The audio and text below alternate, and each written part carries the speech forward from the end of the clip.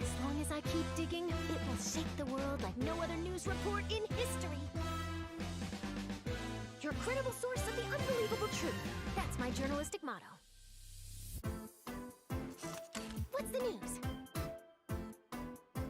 To put it in adventurer terms, I guess for me, it's all about the thrill of the chase.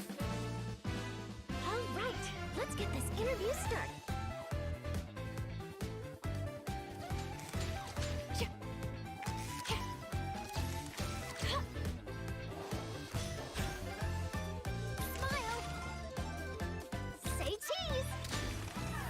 People aren't always very fond of journalists.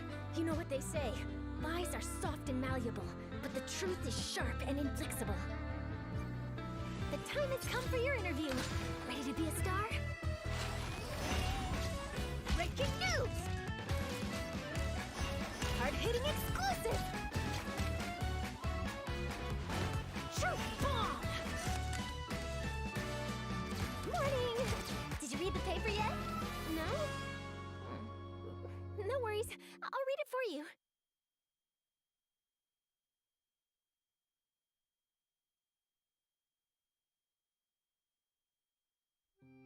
Journalism is a dangerous profession for anyone who pursues the truth wherever it leads.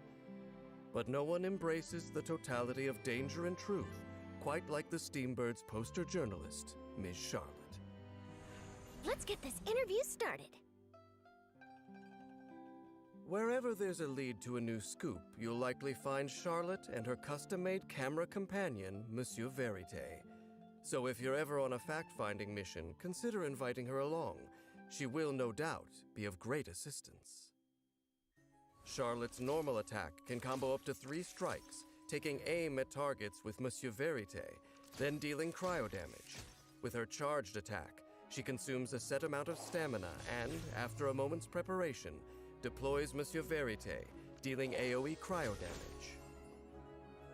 Periodically, after Charlotte uses a charged attack, a Spirit Breath Thorn will descend, piercing enemies and dealing Numa-aligned AoE cryo damage. When her elemental skill is tapped, Charlotte's dauntless determination as an ace reporter kicks in. She snaps a quick photo with Monsieur Verite, dealing AoE cryo damage to enemies in front, and applying Snappy Silhouette to a limited number of them. Snappy Silhouette periodically deals cryo damage to affected enemies throughout its duration.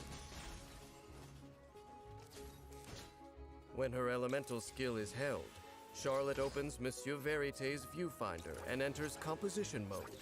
In this mode, the viewfinder range gradually expands until it reaches its maximum size. Charlotte can move freely and change direction during this time. When the skill is released, Monsieur Verite deals cryo damage to enemies locked in the viewfinder and applies Snappy Silhouette as if the skill were tapped. If the viewfinder has reached its maximum range, Focused Impression is applied instead, which deals greater damage and has a longer duration. Composition mode can only last for a limited period and affect a limited number of enemies. After unlocking the talent Moment of Impact, Charlotte's elemental skill cooldown is reduced when enemies affected by Focused Impression are defeated. The amount by which the cooldown can be reduced in this way within a certain duration is limited. Charlotte's flair for photography is the finest feather in her journalistic cap. After activating the Special Analysis Zoom Lens, holding her elemental skill does not trigger composition mode, enabling her to take photos in a rather unique manner. Hard-hitting exclusive! Charlotte's elemental burst forms a Steambird sign from condensed ice, creating a new splash field and dealing AoE cryo damage, while healing all party members by an amount based on her attack. While the new splash field is active, Monsieur Verite will periodically attack opponents inside, dealing cryo damage. In addition, active characters within the field are continuously healed. The amount of HP restored is based on Charlotte's attack.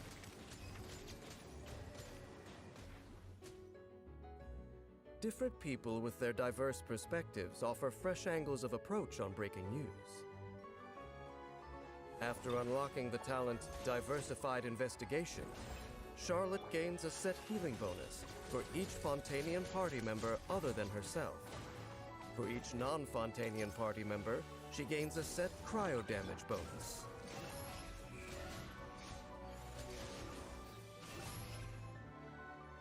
Reporting the news takes Charlotte right to the scene of unfolding events, and with her wealth of experience, she knows to expect the unexpected. Charlotte's elemental skill is her primary means of assisting in battle. By holding the skill, she can target more enemies and apply focused impression to them, periodically dealing cryo damage, and creating excellent opportunities for elemental reactions. When energy is full, Charlotte's elemental burst can quickly heal all party members to keep them battle-ready, while also creating a newsflash field. Thanks to Monsieur Verité's periodic attacks, she is able to collect crucial evidence from every angle before it disappears for good. Journalism is said to have its roots in the business of intelligence trading, driven purely by profit. In stark contrast, today's journalists are expected to hold themselves to a set of high ethical standards: integrity, veracity, and impartiality. I do not believe people can be truly impartial. What is true to one person may not be so to another. My words, for example, contain numerous subjective opinions, which may sound like nothing more than a tall tale to others. If Charlotte were willing to interview me, I'm curious to see how she would deal with my subjectivity. I'm only joking. My story would bring her nothing but trouble. What she doesn't know can't harm her.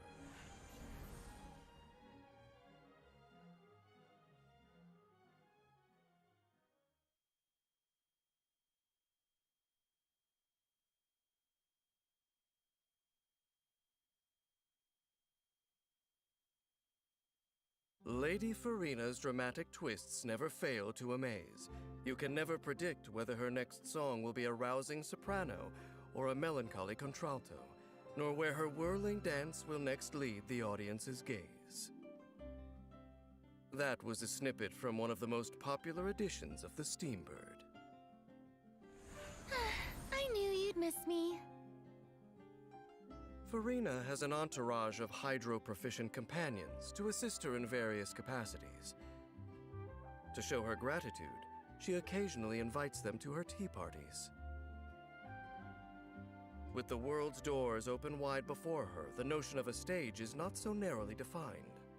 While Farina is in the party, the cooldown of xenochromatic Fontamer aberrant skills is reduced. Farina's normal attack can combo up to 4 sword strikes, dealing physical damage to enemies. Using a charged attack consumes a set amount of stamina to unleash her Pas Seul aura, dealing physical damage to nearby enemies, and changing Farina's Arca alignment. Periodically, when Farina's normal attack hits, a Spirit Breath Thorn or a Surging Blade descends on the enemy, dealing Numa or Usia-aligned hydro damage based on her current Arca alignment.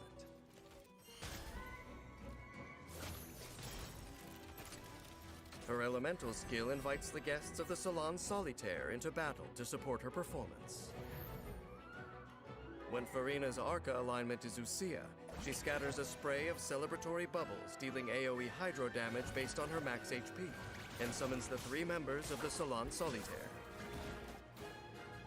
Namely, Gentilhomme Usher the Ball Octopus, Surintendant Cheval Moran the Bubbly Seahorse, and Mademoiselle Crabaletta the Armored Crab. The Salon members periodically attack nearby enemies, prioritizing the active character's target, and deal hydro damage based on max HP. When a Salon member attacks, the strength of the attack increases based on the number of nearby party members whose current HP is over a certain percentage, and consumes some HP from them. The more characters that meet the requirements, the greater the increase.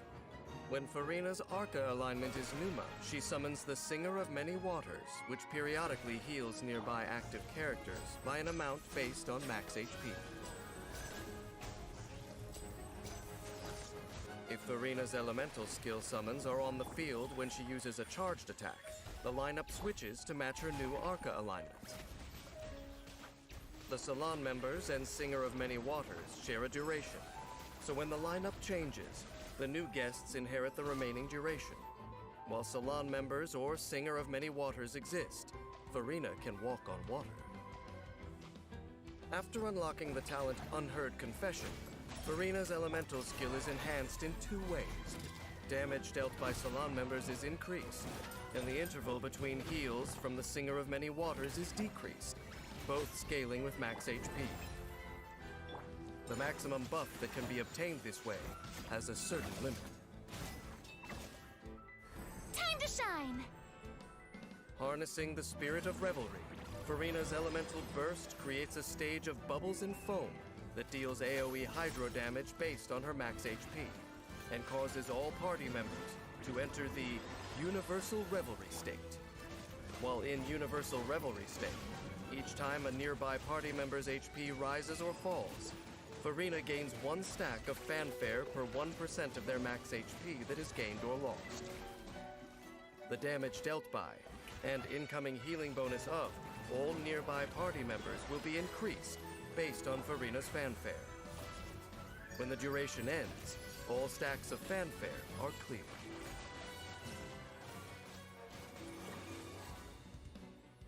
The tides of life ebb and flow like an endless waltz.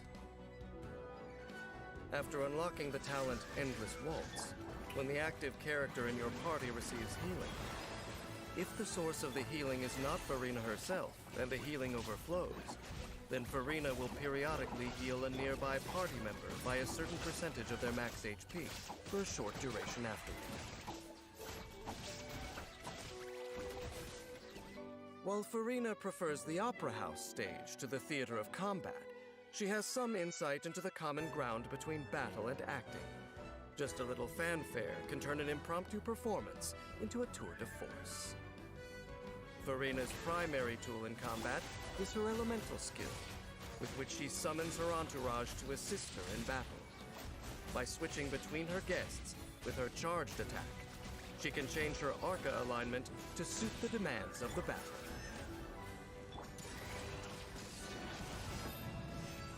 When energy is full, Farina fashions a stage out of foam and bubbles.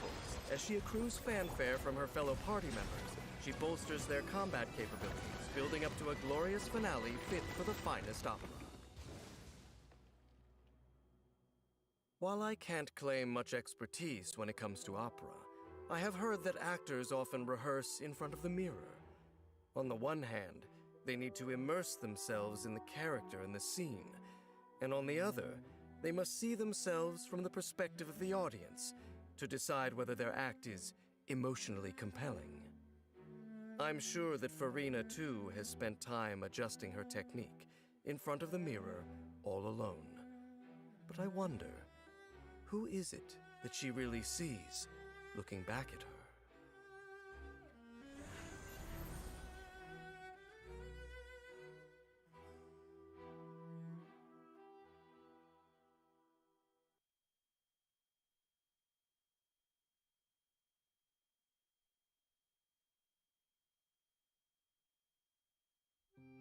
Journalism is a dangerous profession for anyone who pursues the truth wherever it leads. But no one embraces the totality of danger and truth quite like the Steambird's poster journalist, Ms. Charlotte. Let's get this interview started. Wherever there's a lead to a new scoop, you'll likely find Charlotte and her custom-made camera companion, Monsieur Verite. So if you're ever on a fact-finding mission, consider inviting her along. She will, no doubt, be of great assistance. Charlotte's normal attack can combo up to 3 strikes, taking aim at targets with Monsieur Verite, then dealing cryo damage. With her charged attack, she consumes a set amount of stamina and, after a moment's preparation, deploys Monsieur Verite, dealing AoE cryo damage. Periodically, after Charlotte uses a charged attack, a Spirit Breath Thorn will descend, piercing enemies and dealing Numa-aligned AoE cryo damage. When her elemental skill is tapped, Charlotte's dauntless determination as an ace reporter kicks in. She snaps a quick photo with Monsieur Verite, dealing AoE cryo damage to enemies in front, and applying Snappy Silhouette to a limited number of them. Snappy Silhouette periodically deals cryo damage to affected enemies throughout its duration. When her elemental skill is held, Charlotte opens Monsieur Verite's viewfinder and enters composition mode. In this mode, the viewfinder range gradually expands until it reaches its maximum size. Charlotte can move freely and change direction during this time. When the skill is released, Monsieur Verite deals cryo damage to enemies locked in the viewfinder and applies Snappy Silhouette as if the skill were tapped. If the viewfinder has reached its maximum range, Focused Impression is applied instead, which deals greater damage and has a longer duration. Composition mode can only last for a limited period and affect a limited number of enemies. After unlocking the talent Moment of Impact, Charlotte's elemental skill cooldown is reduced when enemies affected by Focused Impression are defeated. The amount by which the cooldown can be reduced in this way within a certain duration is limited. Charlotte's flair for photography is the finest feather in her journalistic cap. After activating the Special Analysis Zoom Lens, holding her elemental skill does not trigger composition mode, enabling her to take photos in a rather unique manner. Hard-hitting exclusive! Charlotte's elemental burst forms a steambird sign from condensed ice, creating a newsflash field and dealing AoE cryo damage, while healing all party members by an amount based on her attack. While the newsflash field is active, Monsieur Verite will periodically attack opponents inside, dealing cryo damage. In addition, active characters within the field are continuously healed. The amount of HP restored is based on Charlotte's attack.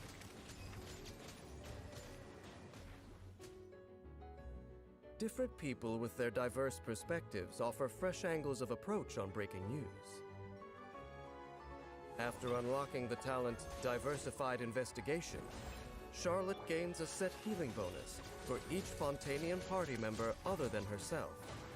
For each non-Fontanian party member, she gains a set cryo damage bonus.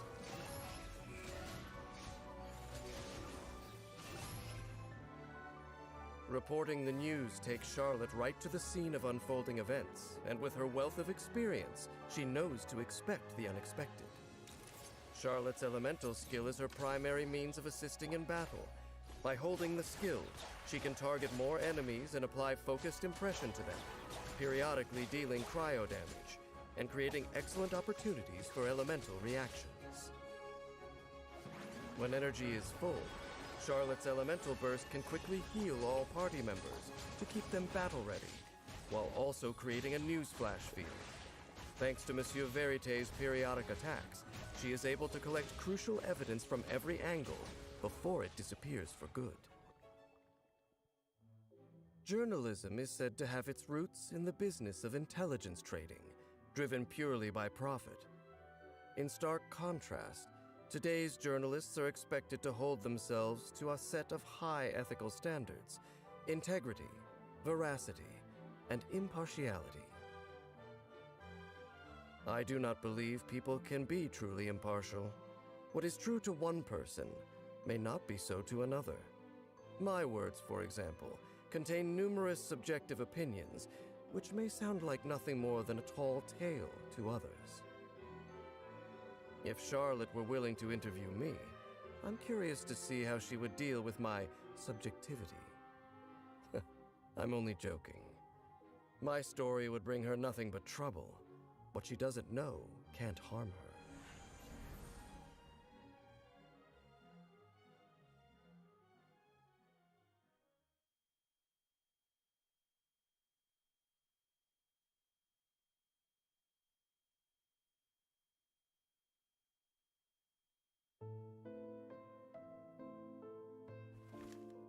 This invitation is yet to be sent. He doesn't have a fixed residence, so addressing the letter has proved problematic. Don't worry, I'll deliver it. If you find the target, report to me. Yes, mademoiselle.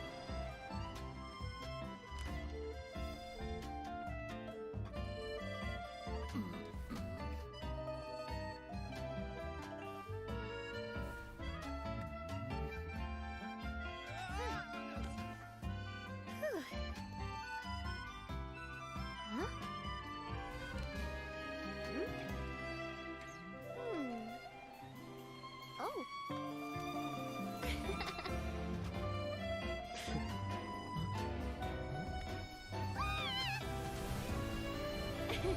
Spina di Rosula Special Delivery Squad! Mission accomplished!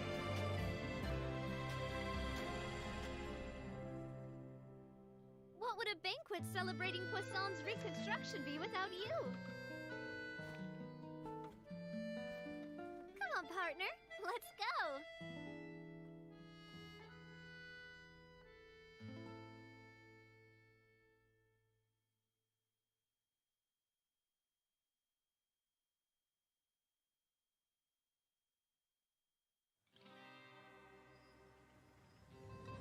Boss, we have a lead on that no-good thief.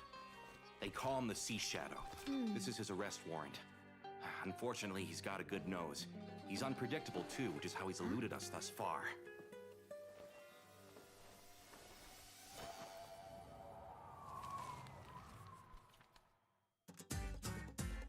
Step back, you thief! Get back here! How's he so fast?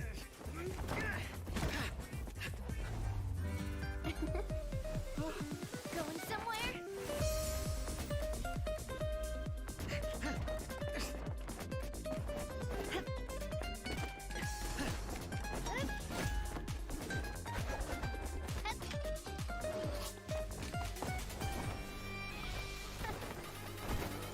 Hey there! Ha! Cha! Ha!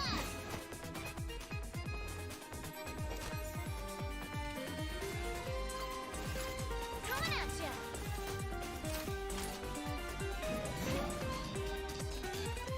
This one's got your name on it! Gotta cut my losses.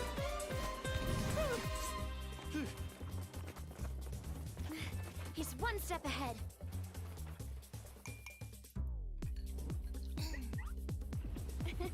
Thank you! So what if you flee by sea? Come on, lads, more speed! Please, boss, put your umbrella away! A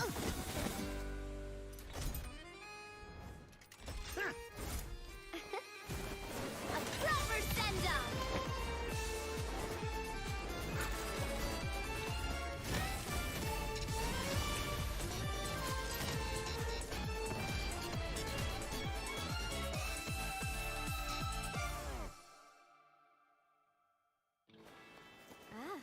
Ready to admit defeat? Let's get you to the guards. Boss? We might need to get him to a doctor first.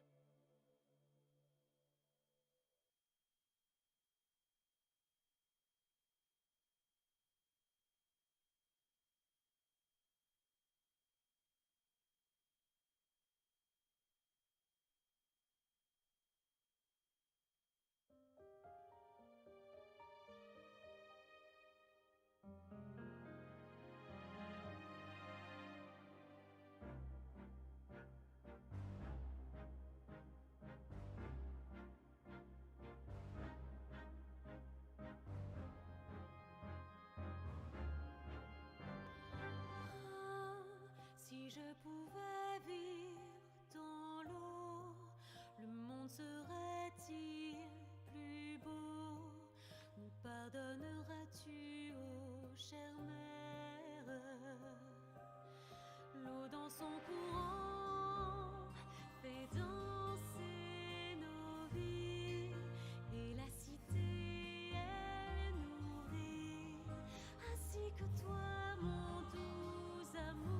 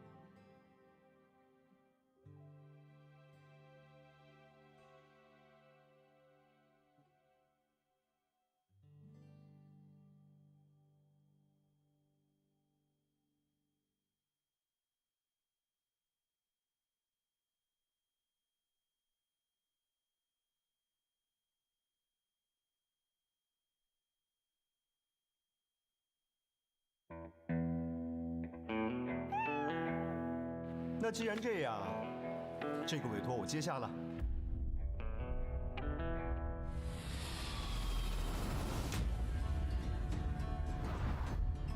你说这里有7种高手，在哪儿呢？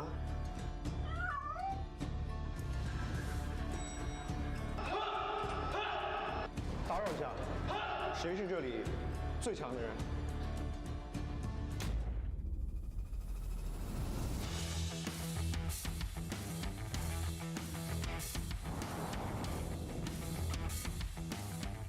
我这么折腾，到底图啥？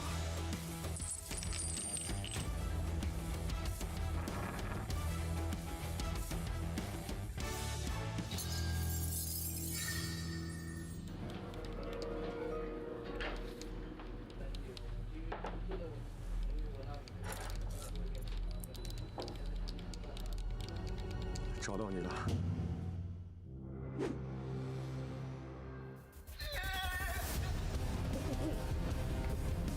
잠깐. 네 사람을 찾는 건 나야.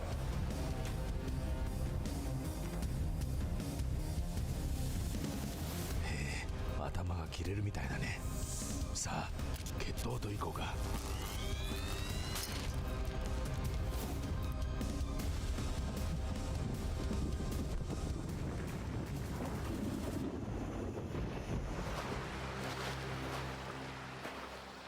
The Genshin Impact Genius Invokation TCG Asia Invitational is about to begin.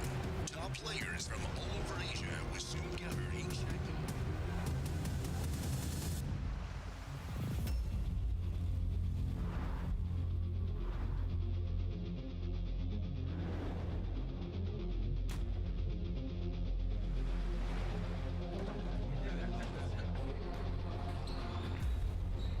"要我帮你找的小王子杯的人已经找到了，隐患杯的人已经都安排好了。啊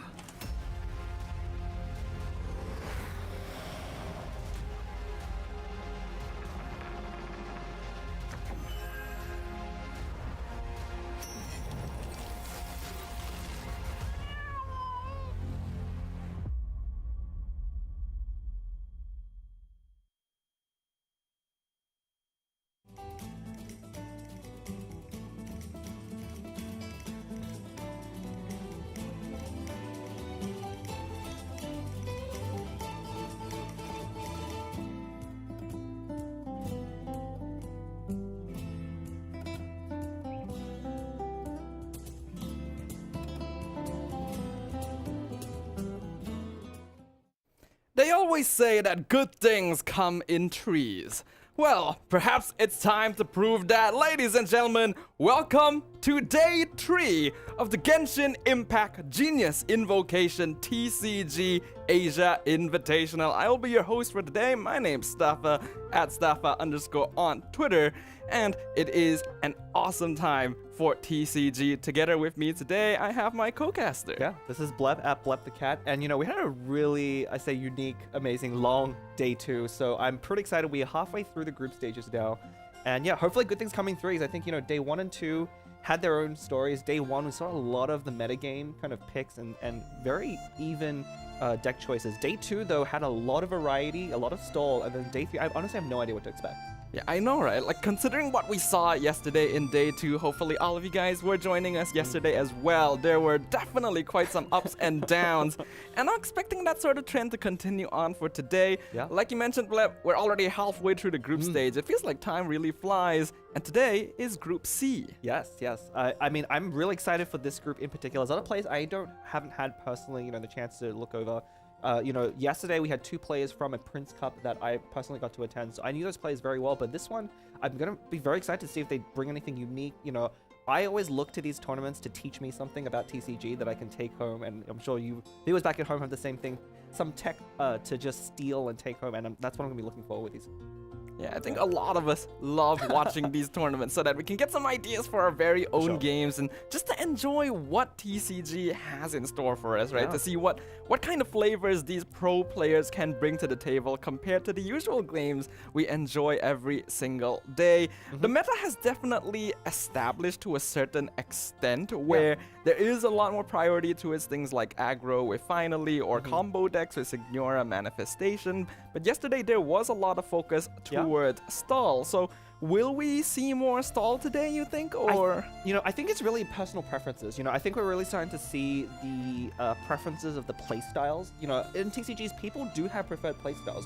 People don't always just play what everyone agrees as the best deck of the format. There definitely are players that are comfortable doing that. But we saw yesterday with the qualifiers, there are players that bring decks that they know and understand. And if it's something that another players or other players in the tournament don't, then they have a real edge.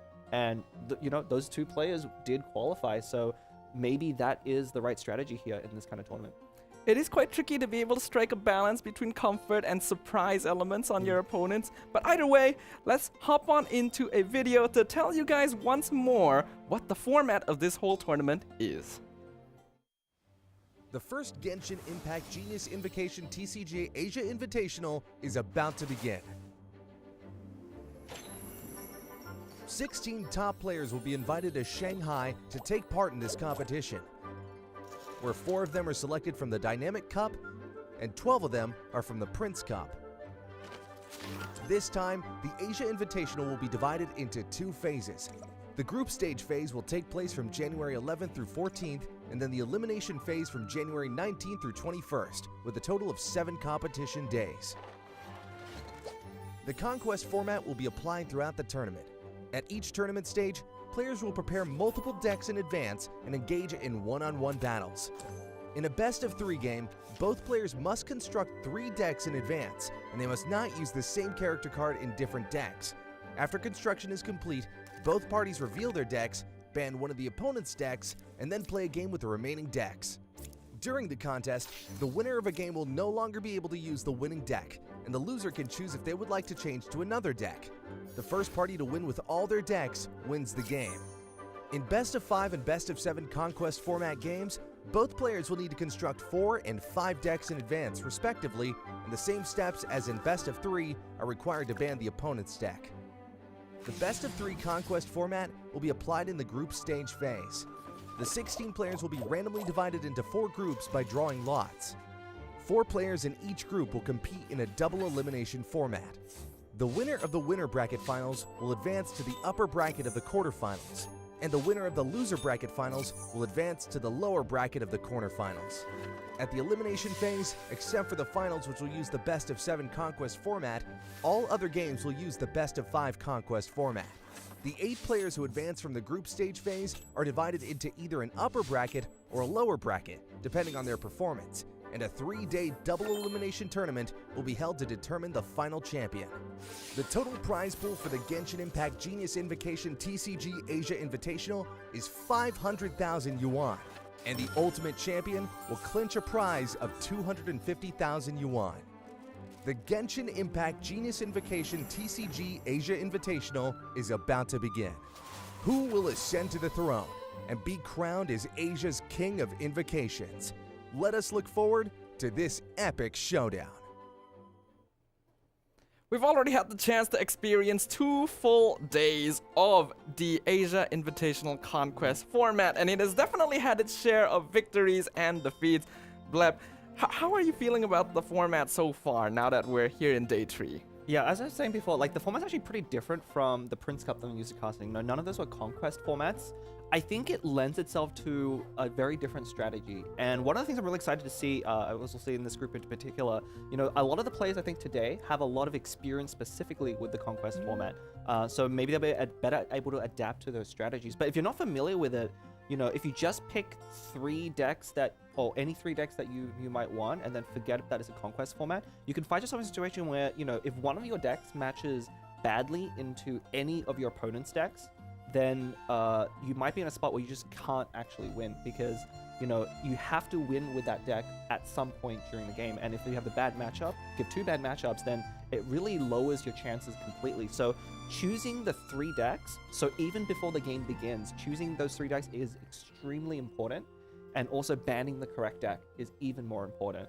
And, you know, I think yesterday in particular, we saw a brilliant execution of adapting to the Conquest format. Like, I don't go over too many times, but, you know, we saw Zim Kriblet, Chikwa, both of them brought 2 stall decks, I believe, in their repertoire. And I think that matches up great into the current metagame once you ban the one deck that has a good matchup into it. And they did advance. So, again, I think their strategy is pretty good, and it is different than your standard tournament. Yeah, it is surprising to see how some of these players who, like you mentioned, don't have a lot of experience with the format have been able to go so far with it. And of course, in the past 2 days of the competition, we've already gotten to see 4 players qualify into the knockout stage. So I'm very excited to talk about them with you. So on day 1, we got to witness the 4 players from Group A battle it out with LL Rise Falcon and Stranger emerging as the participants that qualify. Got a bit tongue-tied there. Moving on into the knockout stage. Yeah, and of course, Stranger was the Prince Cup Korea champion there. Of course, now in the lower bracket. So if you remember, this is a double elimination tournament, which means LL Rise in the upper bracket can take 1 more loss in the top 8, but Stranger will only be able to take 1 loss before being eliminated once he goes to the top 8.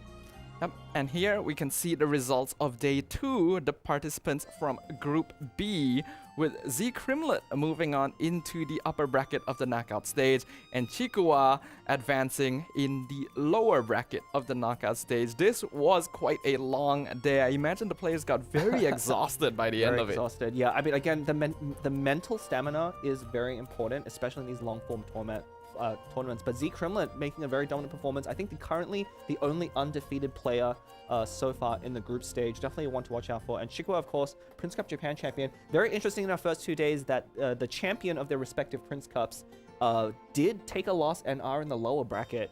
So maybe there's a pattern emerging here. Yeah. You know, again, these tournaments are so difficult, right? Like, you know, even if you're a champion of one tournament, it really doesn't take much for you to either make a mistake, slip up, or even just get bad RNG and fall to maybe a less strong opponent or less consistent opponent. Yeah, there's a lot of different factors that come into determining the winner of each of these matches. It's not just the decks, it's not about the dice, not about the cards. Sometimes even external factors do come into play. And it's because of that, even though we have kind of been observing a trend of like the Prince Cup champions having to drop into the lower bracket, the whole fact that we've seen 2 days in a row them being the first players to drop to the lower and still making it through still shows that champion level quality, right? Yeah, it's really about that consistency and, you know, not being too discouraged by taking an early loss and being able to, you know, keep your mind in the game and make the right decisions. Either way, though, it is day 3, and that means a brand new pool of players. Today, we've got Maytel 9, top 4 from the Prince Cup Japan, and then 3 players from the Dynamic Cup, namely PP Pig, Voice End, and Star.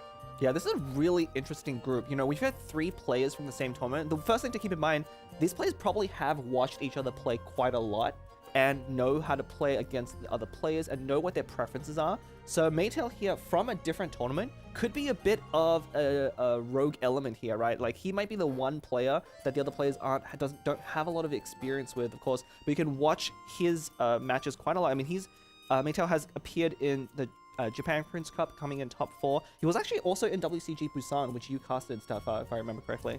That is correct. So it's exciting to be able to see these players once again. But of course, we do definitely have a little less information overall on the players from the Dynamic Cup. I imagine a lot of the more local viewers here are going to know all they need to know about them. But for us and for those of you watching the English stream, I think this is going to be a very interesting day to look out for.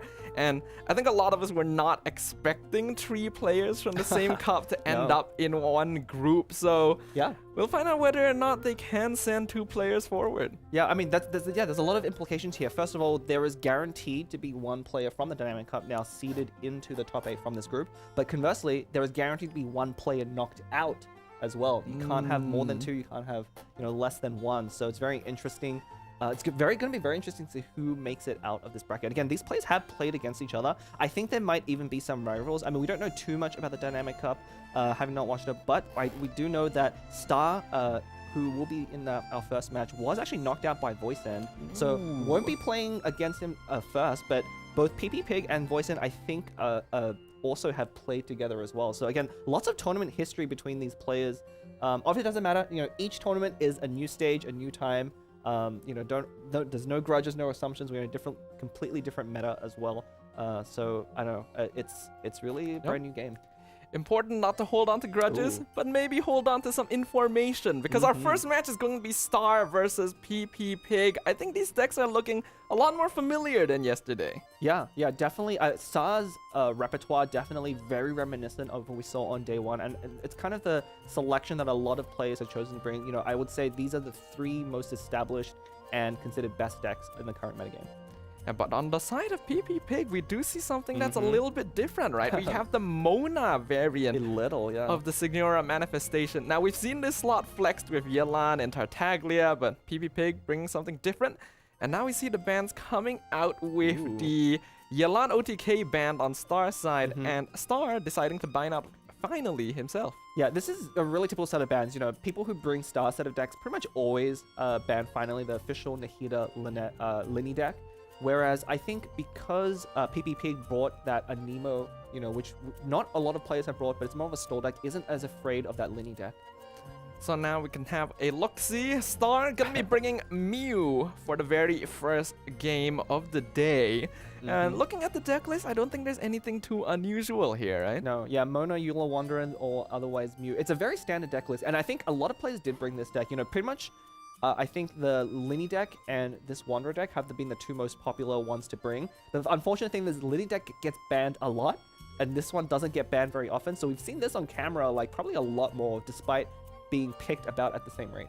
Yeah, and I think we've also seen it perform in kind of 50-50 as well. It's a very consistent deck, but there have definitely been times where it hasn't been able to achieve the same win conditions. PP Pig, though, gonna be bringing this one particular variation here. Mona with Signora Manifestation. What do you think about this? Yeah, this is really, even though this shares 2 characters with the Yelan version, you know, the Yelan version is a combo. This is definitely looking to be an aggro type deck. When we say a Death Touch Temptation, it kind of uses a very similar set of engines, but I think it's going to be aggressively using Mona and her Quick Swap utility to combine with the damage output from Thunder Manifestation and Signora. I mean, honestly, I haven't seen this played before. Most people are putting Mona into that Wanderer deck, but this is where it's great to see some variety, where PP Pig isn't bringing that deck, and so can put Mona in a different slot.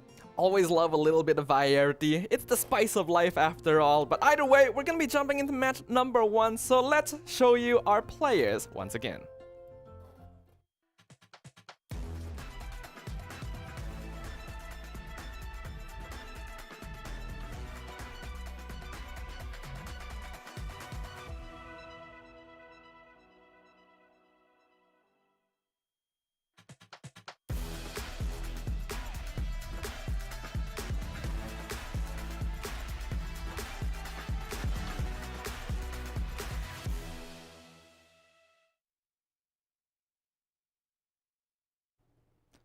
Old rivalries rekindled as we see Star and PP Pig take the stage for a very first match of day number 3 here in the TCG Asia Invitational. Now, as we mentioned, it's going to be Mew against the Mona Signora Manifestation. We'll find out whether there's a shorter way to refer to this deck later. But what are you thinking about these players' chances? You know, again, I'm not really sure how the Mona Signora Manifestation takes place, but that does have access to freeze. And, you know, one of the things Star's going to have to be aware of is if Wanderer gets frozen, if he puts too many resources into a character and he gets frozen by PP Pig, that could be a good way for him to shut down the Wanderer strategy. We saw yesterday Gold Olive as well. You know, he invested a lot of resources into his Wanderer, and then when he wasn't able to utilize it, took a lot of losses with the deck. So the deck is powerful, but can be fragile to control style strategies. We see PP Pig really calming him down, and we're gonna, you know, we have heart rate monitors on these players, so we're gonna see how much this is going to work. in calming him. We've definitely been seeing players on both ends of the spectrum. Considering the stakes that are in play, even the lower heart rate players so far are still over 100. Yeah. So the fact that that's considered on the lower end of the spectrum is already quite insane to see. It shows just how much the hearts are beating out of their chests. Hopefully no one achieves the same levels of 180 plus like we saw yesterday. We hit a record. That's a bit concerning. But Star versus PP Pig, 2 players from the Dynamic Cup, but only one will move forward in the upper brackets. Who will secure victory for game number 1? Yeah, it's really, honestly, it can be anyone's game here. You know, both sides have access to Mona and that utility with the quick swaps. It's going to be, I think, a lot of positioning and mind games into, like, you know, who's going to quick swap first into what, managing the elemental auras. And these 2 players are very evenly matched, you know, both coming in top 16 in the Dynamic Cup, but also, you know, they had to play another additional qualifier coming into the Invitational, and both were undefeated in the qualifiers as well. So very similar track records. All right. That's interesting to keep track of. I did note that at the start of the match, Star probably had the lowest heart rate we've seen all tournament at 105. It's gone up to the more average now, but that's pretty impressive here. He's going to be mulliganing the Wolf's Gravestone. Does pull out another weapon in the end. But we're going to see how things go. Now, about the Signora Manifestation deck, we've seen 2 variations of this so far. Yelan and then Tartaglia. And in both cases, players typically stay on these characters for a while at the start. In the Mona case, that's definitely not going to happen, right? Yeah, it's so interesting how you have 3 different characters that we've seen. Yelan, Mona, Tartaglia. Each of them completely change how Signora and Thunder Manifestation plays. So I'm really excited to see this one, not just to see what PP Pig has planned, because obviously, you know, not a standard deck choice, but again, in these high-level tournaments, it's not just about bringing what the best deck everyone thinks is, it's what the best deck is against other players bringing the best decks. Absolutely. Looking at the dice, PP Pig already re-rolled. Looks like might be forced into a bit of a Thunder Manifestation line here. Star hasn't re-rolled yet, but those dice are not looking too ideal. So we'll see what he... Oh, gonna re-roll most of it, actually. Still not the best, unfortunately, but a little more usable. Very similar on both sides. I think both sides rolled like 3 Electro and like 1 Hydro, right? Let's check real quick. And like 2, it's like almost identical. Whoa, actually. Wait. It's literally just the Dendro and Pyro dice. Oh my god, this is like, you know, I said these 2 players are really evenly matched. I didn't expect the die rolls to be just as evenly matched. This is kind of nuts. Okay. I think one thing in Star's favor is, you know, he's gonna have a very easy line of just starting Mona and then staying and going into round 2. Unfortunately, didn't draw a lot of ramp cards, and I think that's what is causing him trouble. But PP Pig ideally would like that Thunder Manifestation to lock onto someone other than Mona in that first round, and unfortunately that's not going to be possible. Yeah, most likely not. We know that Mew will definitely want to skill on Mona at the start, and then preferably end round 1 with Mona as well, so that you can get that instant quick swap into Wanderer. Unfortunately, he doesn't really have ramp in his opening hand, so he may be forced to do something a bit different. Yeah, it's really tough. You know, I think Star has 2 options. He can go for that equip, but then he ends up wasting, I think, 1 die after playing Dunyazad, but that's still, you know, every dice counts in these matchups, and I think this is going to be a pretty close match. We can see now. So I'm going to be very interested to see how PP Pig wants to go about this. Does he want to skill on Mona to kind of match the gameplay? Like you mentioned, there is freeze potential, but because of the Electro dice, most likely he will want to go into Manifestation after this. So we may be seeing a sort of similar situation where Star and PP Pig want to use Wanderer and Manifestation to just whittle down through Swirl and Electro Charge. Yeah, I think that's going to be the case. The unfortunate thing for PP Pig in this specific matchup is if he goes to Thunder Manifestation, which based on his dice would be the most reasonable option, all the damage goes onto Mona. And once Mona has finished applying that first Hydro, she's really expendable. So Star has a pretty big advantage right now. Ooh, but he's swapping right away. Gonna be swapping it to Wanderer straight away. Oh, that's actually a little surprising. I suppose he figures that he is fairly safe here because, like you mentioned, the Lightning Rod is on Mona instead. So if he went for Signora as well, this is one unfortunate thing, right? Because of sheer cold applying Cryo at the end turn, Wanderer won't have elements, even with the Mona summon, if he went for Signora instead. Yeah, Yeah, I believe that, yeah, because of the order of everything, that would be the case. I mean, the dice didn't really match up anyway, but PP Pig not kind of dealing damage to the one who wants to. Although, because Star is going to start first, of course, that lightning probe will reattach to the first character that uses a skill in a round, and that's almost certainly going to be Wanderer. So at least PP Pig's manifestation will be able to target Wanderer from the beginning, and already being on 8 is actually a little bit dangerous. Yeah, and having that Hydro Aura now applied means that the Electro Charge can start coming out. Though the same can be said for Star, who will be able to start swirling off the manifestation as well. So I feel like the dice rolls this round are going to be pretty important.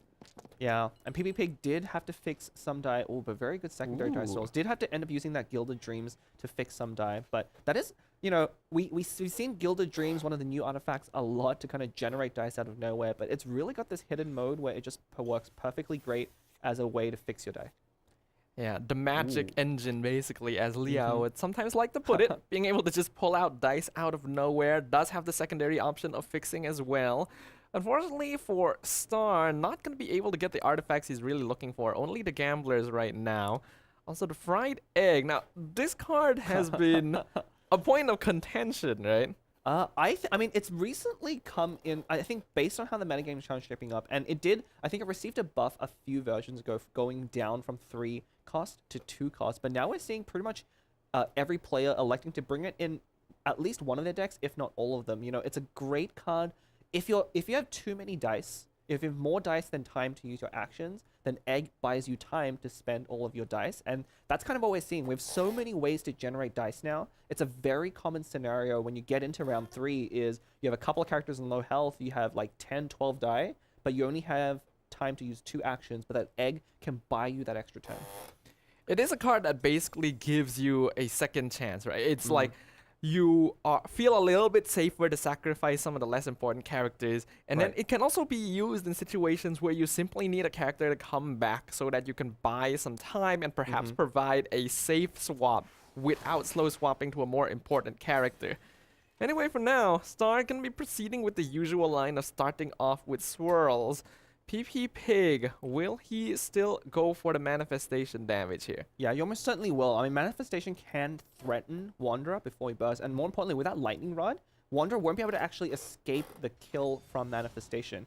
I also want to point out one important thing. You know, Star did put down Timaeus. You know, he was hoping to draw either Gilded or Instructors, both artifacts which are very good on Wanderer. Instead, he drew Gamblers, but we did see him equip Gamblers onto Eula. That was to trigger his Opera Epicles, the location that he played first. You know, you need to have equal cost of equipments in order to use that die, and he really needed that die for the turn. So unfortunately have to equip it early, but for good benefit.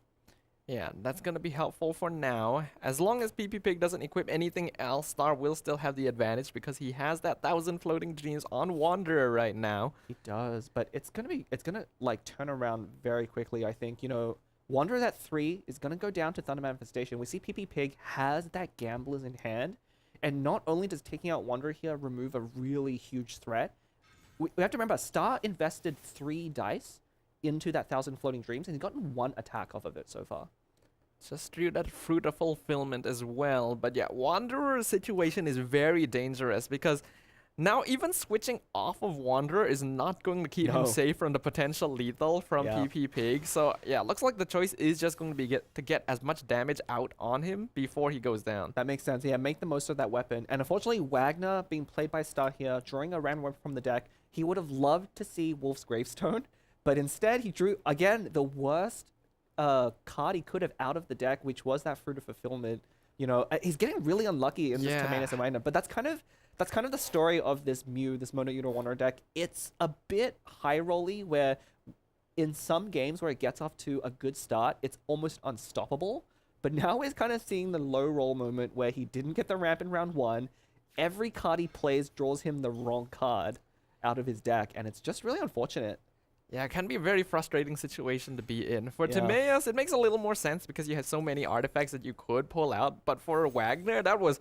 Star literally just lost a 50-50. He lost a 50-50, after losing... He lost a 50-50 after... It's basically when you lose the weapon banner pity twice. Yes. He's at 2, fate points now. So the third weapon is guaranteed to be on banner, but it's going to be too late. Yeah, he's gonna have to pull another Wagner to get that guarantee, and Yeah. I'm not too sure if he'll be able to get that chance to do so. The monthly reset has not yet happened.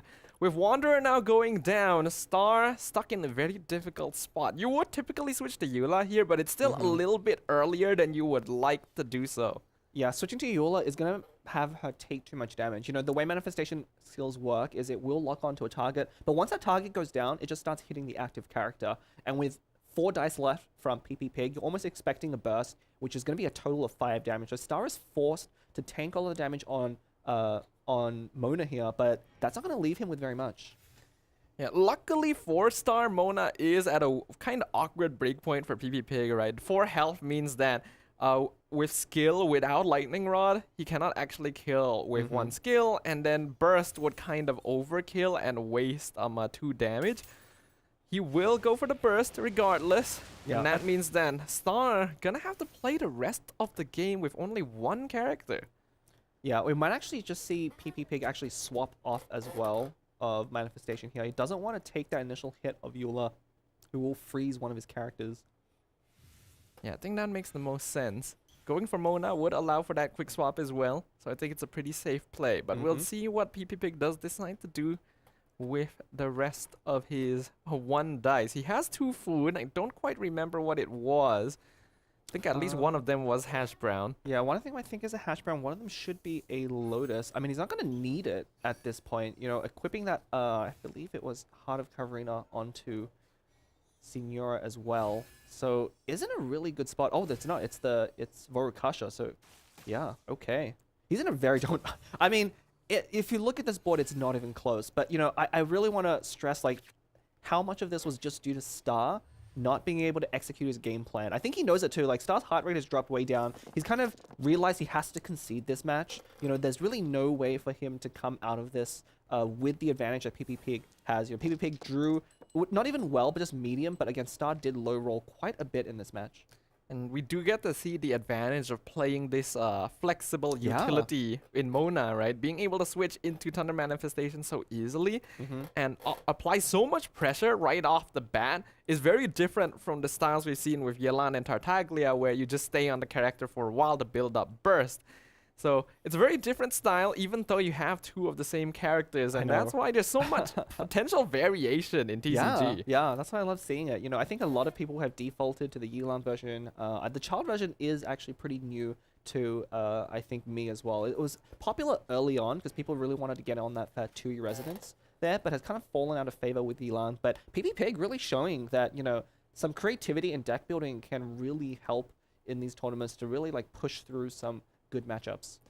I really like the fact that he actually, like, we were thinking, oh, switch to Mona, give a fast swap next turn. But I think this staying on Manifestation is actually quite smart because he knows it's going to get frozen, but Eula doesn't have Grimheart, so it's not going to be lethal. Then he can actually switch to Mona and force Star to waste dice because he has no way to slow swap and stall. Yeah, for sure. But Star is going to revive now. We might see him delay. Oh, wow. Oh, okay. wow. So he's literally having to use, you know, those 3 stacks on Wagner is going to make fruit free, but he's literally just using egg to draw 2 extra cards here. You know, Wanderer is not going to live for very long. Does draw in Instructors, which is nice because of that Timaeus there. Isn't allowed to play Instructors for free and start generating dice. But again, nobody. If you know, if he had Wolf's Gravestone here, Eula would better take out Manifestation, trick Gamblers. He might have had a chance. I feel like reviving Wanderer and putting Fruit on was specifically to try and draw Wolf's Gravestone out of the deck, right? Because, like you mentioned, that would kill Manifestation, Gamblers. He's got Fresh Wind of Freedom. It would actually give him a chance to claw back into the game, but his deck is not listening to him right now. Yeah, it's not going to, you know, it's too little too late, I think, at this point. And, you know, we see he drew Opera. Not going to be any use at all. His other opposing side has way more equipments than he does. You do need... Oh, he's going to return Gamblers. Return Gamblers? I'm wondering what the play is now. Does he want to switch for Instructor? Okay, so he wants to hold on to Gamblers but still play Instructor. But that really doesn't use... I guess, you know, the Liaison wasn't going to be doing anything for him anyway, so this is kind of a neutral move. Again, Star's just trying everything he can, but I just don't see any way out of it for him. Because even if he freezes Manifestation here, He's even out of cryo dies. Like, even his die rolls aren't going to be enough. He's going to be out of cryo die. We're probably going to see PP Pig swap onto Mona and then, you know, apply Hydro. If Eula gets frozen for Star, then it's pretty much game over. And I feel like PP Pig is in such a comfortable position that he doesn't honestly even need to consider freezing Eula. Again, just like switch to Mona, make Star use another attack, maybe switch to Wanderer if necessary, and then after that he can decide whether to stay on Mona or switch to Signora to go in for like the big damage, because he definitely has the dice advantage. Here's the dice advantage. The one thing that PP Pig doesn't have going for him is a good hand. He has those two I haven't lost yet, which aren't going to be able to play, and he has, I think that's a Ball Princess, which doesn't have any use. He doesn't have any artifacts to try and replace. Ironically, if PP Pig loses a character, he gets a lot. He gets access to his I haven't lost yet. You know, if he precasts his Ball Princess, he'll refund dice because, of course, if a character goes down, the artifacts and talents that they had equipped count towards the dice, the discard requirement for Ball Princess. But not going to happen this time. He's too far ahead to make use of all of those comeback cards. Is pretty much how it is. Honestly, if anything, I think he could just swap Star, right? Swap to Mona, and then actually swap back to Manifestation to try and bait the kill. Because looking at his dice, actually, it's pretty bad for him as well, and he doesn't really have dice fixing in hand. So it actually may be in his best interest to make it so that Star kills Manifestation. Yeah, the problem with that play though is, ironically, and this is kind of like, you know, a lot of players don't play Catherine. If you make that play, you're quick swapping back onto Manifestation, so you can't actually swap Stall in this situation. Yeah, it's one of the downsides of having this permanent quick swap that you can't control the timing of, like you can with Leave It to Me. But of course, you know, we see a lot of players starting to bring Catherine as well. You know, I keep bashing on Catherine here. As a card that newer players probably should avoid, but apparently at these high-level tournaments, she does have a place and a utility. I think there are very niche situations where Catherine could be useful. We did see it in Ark's finally deck yesterday. Unfortunately, he didn't really get to play it until that very last match, and even then, I don't think it offered too much. But with that hit, we do see the Adeptus get pulled out of the deck for PP Pig. Yeah, well, we're certainly just going to see a skill here from Mona, probably tuning one of the die, one of the cards in his hand. Most likely, if I haven't lost yet. There it goes. Yeah, Mona's skill here is going to be very important. If we set up the Hydro Aura on Eula, I think the one card that PP Pig is really worried about now is the Fresh Wind of Freedom in Star's hand into next turn. You know, if Star goes first, is able to take out a character and Fresh Wind and take out a second character, that's one way that he can actually come back from this game. So I guess I said Star, it was really, you know, not going to have a chance of winning this game, but maybe he's going to mount a comeback just based on that freeze. Ooh. Yeah, and I think the dice that PP Pig have this round as well are kind of helping Star out a little bit, not allowing PP Pig to play as aggressively as he would like. That Liben draw actually from PP Pig was actually super huge. So, you know, he has 4 dice remaining. He actually doesn't really want to use his skill anymore, but he had no other way to spend that 4 die. Now that Liben's going to come down, give him 2 more cards and 2 dice. I'm certainly going to see him drop it in end and stay on Mona, because Mona is who you want to be on right now.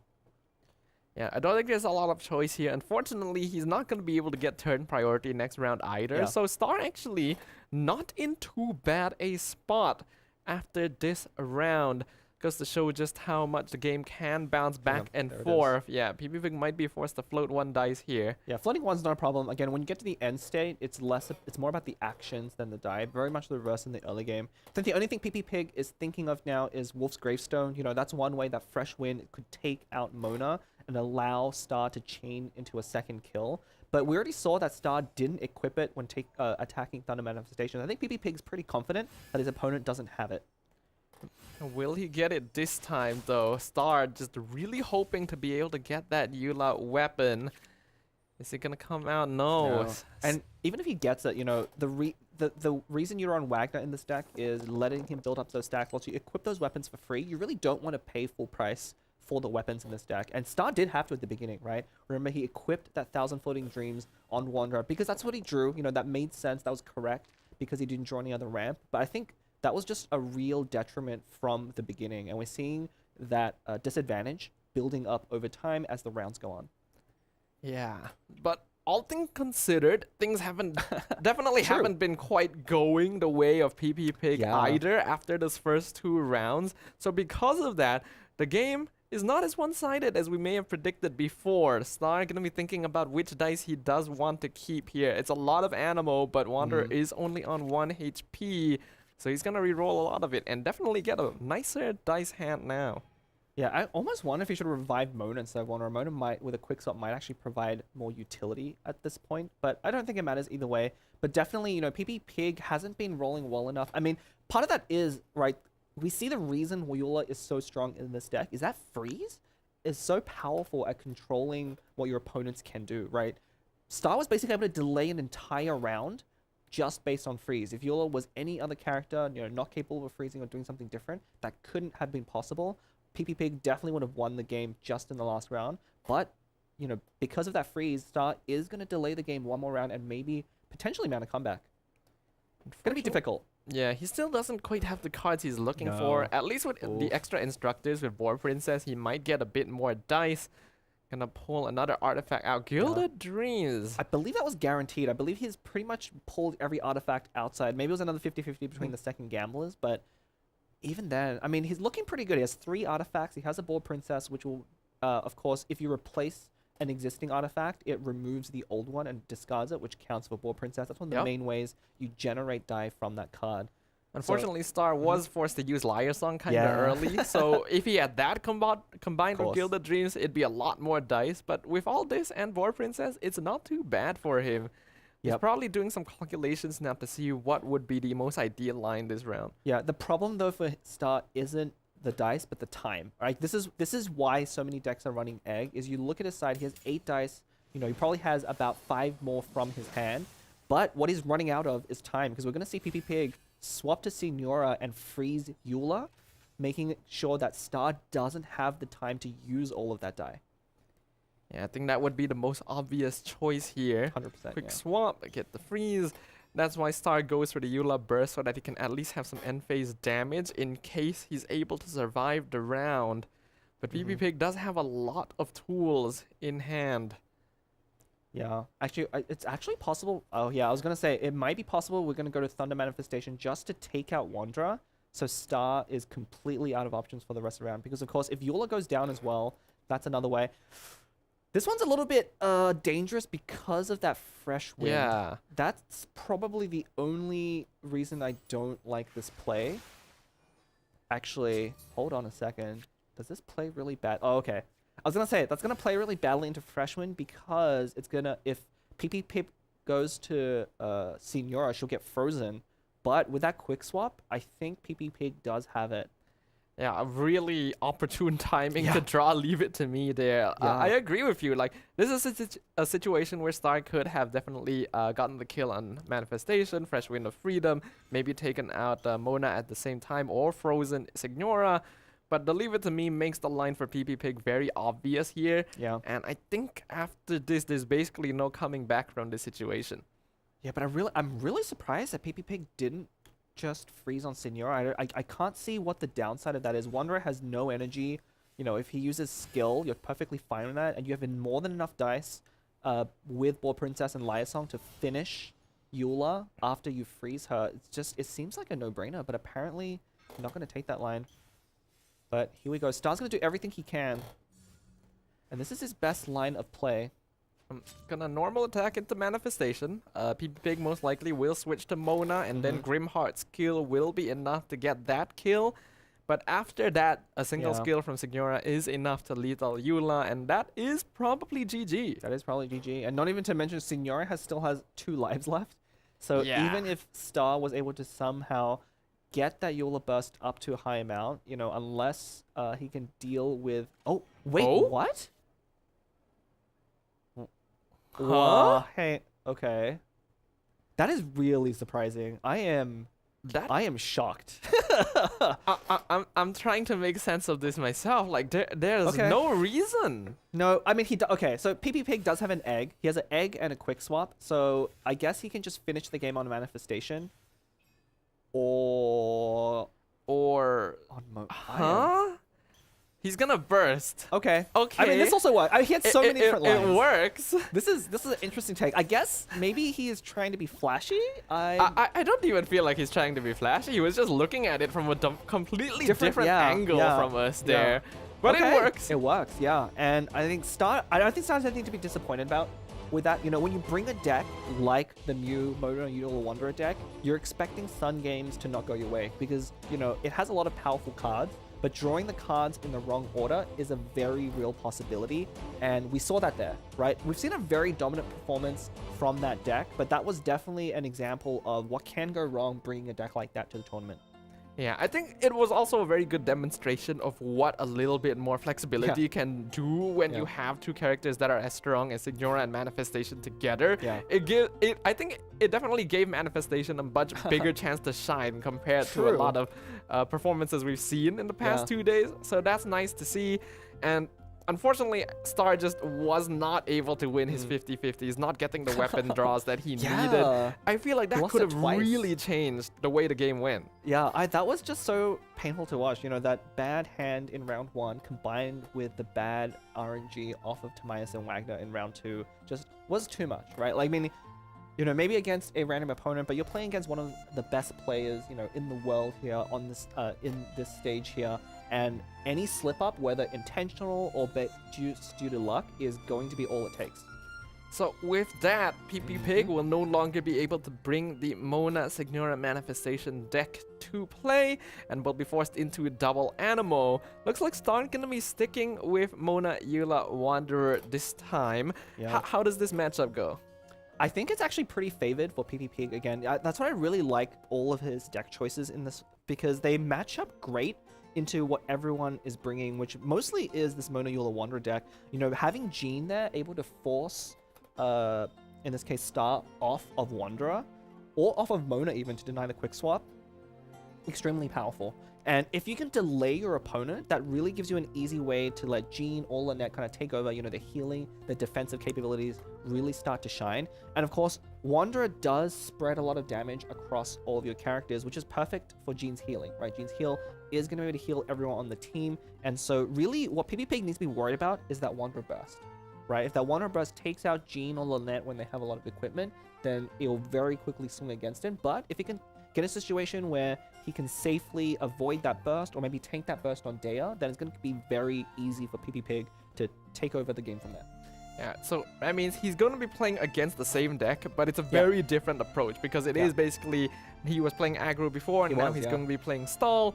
So because of that, he's no longer going to be able to rely on the same style of, oh, if I take over the game so fast that he doesn't have the chance to get his characters equipped, then it's totally fine. In this case, it's almost guaranteed that Star is going to be able to get what he needs, and it's up to PP Pig to be able to survive the onslaught. Yeah, although, I say that, but one of the things I really love about this double Anemo deck is it actually has a line. So if you draw Lynette's talent and you equip a weapon on Lynette, her skill into talent is 4+6. It's exactly 10 damage. So if he can get into that combo, he can actually very easily threaten Wanderer from 10 HP. And if Star isn't able to play around that, he could find himself in a very bad situation very quickly. That is true. Always gotta watch out for those surprises here. But Star is definitely, looking over the course of that game 1, has one of the lower heart rates on the spectrum among all the players we've seen. So I think he is pretty calm, all things considered, even though he was put so far behind, losing all his 50-50s. So PP Pig has to watch out here. We now see the double Animo deck up on screen, and from what I can see at the deck list, it seems pretty standard as well. Yep, very standard deck list.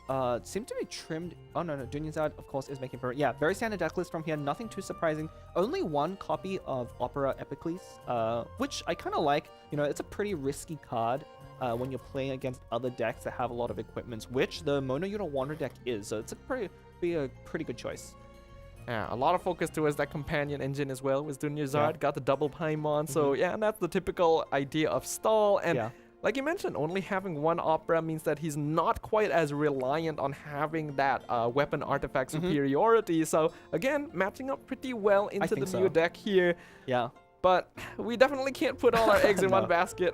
There has been many cases of caster curse in the past. Of course. So whoops. we gotta keep our minds open, and we definitely want to see if Star can bring this to a game number 3. Yeah, I mean, I really hope so. You know, what would be left? I believe it's the Linny deck. We haven't seen that deck very much on camera because it's been banned so much. But you know, I noticed a trend here where players who bring the Lynette deck never ban the Linny deck, and I think just because it's such a good matchup against it, I would love to see both of those decks more on camera. So if we get into a game 3, I think it would be a good show for everyone watching at home. That is the case. Hopefully all of you guys are enjoying watching the tournament so far. Make sure you guys tell us in the comments below which of these players you think is going to win game number 2.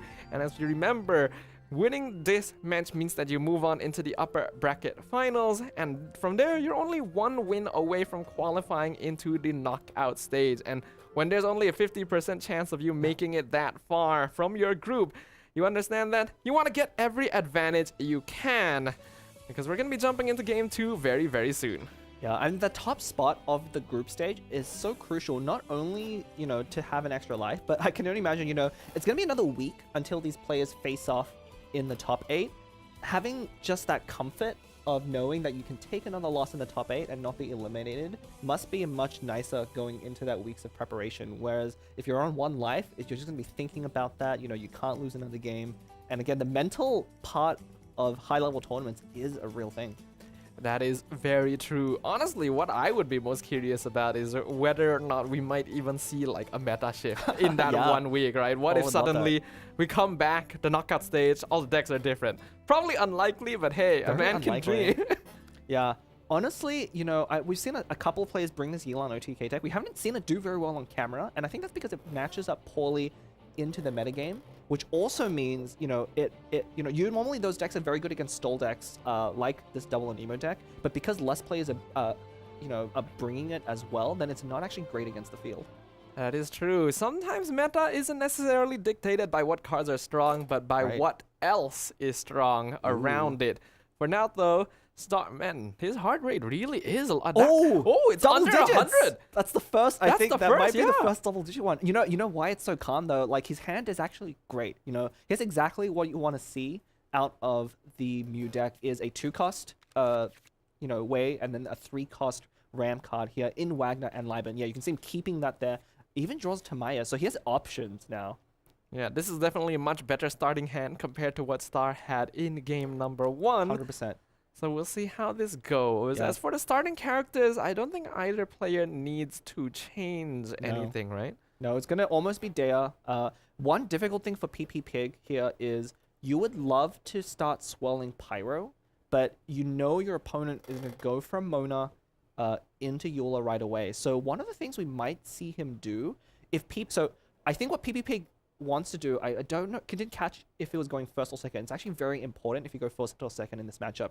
If he does go first, he might be looking for a line where he tries to end his round first. If he can end with priority, it's going to be, oh no, he's going second. So, okay. So Star's actually at a very big advantage already, even before the game begins.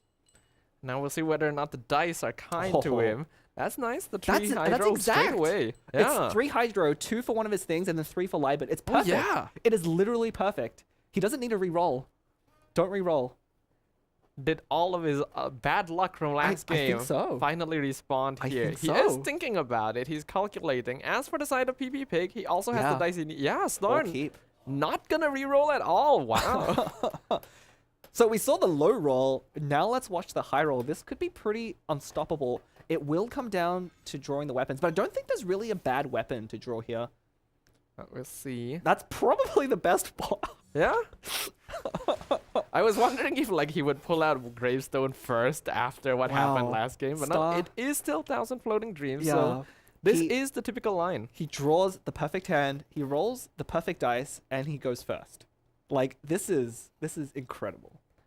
He's hitting all of his guarantees at the same time. Yeah, this is how you play this deck. You just get really lucky and just steamroll your opponent. But I really don't want to count the double Anemo deck out yet. It has the tools to combat it. It's still very much anyone's game. And especially with this double Anemo resonance we see in PP's hand. Unfortunately, not the best opening, but he's going to be able to react very well to what Star is doing next round.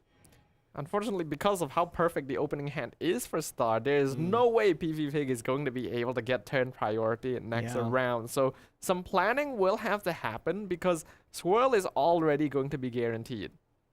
Yeah, for sure. I'm actually a little surprised to see him play Opera when he doesn't need the dice to tune. You know, oh, maybe he might have needed it for the Pyro, so never mind. Yeah. Looking good from so far. His choices right now, I think you probably want to go to Jean. So yeah, going to Jean, using her skill, of course, Jean's skill will push characters towards the right. It'll push your opponent onto Wanderer, which means Wanderer takes the Pyro hit from Daya's skill, and that, assuming your opponent is going to stay on Wanderer, does let you swell Pyro. So I think that's his best move. He is going to waste a... Oh no, one die is going to go to Dunyazad. So he's got a decent first round. I don't think it's as good as what Star is doing, but it's going to be the best that he can do. Yeah, looking at it now, that does make the most sense. Even if you're not swirling, switching Star off of Mona would not give him the quick swap, but actually using Stove God round 1. Yeah, that's a very aggressive use. I wonder if he's specifically looking... He must have been digging for one specific card that he just like, if he draws this card, it would change the matchup drastically. I'm not sure what it could be, actually. I think he was probably looking for a ramp, right? He may have been looking for like a Paimon or a Libin or something. Yeah, there's a potential he really wants to stay on Daya. The deck, unfortunately, though, with double emo doesn't... Oh, it could have been Tenacity. You know what? It must be Tenacity. Ooh, that's true. Or a weapon. Either Tenacity way. or Wagner, but I believe... Oh, it's going to go to Lynette. Oh, he's going to be switching to Lynette, skilling. Now, this is already kind of interesting. That means that he's basically allowing Lynette to get swirled off of next turn. He might be looking to spend a lot of round 2 on Lynette to try and just 1v1 Wanderer. Ooh, getting a Sacrificial Sword is actually really big here. Unfortunately, we'll have to pay full price for that. I believe... So the only reason to go Lynette here is you want to build towards that burst. Oh, there's a Paimon. I want to love that in the first round. But you're probably trying to build towards Lynette burst, which is a little bit defensive. He might be looking to tank a lot of damage on Lynette, use her skill to heal 2, and then take enough damage by the end of the round not to have to take that 2 extra damage. Yeah, I think so. Staying on Lynette so that you can 1v1 Wanderer, and then most of Wanderer's damage going to be on Dia instead as well. That's actually probably the main reason here. You know, he's just looking to keep Lynette healthy and just try and tank as much damage as he can on Dia. Probably even swapping to Dia just before the Wanderer burst as well. Wouldn't be a bad idea. For now, Star just still going to be sitting very nicely. We'll be able to play Dunyazad into Timaeus as well to see if we can pull out Gilded. Good. Wow. Okay, and he even drew the Instructors, which he'll be able to play off of Timaeus. This guy's Instructor 1,000 Floating Dreams with a really good ramp on round 1. I mean, there's just not much better you can ask for as the Mew deck. Like, we're going to see why this deck is so fearsome when it is able to execute its game plan, because it's about to destroy the other side. I honestly don't know, you know, what PvP can do based on his side. Oh, there's a Tenacity. Ooh, there's the Tenacity. Every card coming a turn later. Tenacity, of course, only gives you shields at the start of the round, so PvP, I think, really looking for that to start equipping onto Jean or Lynette, because that's one of the ways you can really tank a lot of damage out of the Mew deck. Yeah, as of right now, you would normally want the Tenacity onto Lynette if you're planning to stay on her, but because Wanderer has already used his skill on her, she's not actually going to be taking damage directly. So, and putting it on Dea is not ideal either.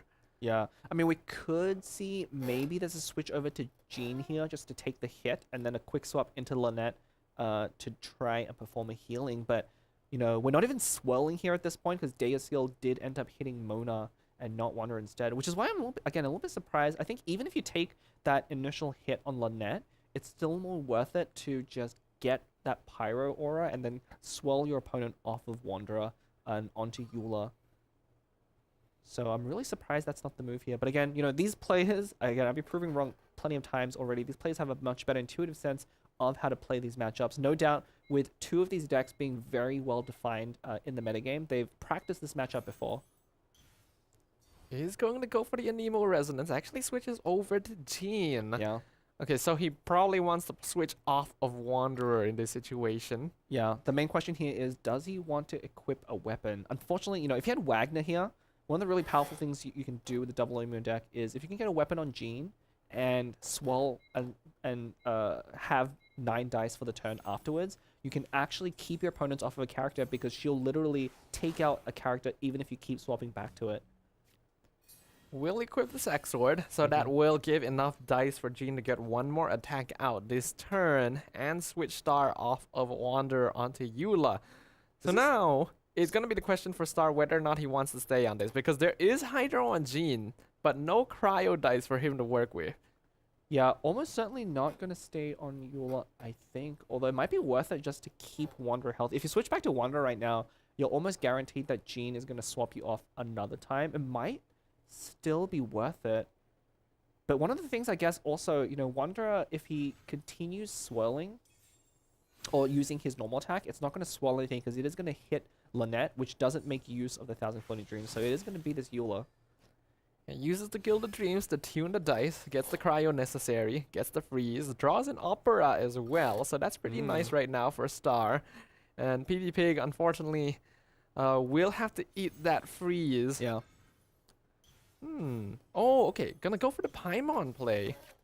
Yeah, for just next round. Being very efficient with his dice here.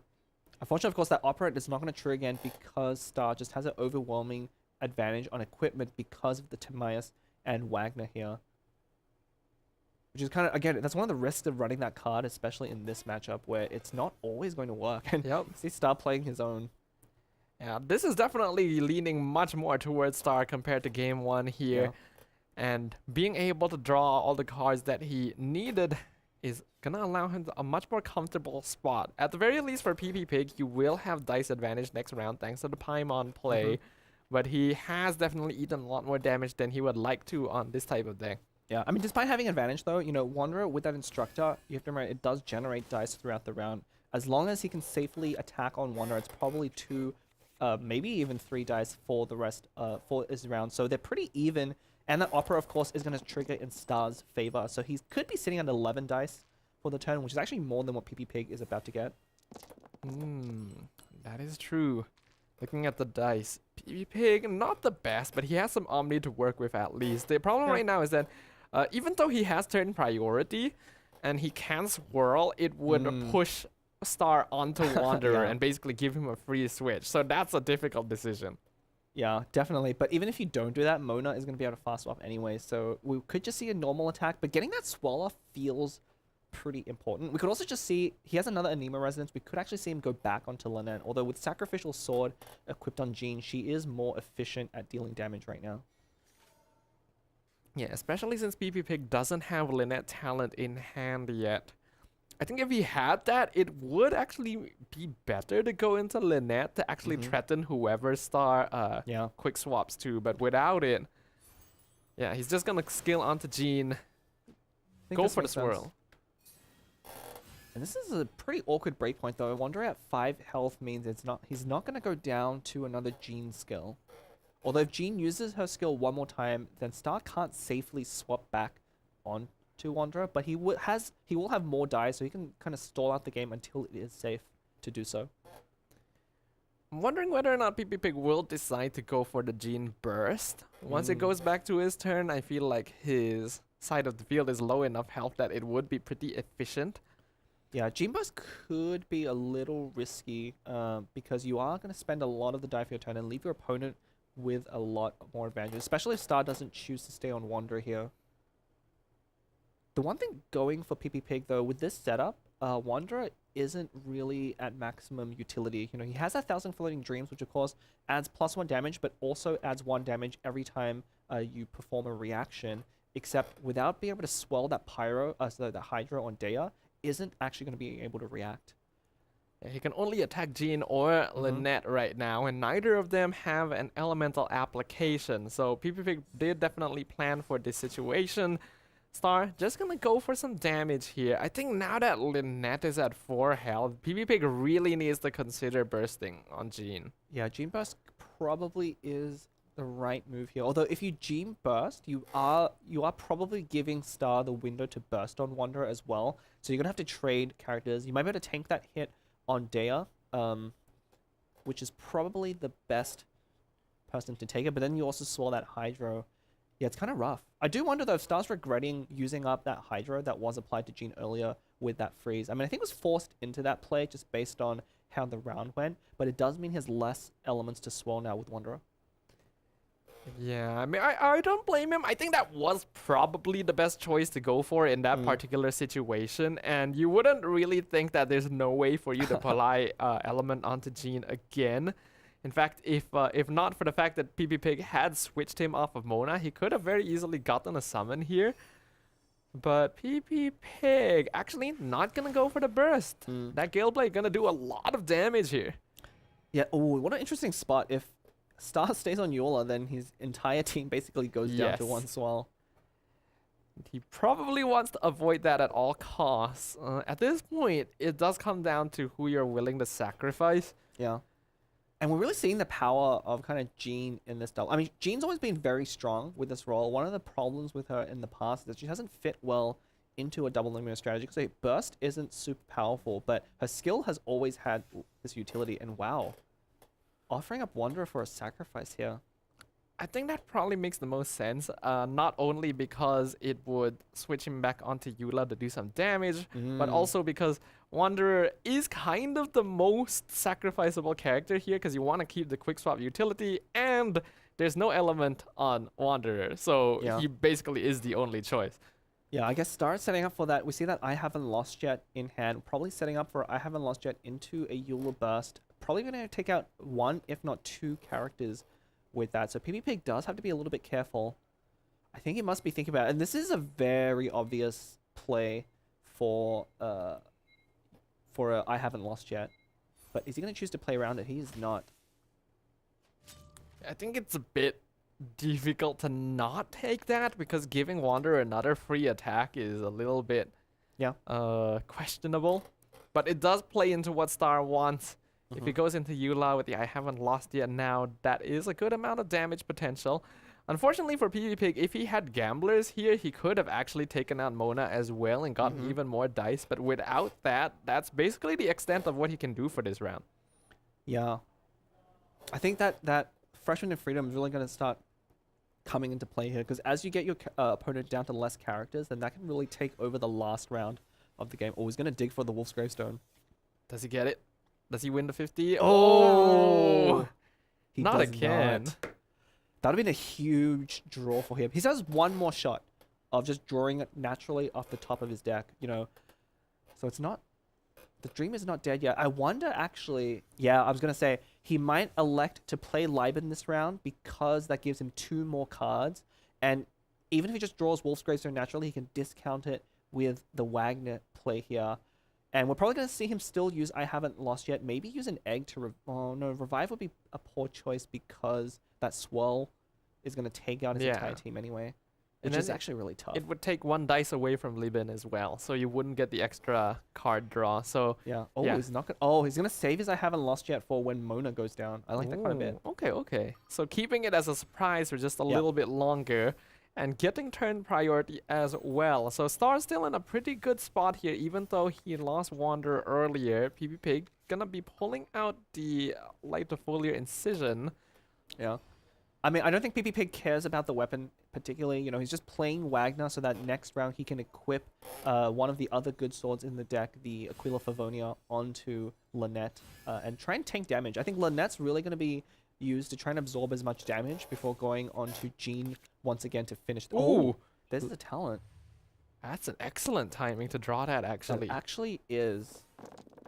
Oh, was Star able to pull out Wolf's Gravestone? I don't think I saw it, right? I think we need to wait until Liben triggers at the beginning of the turn to see it.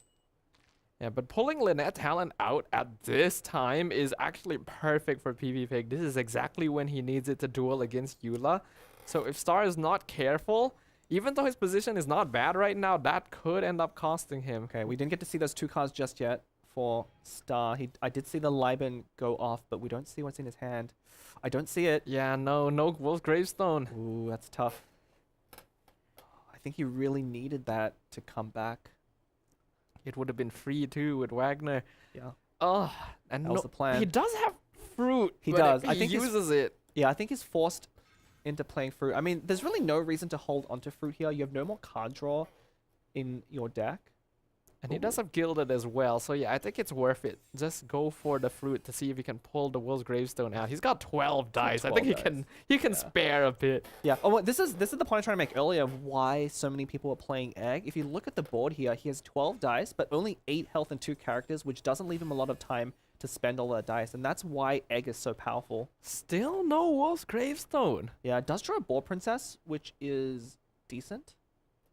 There is so much dice on the board right now, Yeah. actually. It's kind of insane. We could actually see him swap onto Mona here, because I don't think you want to sacrifice Mona to just lose her to a swell. You want to try and absorb as much damage as you can, force your opponent to act on one of your characters here. If Lynette takes out Mona with a skill, that's actually really playing into your hand. That's probably the best case scenario. You can also potentially apply some Hydro. We could see a quick swap into Mona, honestly. Yeah. That's what it's going to be. He's going to go for that. Quick swap into Mona Hydro application would actually be really good here, because that takes away the dueling power of Lynette, because she would be frozen, and while Jean can still do a lot of damage, that means that the Lynette talent in PP Pig's hand will not be effective this round anymore. Yeah, I like this play quite a lot. We'll have to see how PP Pig responds. I imagine he's actually going to switch to Day after this. I think PP Pig I mean, they're kind of playing this dance where it's like, Star is very obviously setting up Mona for the sacrifice, but PP Pig can obviously just elect to not take that and just swap onto someone like Dea and delay another turn. Force Star to swap back onto Eula, or just continually waste die. Oh, that Tandoori actually. Oh. Ooh. Tandoori Lynette talent. PP Pig is definitely top decking the cards that he really wants right now, and that means it's even more important for him to potentially keep Lynette unfrozen here. Though Tandoori works pretty well with Jean as well, so we'll see. He's still holding on to that one Anemo residence, and I'm pretty sure Star is aware of the very likely chance that PP Pig still has a quick swap, so it's very unlikely that he will switch back to Eula until he's sure it's safe to do so. I mean, he's gonna be forced to next round, I think. I don't think you can afford, if your opponent stalls here and goes to Dea, I don't think you can afford to just skill again on Mona, because if you let your opponent use up their remaining die, you see that Wagner also on 3, like, you know that you would just go down to all the skills. PP could even elect, if, you know, Mona doesn't do a lot of damage. If you use up all your dice on Mona, PP has the option just to go to Jean, burst, and say, we'll go to the next round, going to keep pressing my advantage, and it's only going to get worse for you from there. So I think Star is really looking to close out the game this round, but I believe all you have to do is just not take the bait here. But maybe it's going to be fine to do it anyway. Let's see. PP goes for the Aquila equip here, so that's going to make Lynette just a little harder to remove from the field. I'm wondering if there's anything that Star can do with like an egg swap to Wanderer sort of situation to maybe buy a bit more time. I mean, if PP Pig does take out Mona here, I don't think he's going to have time to do that. Ooh, he's really setting up Lynette here. Okay. So I think PP Pig's confident that he can tank anything that Eula can throw at the end of this round, but Eula can do so much. Yeah, interestingly enough, he does go for that. Hold on. Jean's skill with Tandoori lethals Eula. Yeah. So he's actually okay with Lynette getting frozen. I think Star does need to go for a fried egg play. I think his other option is Lotus. He needs to identify that there's the possibility for a Jean Tandoori. So what Star basically needs to do is, I haven't lost yet, burst. That will freeze Lynette. He needs to equip Lotus beforehand, not to go down to Jean. And then PP Pig can't safely go to Jean, because Jean will go down to a Eula skill. And I think that's the moment you would want to reveal Egg as Eula, because then if Eula goes down, you don't lose the game. You can go back onto Wanderer or Mona. And yeah, very well done. Identifying that Lotus Crypts as important here. That was crucial. Like, he needed to equip that. Yeah, looks like things are going to unfold exactly as you mentioned here, Bleb. That's going to be I haven't lost yet. Most likely Eula burst, and now PP Pig, even though he has exactly the amount of damage necessary. Oh, but he does have quick swap. Yeah, the extra 3 health from Lotus would keep him alive for now. Yeah, even with the quick swap, the Lotus is what is keeping Star in the game right now. I wonder if you just slow swap onto Daya here, because I don't think you want to go to Jean. No, it is going to be Jean. Maybe it's a burst. It could be a Jean burst. Because Jean burst will protect you from he does still have skill. But then the thing is, he doesn't actually get rid of the Lotus. Yeah, so he might be delaying, right? Yeah, I mean, I think delay is what PP Pig wants to do. If he can basically survive the Eula burst here, Lynette has Favonia, Aquila, a burst ready, has the talent. Like, she is in position to take out Eula in a 1v1 situation. So the only thing PP Pig has to do is avoid getting taken out this turn. So I do like that burst on Jean. It is the right time for it. The patience of these players always impresses me a lot. Yeah. There is a reason why I consider myself the worst at figuring out stall decks, because in this situation, every cell in my body would be screaming to like end the game, get the kill on Eula, but PP Pig understands that the risk of losing this, despite how much the odds seem stacked against Star, is still there. So you cannot allow that to slip across your fingers. Yeah, and I think PP Pig, I'm going to try and predict his moves here, but I think he's going to swap over to Dare. You don't want to lose Jean here.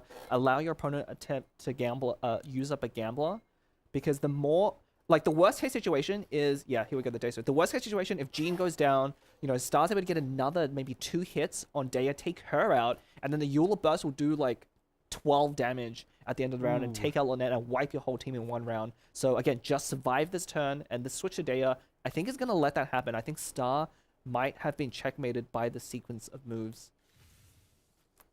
It's a tricky spot. Again, we do still have that fried egg play potentially, but it's going to be difficult to decide how you want to go about this. The Eula burst will have a lot of damage potential at the end round. Yeah, but that's one of the problems Eula burst is your opponent has full control where all of that damage goes, right? It's not split. You don't have a timing preference on it. All of that damage is going to go on one character, almost certainly going to be Daya. So we might just see something like a Liben pass or just an end turn here. As, yeah, Star is just out of dice. No, that's really the thing that PP Pig can see right now. He has 1 dice remaining. As long as he's playing around things like Liaison, which Liaison would probably be the worst thing here for Star to play. But I think that's the only card that really punishes you.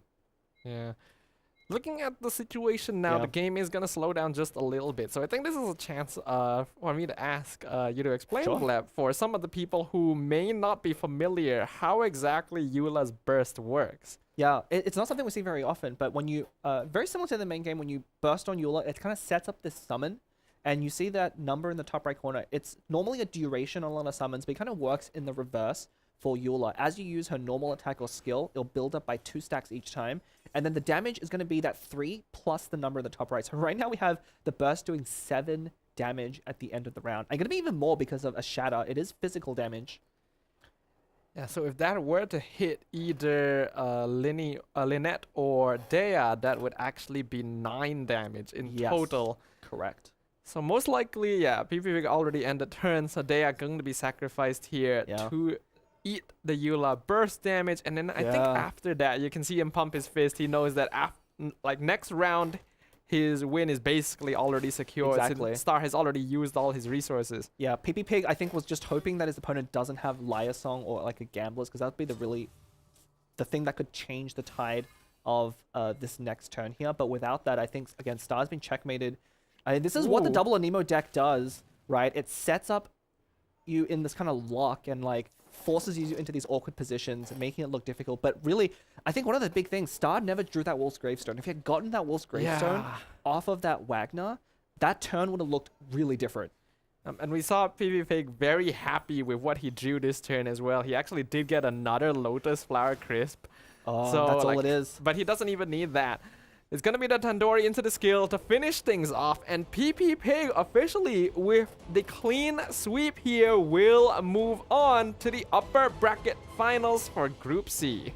Yeah, and again, I really like his deck choices here. You know, he elected not to bring a version of like the Yilan version of the Thunder Manifestation deck, didn't bring the Linny. Oh no, he did bring Linny deck. He didn't bring his own Mono-Ural Wanderer. And I think we're starting to see that deck not only is a little bit coin flippy, but it doesn't seem to be matching very well into players that aren't picking the same 3 decks. Like, it matches great if your opponent is using the exact same 3 decks, but as soon as someone brings this double Anemo and maybe some other options, you have 2 bad matchups, you can only ban one of them, you know, and this is where the Conquest format really takes over as like another factor you have to take into consideration.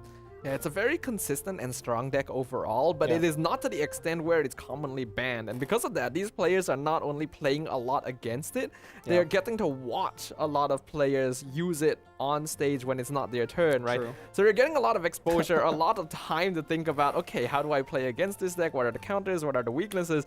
And in this game particularly, Stark just got so unlucky again. Even though the beginning, the opening was insane, was great.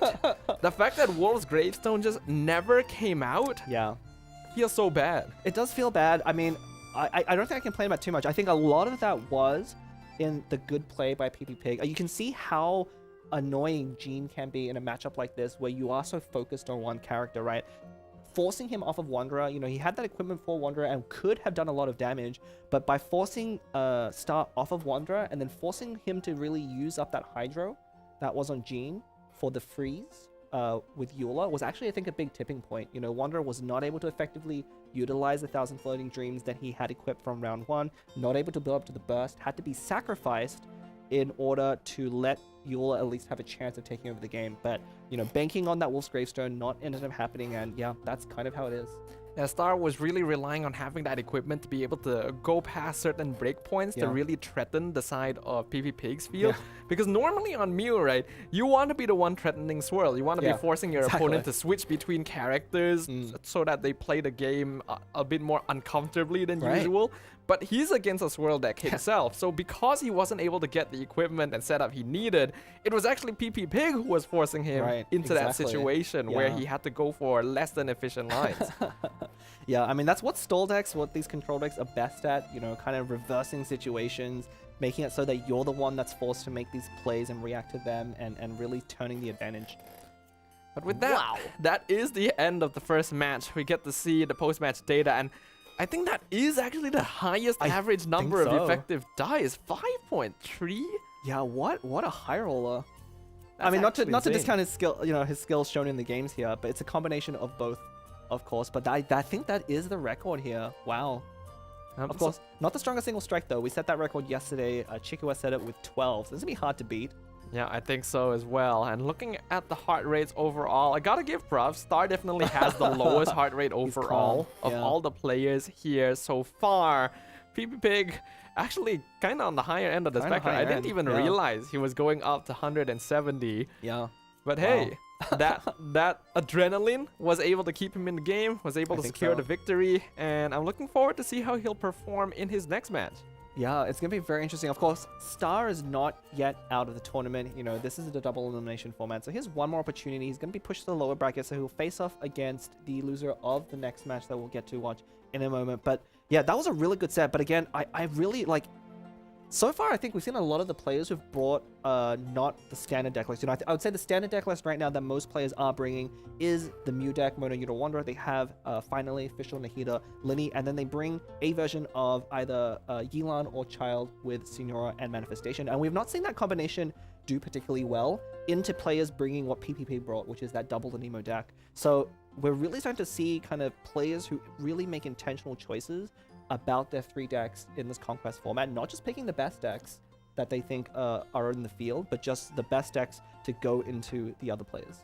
Sometimes it doesn't necessarily have to be meta. Sometimes comfort picks, something that you're more used to, something that you can basically play with your eyes closed, allows you to deal with situations that you normally wouldn't have thought about or that you don't have a lot of experience facing, right? So because of that, I think that PP Pig went into this very comfortably. Of course, there was a certain amount of RNG playing into it with Star not getting what he needed, but despite that, PP Pig never let his guard down. Even in situations where it seems like the victory is already guaranteed, he still played his cards right, played it safe, and made sure that there was nothing standing between him and victory. Yeah, I mean, you know, it's not a super unusual choice. The Lynette deck definitely still is a very high thing in the metagame. It's kind of, but it's probably like the 4th best deck, right? A lot of these players are bringing the top 3 decks, and then I think the Lynette one is probably underneath that 4, but it happens to match super well into the top 3. Once you ban out, I think that Yelan deck is the bad matchup,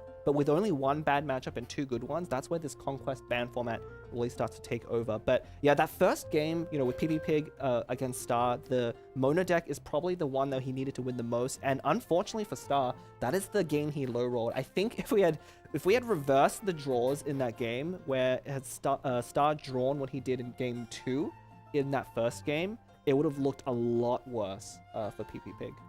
Either way, that is how the cookie crumbles sometimes, right? Sometimes your decks don't match up too well, and that does come down to like how well meta is being understood by these players, how well they're able to adjust to the situation.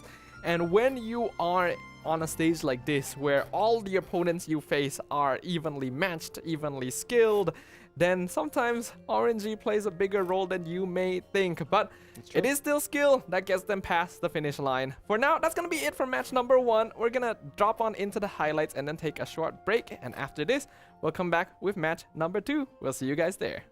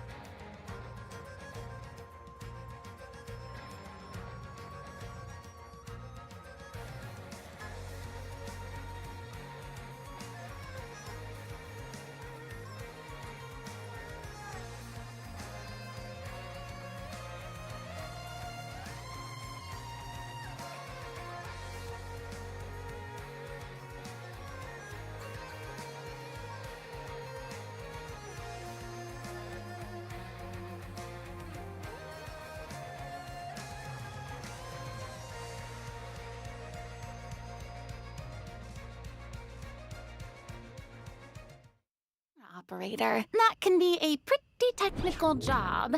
Are you really up to it?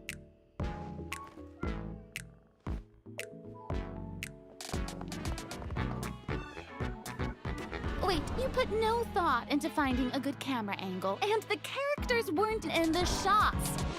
Positions, everyone! Nice to meet you. I am Navia, the President, Leader, Commander-in-Chief, Executive Director, and Boss of Spina di Rosula. Hey there! Yeah! Ha! Umbrella warfare, I guess. Fire!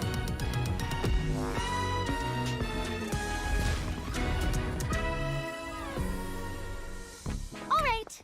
Cameras will start rolling as soon as the set is ready. Whoa, Farina's really kicking things into gear as the director. Props and lighting set the scene. Actors can get their makeup done. Extras go over your positions. Camera ready. Get the clapperboard. Actors to your position. Lights. Camera. Action. Enough, villain. Pay for the death of our mother. You're just as naive as her. Did you really think 2 muskets would be enough to defeat me? Your crimes are evident.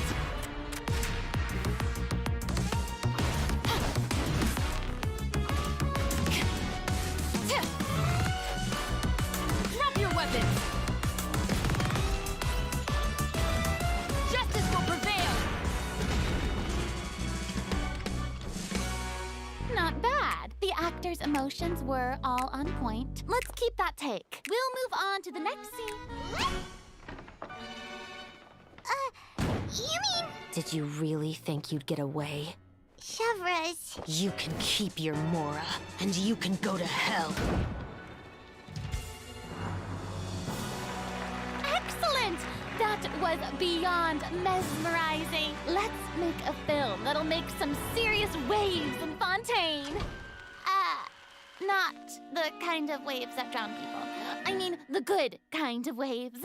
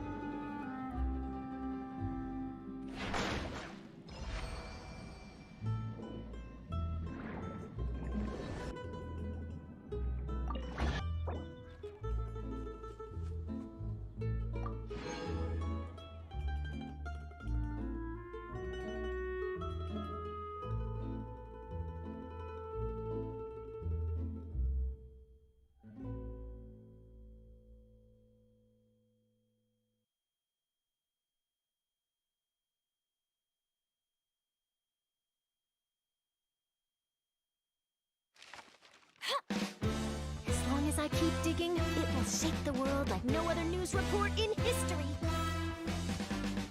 Your credible source of the unbelievable truth. That's my journalistic motto. What's the news? To put it in adventurer terms, I guess for me, it's all about the thrill of the chase.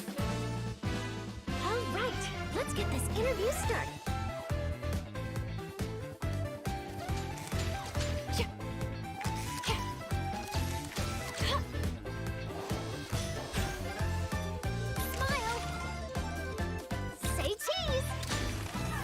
People aren't always very fond of journalists.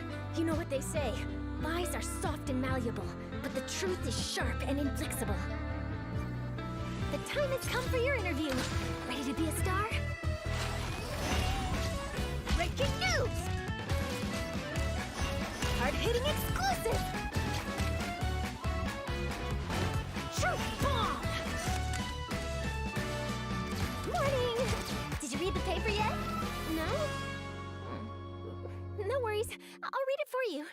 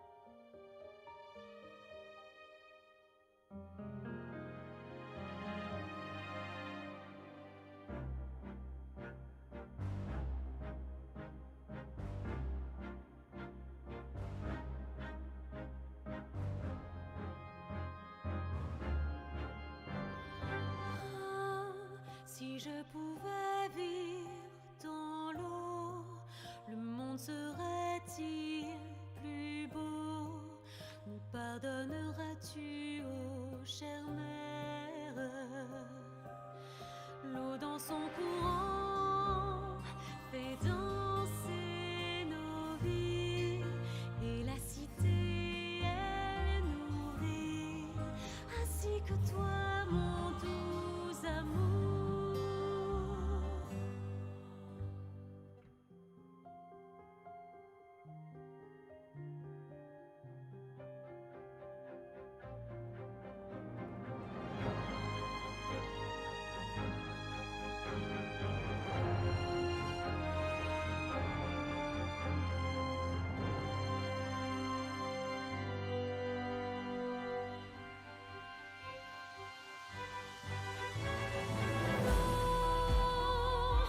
Le grand amour ne suffit pas, seul un adieu fleurira. C'est notre histoire de vie, douce et amère. Moi, je suis, serai toujours là, à voir le monde et sa beauté, et ça ne changera jamais, jamais.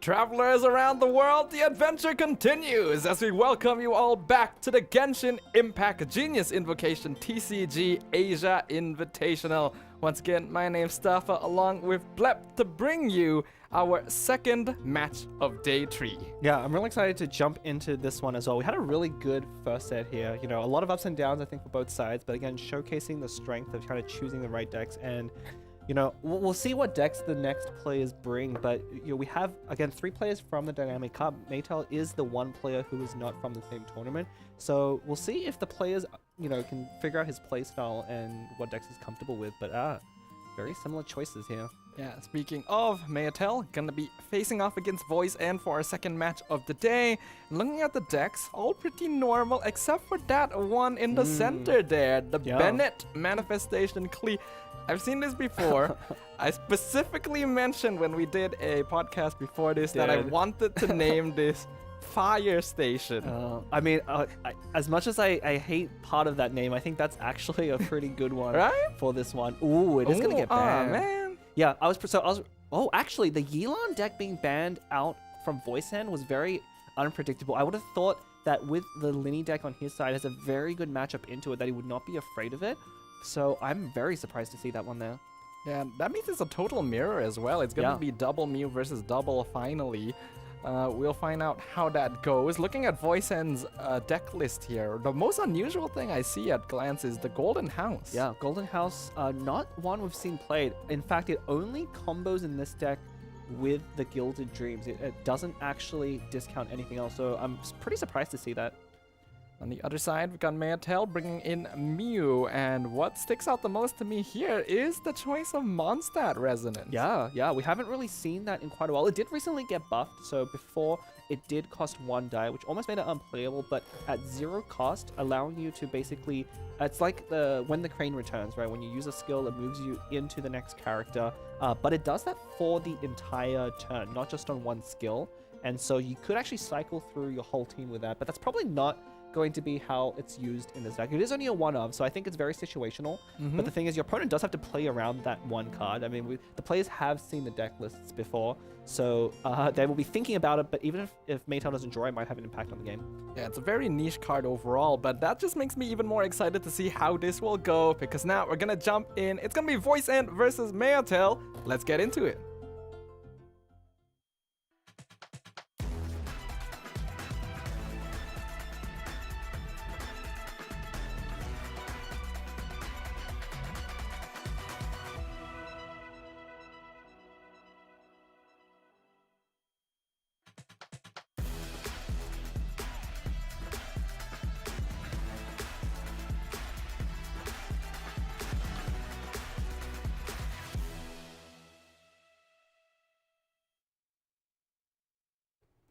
The lone non-dynamic cup representative in Group C. It's funny how fate works to have put 3 players from the same tournament in this one group, but hey, it is a lucky draw in the end.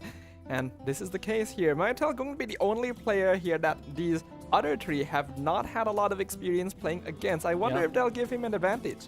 It might, although, you know, his deck choices, they're very standard. So I don't think the players have too much to fear. At least I don't see anything that stands out too much in his decks. We'll probably see, we'll talk about them a little bit later once we see them in action. One thing, of course, we haven't, you know, we've seen a lot of players bring Fruit of Fulfillment in their Mew decks, but of course, few players, Maytel included, are opting to use, I believe it's called Too Late Tula's Remembrance, a very unusual one.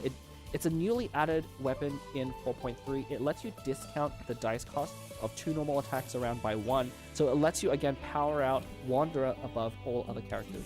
It's kind of like an instructor's cap in weapon form, if in a way. And I suppose it is probably a more aggressive version than if you were to go Fruit to try and pull more cards out. So we'll see whether or not that does work out, because I do think that in order to match up against the Finally deck, a little bit of aggression may be needed. Yeah, maybe. This is a particularly bad matchup, I think, for Maytel here. So, you know, Voice End definitely has the upper hand, and we've seen this matchup a few times on camera, and for the most part, we see Fischl Linny take the lead, which is a bit unusual. Normally going to Nahida, but in this particular matchup, that Overload really proving to be crucial. Yeah, looking at the players right now, Voice End as well going to be on quite the lower spectrum of heart rate here compared to the other players coming into the tournament. So maybe that's just something we see more from the Dynamic Cup players. Who knows? We'll find out. But yeah, like you mentioned here, Vlap, the Fischl into Linny makes the most sense here because you are playing against aggro. If it was against Stall or something, then you'd go Nahida to spread the seeds, but you want to apply pressure ASAP. Yeah, definitely. And yeah, pretty good draws, I think, on Maytel's side. He has a lot of options to set up. You know, we didn't, nothing like what we saw in the very first game of today with Star, you know, not drawing any of that. He does have a few options. Not the best options, I would say, but has at least something. And we'll see whether or not that remains consistent, because in the end, what did cost Star some potential victories was the fact that he wasn't able to maintain those options all the way. His deck, unfortunately, not being a very good friend in this tournament. We'll see.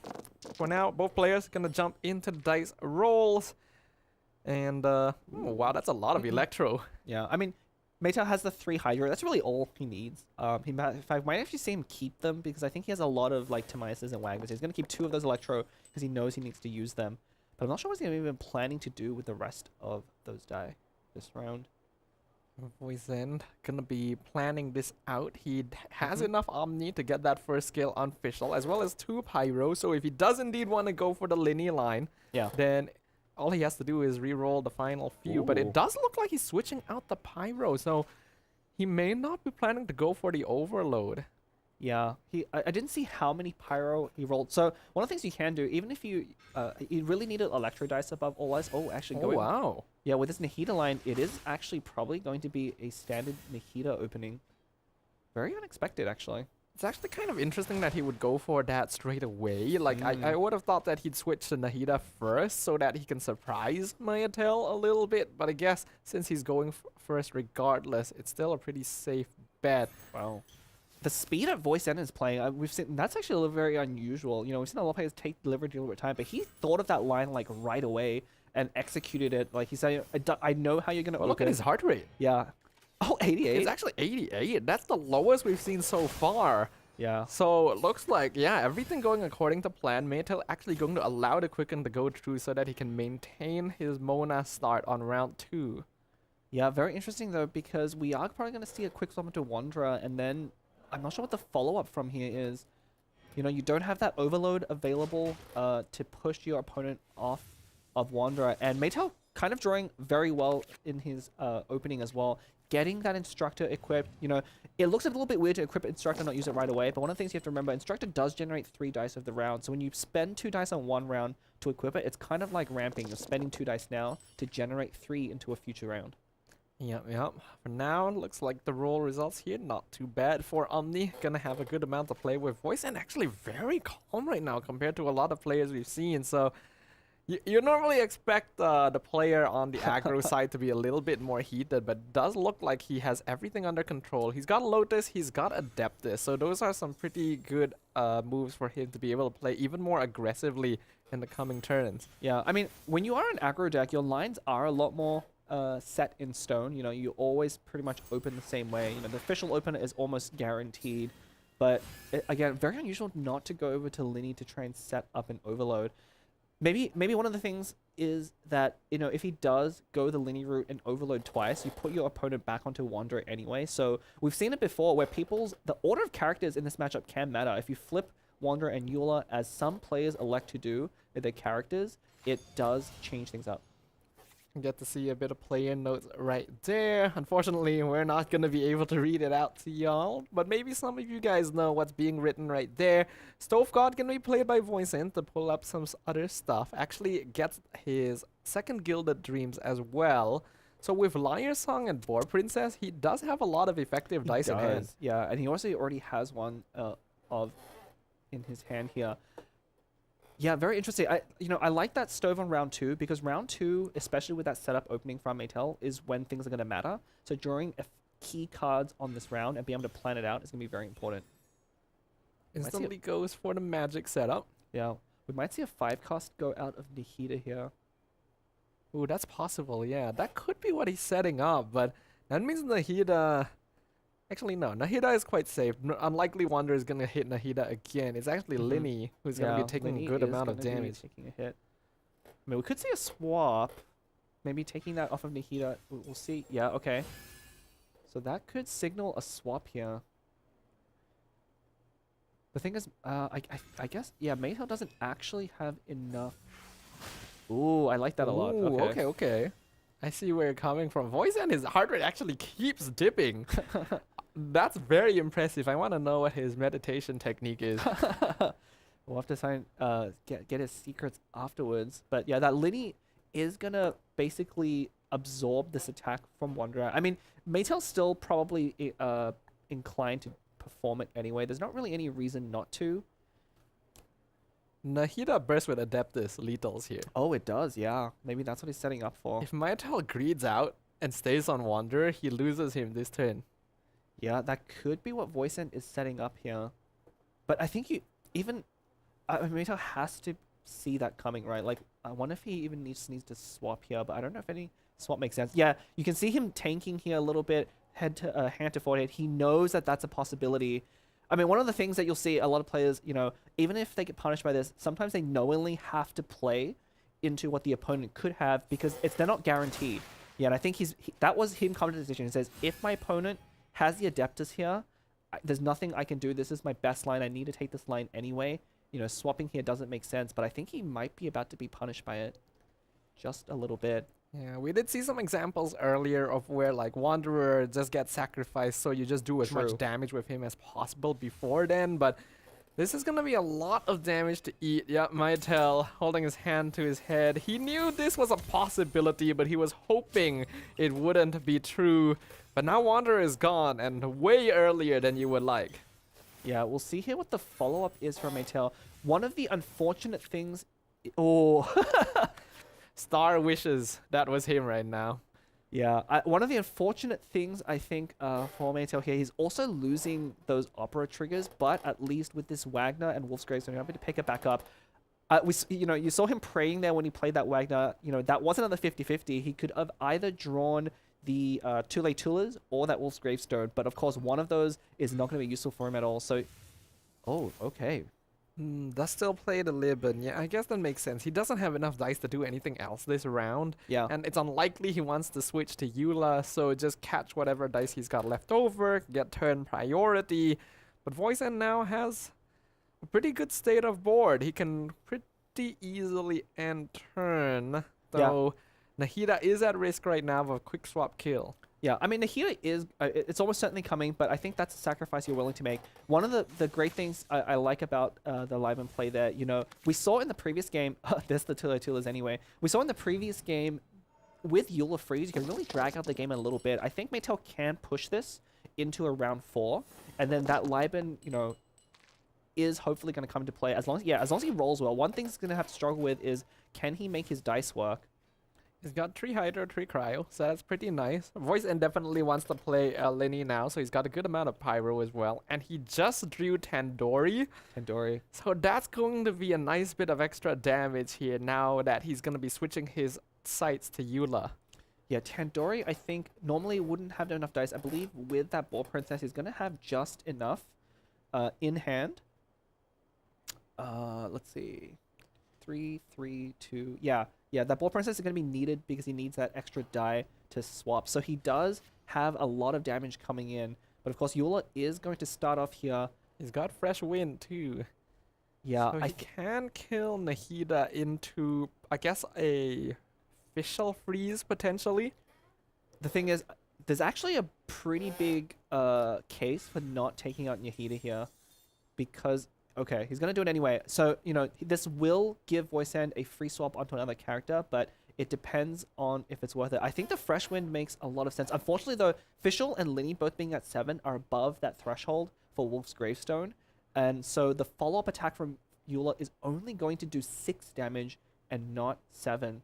If you could take out 2 characters right now, the game would actually be over. Actually, with 6 damage plus freeze, that would be enough to kill Fischl. So, oh, yeah. Voice End actually has to switch to Lenny. Yeah, I think you do. And drop him to 1 HP, which actually is not very ideal either. No. I wonder if Maytel actually just has... I'm trying to look at the cards in Voice End's hand. Without a Lotus, without something like I Haven't Lost Yet to sneak out a Burst, it's actually... going to be too tough here for him to make anything happen. And I think you're right, a Eula, maybe even just we might even see a normal attack here, because just saving that cryo for Fischl could be important, but it is going to be 10. Oh, he didn't use the Fresh Wind actually. Oh, he didn't. He wants to save it for I'm really potential. surprised he didn't use the Fresh Wind. I don't know if that's going to end up costing him here, because now he doesn't have a kill line. Actually, yeah, that is pretty big. Because if he had Fresh Winded, then Linny would be at 1 health, and now Maytel would be able to kill. So it would give a free switch onto Fischl, and that would overload back to Mona. I still think it would have been the better play, though, because I think you needed a Fresh Wind there. So I think what Maytel could have done there, he could have used Fresh Wind, take out Nahida, and then put Linny down to 1, and then Linny, of course, is going to counterattack, but then you can swap back on to Mona, and then basically delay an extra turn. You want to sit and then save that Eula Grimheart stack so you can take out Fischl in 1 hit. But yeah, now it's forced into this play, but then the quick swap, oh, this is going to be really punishing. Yeah. This is going to hurt. Fischl with Tandoori. Actually, he doesn't have enough dice to switch. Oh, no, he does. Yeah, that's the Ball Princess. He does. Maytel didn't play around this line. Ooh, that Fresh Wind. That's enough. Yeah, that Fresh Wind not be. Oh, wow. Did you see that from Voice End? He leaned back in his chair, stretched out his arm. He knows that he has won the game. Maytel looking in disbelief. He's going to be looking at that Fresh Wind being like, really considering why he didn't play it. Yeah, Voice End literally, there's like another day at work here for him. His heart rate did spike up a fair bit in those like last few turns because he was worried about the Fresh Wind. But now you can see it slowly going down again because he knows this game is basically done and dusted for him. Very well done. Oh, it must be so tough. You know, I think Maytel really was. I wasn't sure if it's 100% a winning line there. It would have depended on what Voicehand had. We knew that Voicehand didn't have anything left in his hand really to work with outside of that Tandoori play. So because of that, you know, Voicehand now in a very comfortable position. But Maytel losing an unfavorable matchup, so not the end of the world. You know, he wasn't favored to win anyway, but he could have, you know, winning an unfavorable matchup is actually a huge turning point. Wow. Maytel's just gonna equip whatever he can. He knows that this game is already over. Yeah. It's time to reset, time to go for round 2. Voicehand with a very clean performance here, taking advantage of Maytel's greed, not going for the fresh wind of freedom, and being able to very effectively and very quickly actually make the moves necessary to secure game 1. Yeah, I mean, part of that also was that Tandoori play. You know, I think that the first, you know, I think that that fresh wind may be a mistake, but that the Adeptus play earlier with the burst, you know, we saw Maytel really thinking hard for a moment. I think he definitely considered that line, but two things not going in his favor really turned the tides of that fight. Again, in an unfavorable matchup, so I think Maytel is definitely, hopefully not too flustered by that. Gonna go strong into game number 2 with that finally deck that he has as well. So hopefully in a more comfortable position with the rest of the matchups. The question is whether or not the next match is going to be that mirror or not, because there is still the choice of switching things around. Do you think it would be better to go for the finally mirror or? Yeah, I mean, we've seen most players elect to stick with the same decks because they have to play it, especially if you lose the first game, you have to play both matchups of the remaining 2 decks anyway. And so whatever deck you chose first was the one you were more comfortable going into the other 2 decks anyway. And so I would probably just imagine Maytel does pick does just choose the same deck here. Okay, makes sense. But we'll see what the choice is. Yep, it is going to be that mirror match, Mew versus Mew, Mew, as we put it yesterday. I'm still really surprised though that Voicehand did elect to ban the Yelan deck because I think he already had 2 decks that matched up favorably into it. You know, if Maytel does end up pulling through, I wonder if he's going to really regret that ban choice. I think taking out another of the other 2 decks would have been a better choice, probably even the Mew deck. But again, the Wanderer deck is kind of like the second best deck. Most people aren't as afraid of it as the Linny deck, so it doesn't get banned so often. And we've seen it both perform well and not well on camera. So now with this mirror match, you know, I've heard a lot of players describe this mirror match as basically the going first like simulator. Like whoever goes first in this matchup has a tremendous advantage. And one of the reasons for that is the first player gets that hydro application and gets to dictate the swirls right away, and the other player loses all of their hydro application as well. So it's really tough in this mirror match.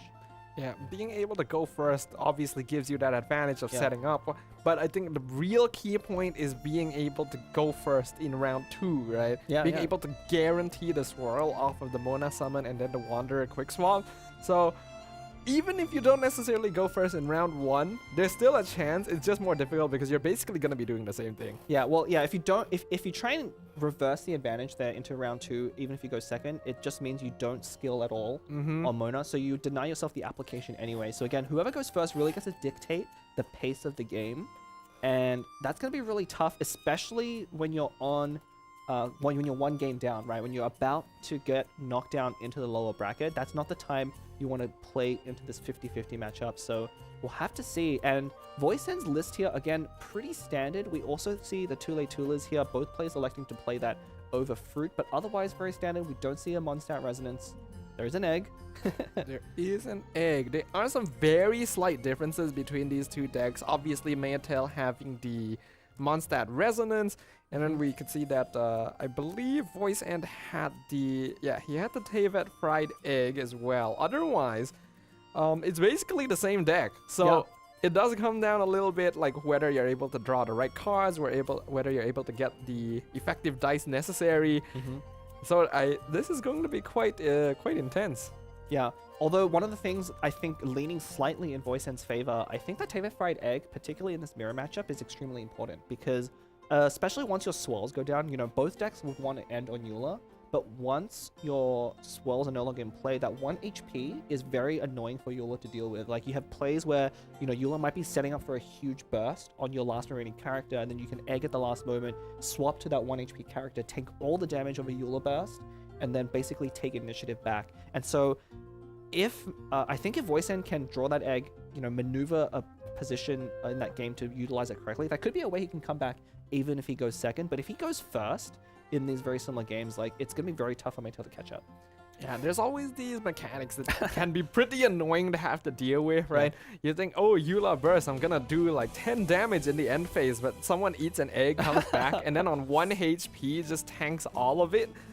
And it just feels bad. So we'll find out whether or not that happens, because otherwise this is going to come down very much to the skill of these players. Voice End currently 1 game up, potentially 1 game away from moving forward into the upper bracket final to face off against PP Pig. Will Maytel be able to avoid dropping down to the lower bracket? Yeah, we'll have to say, it'll be very interesting if Voice End does end up making it and advancing. He actually has played PPP before in the qualifiers getting to the tournament and was knocked into the lower bracket of the qualifiers, so he might be able to get a chance to get some revenge in the winners bracket here if he can make it out of this mirror match. We'll find out who is going to be the stronger Mew in this case. Voice End versus Maytel, game 2 of our second match of the day. Ooh, Maytel has a very good hand here. Dunyazad and Timaeus and an Instructor. That's 5 dice, or actually then some. He has a lot of play here with that hand. Probably gonna throw away one of those Timaeuses. Voice End's hand has the egg, but I think it's a little early. I think you really need your setup cards. Yeah. Yeah, he's just gonna throw everything away. Ooh. That's nice, actually. That's really good. Yeah, because now Wagner, I don't think has a bad draw particularly. You're okay with it being Wolf's Gravestone or the 1,000 Floating Dreams. Yep, and having either Timaeus or Ragnas to choose from and then adding it onto Liben is basically the perfect ramp. It is. Can't remember which player was going first. I don't think we can see that until we actually get the game going, so it's a bit of a surprise. It is Maytel. Okay. Okay. He won that coin flip. We'll have to see, can he capitalize it? Ooh, he needs to roll 3 Hydro. Voice End not getting any Hydro either. He did it. Okay. Yeah. Does Voice End? Okay, both players have 3 Hydro. Yeah, not too bad. There's enough dice for both players to get their skill out, as well as the ramp necessary. Looks like Voice End is not going to do anything weird here because he's going second, and will stick to the typical line. Actually, one of the top... Actually, now that I look at Maytel's hand again, you know, even though he does have Instructor, he drew both Timaeuses, so he has no way to get a weapon from his deck. He can only get artifacts. And we're probably going to see actually 2 Timaeuses dropped here, but I don't know how he's going to make use of all of those artifacts at once. There's really not a good way. So even if he is going first, then this could be what Voice End needs to kind of take initiative back, starting second, by having the better draw, because you would much rather, you know, in that case, play Wagner and Liben and then just defer to round 2. Yeah, I can see what you mean here. Getting gamblers as well. Not going to be very helpful. Does actually pull Wagner out. That's actually really huge. Wow. Okay, Dunyazad saving the day. Oh, actually, well, that's... No, he could have drawn another Dunyazad, so there could have been another miss, but it was Wagner. Okay. I think win the 50 this time. Voice End... Yeah, I think he can. Like, what's going to be the most important determining factor going into round 2 is that Voice End is definitely going to have that 2 extra dice and 2 extra cards from Liben. But Maytel having turn priority is what we were discussing before the game started. Yeah, well, the 2 extra dice really is negated by Instructors. You know, the way the reason this deck is so strong in the first round is you have so many different options of how to put dice into a second round. Even though it doesn't look at Timaeus and Wagner do a very similar thing as Liben, where you're spending dice in round 1 to get free or generate dice equipments into the next round. And so Maytel able to equip the Instructors on Wanderer through Timaeus is basically the same as playing a Liben. Voice End will have more cards though. But if he plays Wagner, then next round he can actually play Tila for free, and that also generates dice for him. Correct. Yeah, well, both sides though will have access to Wagner. So I guess Maytel does need to draw, or ideally needs to draw a one of the 2 catalysts in the deck, and not Wolf's Gravestone for his next card. But yeah, both sides are very evenly matched, but when you're evenly matched, that's when, you know, something like going first is going to really matter here. Voice-End does manage to pull out his own instructor from the Timaeus play. Yeah. Goes for Wagner as well. Does get Wolf's Gravestone, so basically he does have the weapons necessary for both his characters. Okay. And he is able to end round first, skips Yeah. the Mona skill. I was wondering if he was going to do that. I think seeing that your opponent has a good opener, you're kind of forced into this play in that if you try and match their plays, you're going to be a step behind. And if you're a step behind, their Wanderer bursts first, you know, or is able to freeze you before you can freeze them. And so you're kind of forced to do something different. Otherwise, you're just playing a losing battle. Mayatail does actually successfully draw the 1,000 Floating Dreams, so it's not Wolf's Gravestone, so this time not going to be too much of an issue.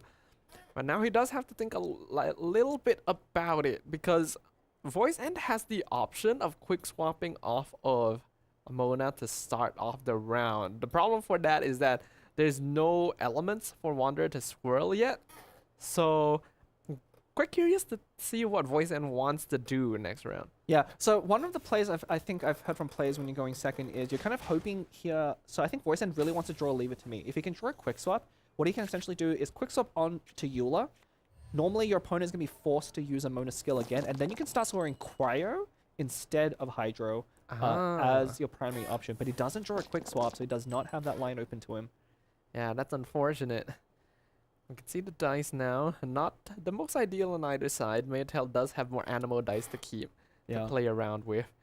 We'll have to see what Voice-End does. You know, we saw this in yesterday's matches with Gold Olive playing this Mew deck, where he was basically forced by Chikua in 2 of his games to basically skill 3 times on Mona because Chikua played around the Hydra application so many times. So we'll see what Voice-End is going to do here. This would be an excellent time, actually, to have the Mondstadt Resonance. Right? True. Yeah. Yeah. But wait, whose deck had it again? It is Mayatail. Mayatail's deck. Okay, so Voice-End unfortunately doesn't even have that option open to him. No, and it's really going to be a matter of what Voice-End elects to do here. It's almost something but a quick swap, I believe, onto Eula was what would be the one that makes the most sense. Yeah, I think I agree with you there. The problem is what else he can do after that. Yeah, the reason you don't want to go to Wanderer probably is if your opponent, even if you don't get the initial swell, if your opponent chooses to skill anyway, even without a swell, if you go onto Wanderer, the next attack, of course, goes to the right, it loops back around, would hit Mona, and they can start swirling from there anyway. So going to Eula makes the most sense. It also lets you apply Cryo. But Maytail here is in a bit of a tough spot. He has to think, if his opponent has a quick swap, it's actually pretty bad of him to stay on Mona, because not only do you get swelled for your Cryo, swapping onto Wanderer then with a quick swap denies you your Hydro application as well. So many mind games to think about right now. Yeah, it is a lot. This is why I always don't like being put in a mirror match situation. There's so many small things that could go wrong. Yeah, unfortunately as well for Maytail, he doesn't have 3 Hydro to skill here on Mona, even if he wanted to. He would have to go with a basic attack while still having to tune 1 dice. It's a tough spot. I wonder if you just quick swap onto Eula so that you can get Cryo and at least have like elements on 2 characters so that no matter who they swap to, Wanderer has a way to swirl. It's going to be a normal attack. Okay. Yeah, we're going to see that swap onto Wanderer. This is going to be very punishing for Maytail. I think you just go to Wanderer here. Yeah, you definitely go to Wanderer, right? Yeah. We saw kind of Gold Olive, I think, fall into a trap in one of his games where he stayed on Mona for that 3rd skill. But with 2 characters on the other side having an element, you are guaranteed that your next hit on Wanderer will swirl, even though this first one doesn't. Yeah, the same can be said for Voice-End, but in his case, Maytail has the option of actually switching back to Eula to prevent the Cryo from being swirled out. So the position right now still leaning towards Maytail, especially since he will be able to end turn first. Yeah, he's going to have turn advantage, and unfortunately Voice-End at 5 dice, if he had a way to generate 1 more, he could take the initiative back by getting to Wanderer's 2 energy before Maytail does, but he doesn't have a way to spend that. We're probably going to see him drop Dunya and Wagner, draw the last weapon from his deck, but it's not going to be great. He would not ideally like to do that. Yeah. Oh, he's gonna tune doing it. Ooh. Well, I guess that makes sense. I actually wait. Are there any other characters left to draw? I don't think there are. For voice and he there's- does still have a Liban. Yeah, he could have done. I think it's maybe he thinks it's too late for Liban there, but honestly, I mean, I guess it's fine either way. It really doesn't make a difference. The one thing is, if you play Dunya and Wagner, you draw a card anyway, and you can tune that card no matter what. Oh, he's gonna tune. Oh yeah, of course, Tula. Tula, yeah. Okay, so now that actually makes quite a difference here. It does. Yeah, I totally missed that. Yeah, we like. I was still gonna say, yeah, he can. You don't think about that very often. He can take advantage back by doing an extra skill, and that's exactly what he does. I wonder if Maytel also missed that. He kind of seems to be frustrated, maybe forgetting the effect of Tulas. Oh, well, that's pretty unreasonable since he's also running it in the same deck. Yeah, but it's not really something you think about very often, No. right? It's not something that sits in the back of your mind because typically you expect Wander to be sitting on like 1,000 floating dreams. Yeah. So you forget that charged attack allows him to spend one less dice. And we see Maytel here does end up swapping off. Sorry, Voice End swaps off back onto Mona. I think he doesn't want to get his Wander frozen potentially. Or it could just be a way to protect Wander from something like a Calx Burst, which could be coming out of Maytel. You know, both decks running 2 copies of Calx, which is very interesting. You know, the Mono Ural Wander deck has been around ever since Wander was released, which is a couple of versions, and it hasn't seen a lot of change, but we're in a metagame where decks are very aggressive, and so we've started seeing Calx being added in order to really rush that Wander Burst, because honestly, the energy on Mona is not very useful. Yep. So in this deck, the Calx almost acts like a Star Sign. So you're just taking energy from a character you wouldn't normally want to have energy, and then instead putting it onto a different character. Lotus Flower Crisp onto Mona. Looks like Maytel may actually be considering switching back here. I think he's worried about the possibility that Voice End just wants to set up a freeze onto Wanderer. Yeah, that's definitely true. A freeze is an option here. But honestly, that makes... Well, okay, so Voice End has a couple of options, right? He could definitely freeze Wanderer, but... Oh, here comes a Heavy Strike. Ooh. That's actually a good amount of... 7 damage, that's a lot. Yeah, I actually think that Lotus was not only did it allow Maytel to protect Mona from potential Wanderer hit, but it does also let him get to even dice for the Heavy Strike. So I think that's forced him to true. doing that, because otherwise, because his artifacts cost 0, he can't actually spend that die. Yeah, that's Oddly actually a enough. really good play right there. So he is basically setting up defensive options in advance in case Voice End goes for the quick swap, and then even playing in such a way that prevents Voice End from having other options as well. Mm-hmm. And not to mention, Voice End's dice are not looking the best. Yeah, dice not looking the best, and I believe that's an instructor on Wanderer as well. So those double Liar songs aren't going to pair very well with it. You know, they really don't. Resetting instructors is not very good because you get 3 uses out of it anyway, and it's very hard to even get the 3 uses. So not drawing a Gilded could be pretty huge here. Voice End does decide to quick swap onto Eula. Unfortunately, with Cryo applied, will not be able to freeze Wanderer. No, but we could be seeing a Wolf's Gravestone equip. Yeah, that's what we're seeing Ah. here. Take out Wanderer. Is that enough? It is enough, but Yes, I it think is. I think Maytel would have seen that coming, and I think he's actually okay with that play. You know, revealing that Heavy Strike does tell me that he's probably okay sacrificing Wanderer here just to get as much damage on Eula as possible. Because remember, Eula is the finishing character, right? Voice End probably is going to want a Fresh Wind of Freedom here. But then that Lotus Crest on Mona is going to be an even better setup, because we'll probably see Maytel go to Mona and then take a second hit, and then he'll be the one to counter with that I haven't lost yet. He has his own Fresh of Wyndham, Gamblers, and a Gilded Dreams. So yeah, Lotus at least will protect Eula a little bit. Oh, you can see Maytel not happy about that one. Yeah. Didn't Fresh Wind. Okay, he's gonna save it. Ooh, okay. Interesting.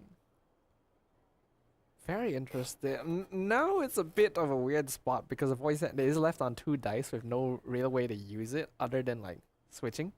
Mm-hmm. Yeah, we're probably gonna see a switch. I think Maytel has to consider his opponent is only on 2 dice and 1 card.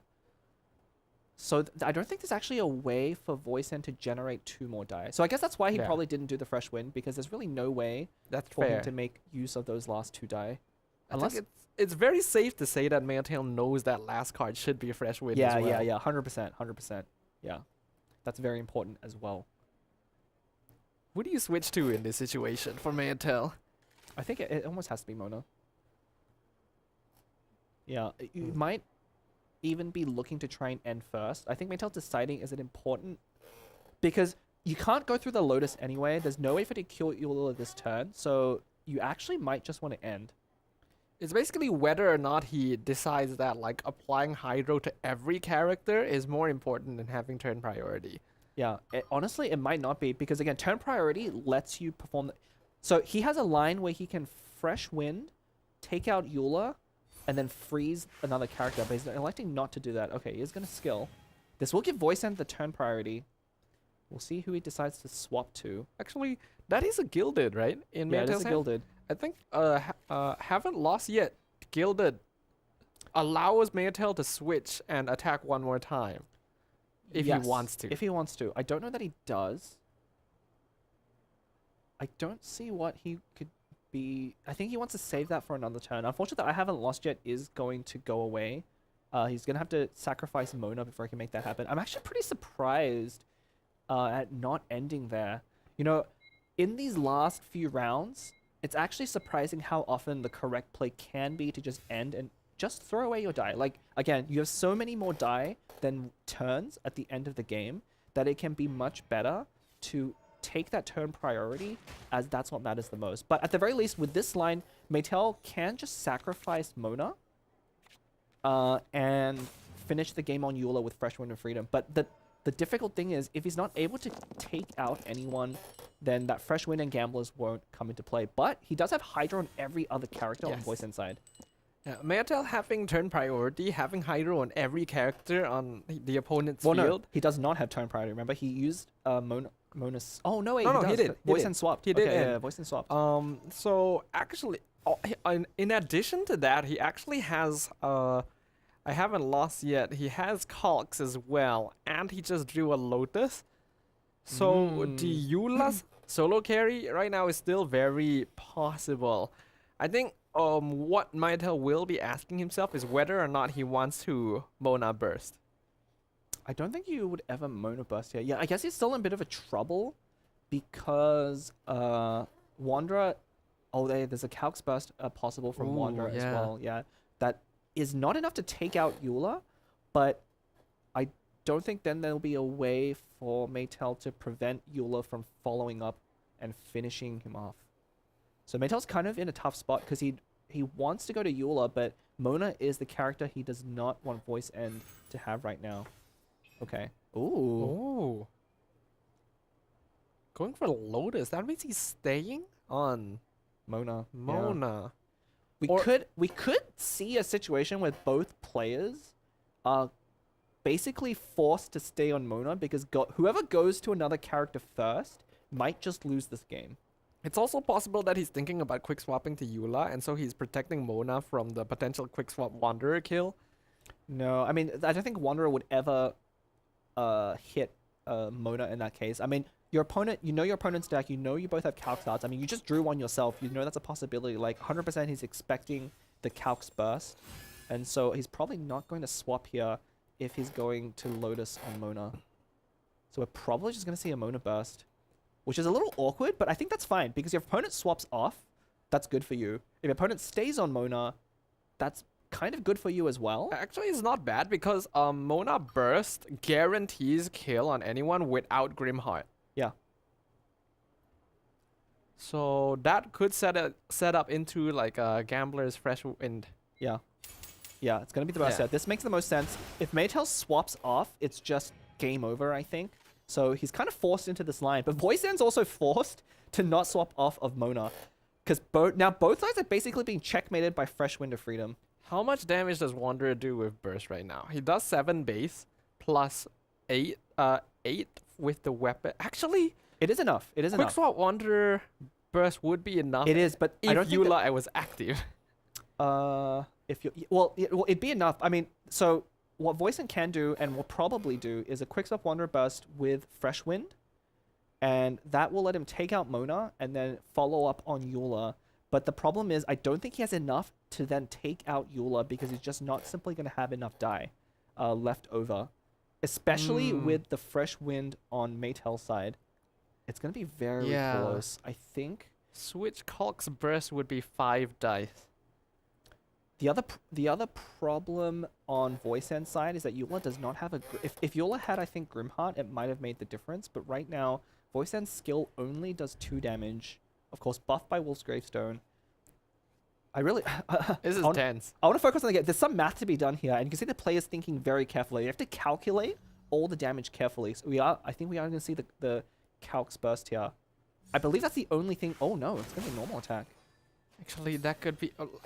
he might be setting up for a situation where he can actually burst on Eula to end game. Voicent might have been forced into that play, because I think even if he does burst to take out Mona, he might have identified that he is not enough to finish. But yeah, I think the Fresh Wind is going to come into play here. Yeah, Gambler's Equip. You're going to see the Fresh Wind. And it's going to be a skill. Let's hope this choice won't end up costing Voicent. Because, yeah, 6 health is the threshold. Oh, wait, no. Wolf Gravestone is on Voicent. Yeah, no. Maytel doesn't have it. But with Mona Burst, would it be enough, actually? So I believe it's... Hang on. So I'm trying to check. So the Fresh One definitely coming out here. We're definitely going to see a skill, which will take out Wanderer. And then Voicent does go to Mona. And then Maytel... Actually, maybe Maytel doesn't have this. Does Eula have Gamblers equipped, or is it Gilded? He just equipped Gamblers. On Eula? Yes. If Eula has Gamblers, I think Voicent might actually have it. Because Maytel here, if he swaps to Mona, he's going to get checkmated by the Fresh Wind of Freedom. But if he attacks Eula here, he'll also get checkmated. Oh, that Lotus that ended up going on Mona, I think is going to make a huge difference. I wonder if there's a way there would have been a way for Maytel to not have put Lotus on Mona, because he really needed on Eula this turn. Yeah, he's forced into the switch. I think he has to hope his opponent... Oh, but there's no quick swap. Wait. There's no quick swap from either side. Yeah, Voicent already used it this turn. Ooh, what? Oh, he's just going to end first. Oh yeah, my god. He has it. If he ends first, he has it. Does he? Maytel is out of... Oh, no. He has... He's 1 die short. Oh, no. He can't even use the... I haven't lost yet. Yeah, I think Maytel is in a losing position. Yeah, because Voice and Fresh Wind of Freedom can... with Wolf's Gravestone, Fresh Wind of Freedom, he can definitely kill both characters next turn. Yeah. Oh, Voicent again. He's doing that. That's just his style now, isn't it? And then a double fist pump into the air. Maytel realizing that there is no line left for him. A 2 health Eula will most likely be able to secure victory for Voicent here. Yeah, I think that Lotus on Mona ended up being a pretty big mistake. I couldn't tell, based on the game state, if there was another play that needed to be avoided for that to happen. But had that Lotus gone onto Eula, the game would look very different right now. But we're going to see Voicent clean up here. And he plays really quick when he knows the exact line. Now, he's already got all the numbers in his head. That's going to be an easy 5 damage onto Mona. And now with Grimheart, Wolf's Gravestone, this is not even a question. Voicent, with the final hit, his heart rate dips, finally being able to relax because he knows he has made it to the upper bracket finals. Even a thumbs up over to Maytel there. Yeah. Maytel had a very tough opponent. I mean, I really want to, Voicent's play there. You see him at the beginning of the game. He thought very hard, but then as soon as he knows the line that he wants to take, he's so quick in his actions. We see a lot of players take a while to tune, do everything, but Voicent just knows the play, goes for that line, understands all the different combinations, and then just executes very well. So he's definitely one to be afraid of, and we'll have to see if he can make it out of this group stage into the winner's position. It is genuinely quite terrifying to see the way that he plays, right? And how low his heart rate is the whole time while he's making these plays as well. Yes. He's performing like a machine. And I do think that he may be one of the favorites going forward if he's able to continue putting up this kind of performance. So now we do officially have our matchups. It is going to be PP Pig versus Voice End in the upper bracket finals, and then we are going to see Maytel go up against Star in the lower bracket semis. Yeah, it's going to be a very interesting set of games for sure. You know, I think Maytel versus Star, both of them are going to have very similar matchups because I think they pretty much brought the same deck. So that's going to be, again, another very much a repeat of day one. And then the Voice End PP Pig is going to be a very interesting match as well because both of them have one that is a little bit different. I think PP Pig has a slight advantage having that Lynette deck. So Voice End brought two aggro decks. He has the Linny deck, he has the Manifestation, Fire Station deck. PP Pig has that Lynette deck, which should match favorably into it. And again, this Conquest format is so difficult if you have two decks that go unfavorably into one of your opponent's deck. But of course, anything could happen. You know, it's not 100% guaranteed to win an unfavored matchup. To lose an unfavored matchup. If things go your way, you can still make a comeback. And yeah, I think we have a really exciting day 3. It's definitely... Every day has been a little bit different. I think the story has been a little different from all the one, and today's is no exception. Yeah, there really has been a flavor of the day situation going on, and I really like that. It means that it's not repetitive. We're not seeing the same things over and over again, and there's something for everyone. So hopefully everyone watching at home has been enjoying this, because this has definitely been a much more interesting day compared to what we got in day 2, you know? So I'm excited to find out what's going to happen in the next couple of matches. The meta is definitely set up in a certain way, and yet players are still finding ways to overturn it at every corner. Yeah, I mean, you know, you say day 2 wasn't interesting. I think it really depends on what type of player you are. I know there are viewers watching right now, you know, longtime TCG players who love the type of matches that we saw in day 2, but just not for me. I think. Not for you. Just not for me. My brain ain't big enough for that. But the number trumps again. 5.7? 5.7. I wonder if we're going to see a 6. That's insane. Can someone beat 6? Yeah, 5.7 effective dice. So rolling very well. Yeah, the average rounds I think was about to say 4.5 as earlier with PP Pig. 2 elemental reactions is actually very low. So we could see like how they were really playing around each other to make sure that the swirls weren't given for free. Yeah, Voice End definitely playing, you know, the last matchup definitely highlights how you need to play that mirror. If you're a step behind, if you follow the standard plays, you're just doing something a little bit worse than your opponent and you're just guaranteed to lose. You know, he had to kind of bank on Maytel not drawing super well, and that kind of happened. You know, he did have a decent opening, but he had a 3 artifact opening. Did end up drawing the weapon with Wagner eventually, but Voice End playing it beautifully, you know, managing those elemental reactions, and then finally that Fresh Wind of Freedom play, you know, coming out on top, and yeah, securing a 2-0 victory. Not to mention having the lowest average heart rate we have seen so far. We know that it went as low as like 70 plus at some points. So the average heart rate being under 100. That's the first time we've seen it this whole tournament so far. A little higher in the second game because he definitely was forced to change his plan a little bit going second in a Mew Mirror match. But I think it was very smart the way that he was able to execute on that. And even though Maytel should have had the advantages situation going first, Voice End was able to find the steps necessary to make up for that. Yeah, it's a very dynamic matchup, I think. You know, there's a lot of things to think about. Out of all mirror you know, people really hate mirror matches, but one of the interesting things you'll find in Genius Invocation is I think a lot of mirror matches play drastically differently from the standard ones, right? Like when you pair 2 of the same deck against each other, you would think that would make for a very, very boring match because it's the 2 sides doing the same thing. It's actually quite the opposite, where the 2 sides can't do the same thing, or else one side is just a step ahead of the other one. So they have to adapt a little bit more than, say, if you match into a different deck where it's kind of known what the opponent is going to do, and you can basically execute your plan against it. And I think what we saw from this match as well is that oftentimes when that one player has to make different plays to kind of adapt to the mirror match situation, it also forces the other player, who logically should be able to play the usual lines, to change up their plan to try and respond. So kind of domino effect of just like having to adapt. But that really, I think, lets the more confident, more strategic player come out to the surface, right? Like, it's very easy to practice these decks, practice the standard lines, figure out what to do in the normal case. But if you're not quite comfortable enough, you know, if you can't adapt fast enough, as soon as you go off of that normal line of play onto a different situation, you might stumble or make a mistake and do something unexpected. Doesn't matter how much you practice, as long as you're not able to adapt, you're always going to be one step behind. All of these players definitely have the skills necessary to go far in the competition, but the way that you're able to handle unexpected situations is making a big difference here. And I think that should always be the determining factor in a tournament like this. So I'm glad to see that that is how things are developing here in the Asia Invitationals. Yeah, that and having a very calm demeanor. Despite heart rate, a lot of the top players that the very much still have confident, calm plays. They think through things very well, and that's kind of what it takes. Yep, but that's gonna be it for actually the first half of the day. We still got 3 matches after this, but me and Bled, we're gonna take a short break. Before we leave, we're gonna give you guys some highlights and make sure you guys show Leah and Rin a bit of love after this as we jump into a short break. We'll see you guys later.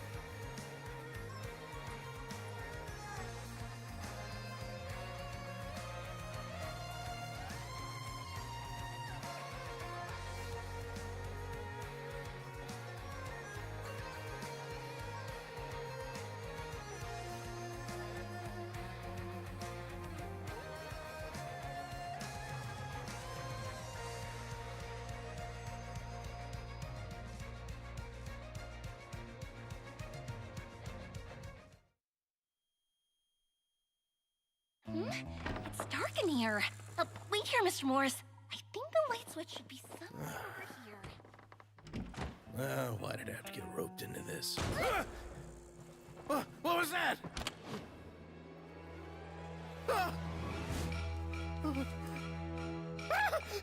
Who's there? Get me out! Get me out of here! Did you really think you'd get away, Morris?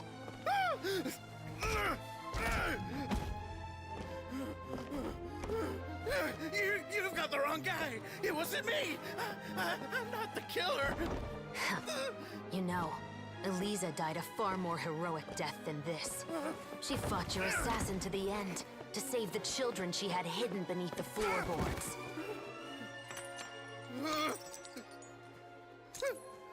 That is Eliza's pendant. The one with a photo of you two inside. The one you gave her. Ring any bells? It's a fake! It has to be! There's no way! No way your assassin didn't destroy it, you mean?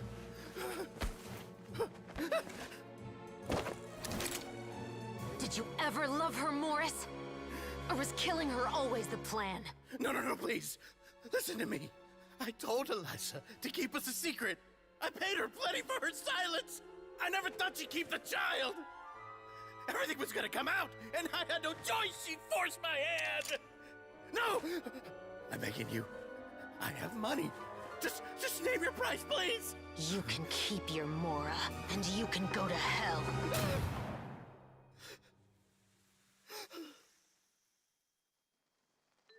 I'm Captain Shovraz of the Special Patrol.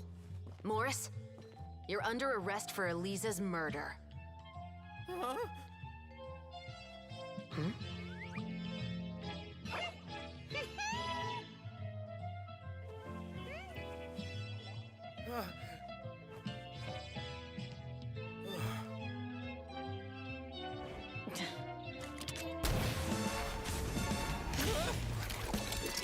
You're under arrest too, prop manager Veronique. Or perhaps I should call you the Second Musketeer.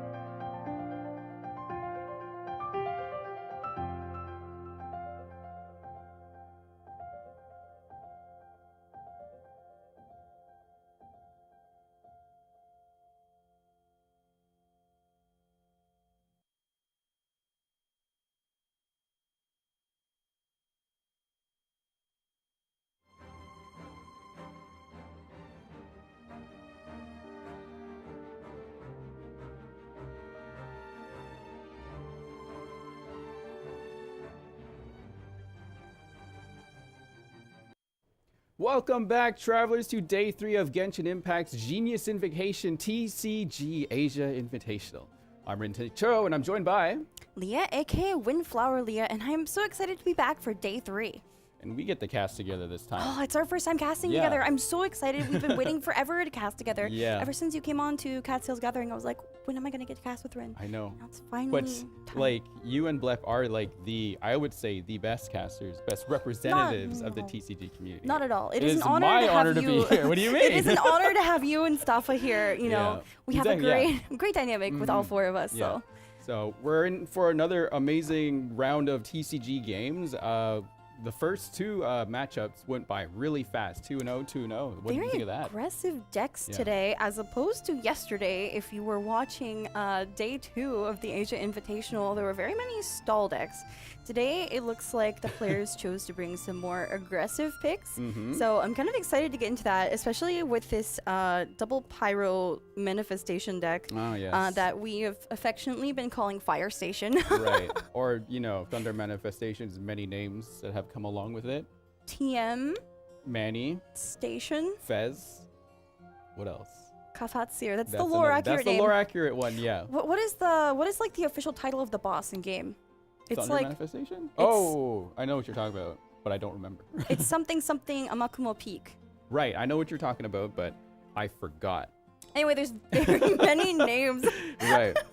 For that one character card. So I mean, if you're watching along in the audience, I would love to see in chat what you call that card. Give us the best name that you think. And like, you just naming decks in general when we have like so many different combinations. I think that's one of my favorite things from the community. It's really fun, honestly. Yeah. Like Fire Station is such a fun name. Also, I think Staffa was calling that child variant of the Signora Thunder Manifestation deck, Fatui Manifestation, and I really, really like that name. But then I thought, what about Fez Tui? Oh, Jesus. Okay, they went to the deck intro because they don't like my pun. So. Whatever, that's fine. So we got our decks here today. There is one stall deck on PP Pig's side. Yeah, there is, and we have Dynamo. I mean, it's more flexible than like a traditional stall deck, like Ningguang stall or Diana Free stall. But I mean, it is very good at stalling indeed. I anticipate that PP Pig will be leaving open the 2 aggressive decks. Actually, I feel like we'll see Mew bend on Voice End side. Okay. As for Voice End, I actually want maybe you know what? Hang on, there may be some mind games here because if Voice End bans Dynamo, oh. Hang on. Well, I want to point out the Senora deck with Manny. Mono's in there. Usually we would see Yelan or Child. Actually. Yes. And so, so the first 2 days we saw these 2 different variants. We saw Yelan OTK, which means 1-turn kill. Basically, it's a combo deck surrounding getting Yelan's burst off and going for kills. Okay, interesting. Oh, I wanted to see that play. The Fire Station was banned once again, but also the stall deck on PP Pig's side was also taken out. I think that makes sense, and that's probably why PP Pig did not go for the Mona Yula Wonder ban and went for one of the aggro deck bans. And like, PP Pig has more experience playing against finally the official Nahida Lini deck than the Fire Station deck, the double pyro manifestation. So I think these bans do make sense. Yeah, definitely. You want to ban a deck that you're not familiar with, but you can definitely play around the other 2 for sure. So here we have the first deck. It looks like PP Pig is going with Mew, Mona Yula. No. Mona. This is the Mona Signora Thunder Manifestation. What do you call this now? It's not Yelan I don't know. OTK. What would you call this? It's not Yelan OTK. It's not Fez Tui. What would you call this? Something to do with mages, I feel. Mages. Actually, no, you're right, because we have Crimson Witch of Embers here. Right. So, Mage Manifestation. Mage Manifestation, Magic. That doesn't matter. No, anyway. it is magic. It is a magic deck. True. There is Gilded Dreams, Boar Princess, Liar Song. Triple M. Magic Mage Manifestation. I don't know. Community, you come up with something better than that. Anyway. All right, so Voice End is playing finally official Nahida Lini. This. Ooh, wait. Is that Golden House? No. Yes, it is Golden House. Yes. Oh. Yeah. Interesting pick. But it's a spicy card. Yeah. There's a ton of food in that deck too, actually. There's a ton of food. I mean, Tandoori, Egg, Adeptus. I think they're all good picks. There definitely is a very, very lot of food. Yeah. Is there like so there's like the companion pack. Is there something for when there's a X amount of food after a certain point? There should be something. So, I mean, there's like NRE that you can play, and like in earlier versions of like the Chef Mao food engine, you would bring NRE because it would draw you food cards, but now they've changed Chef Mao after a couple patches to draw food from your deck once you play food as well. So NRE isn't needed too much anymore, but I'm very interested to see how both of these decks go against each other today. All right, well, we're about to start the next match, so let's just jump into it.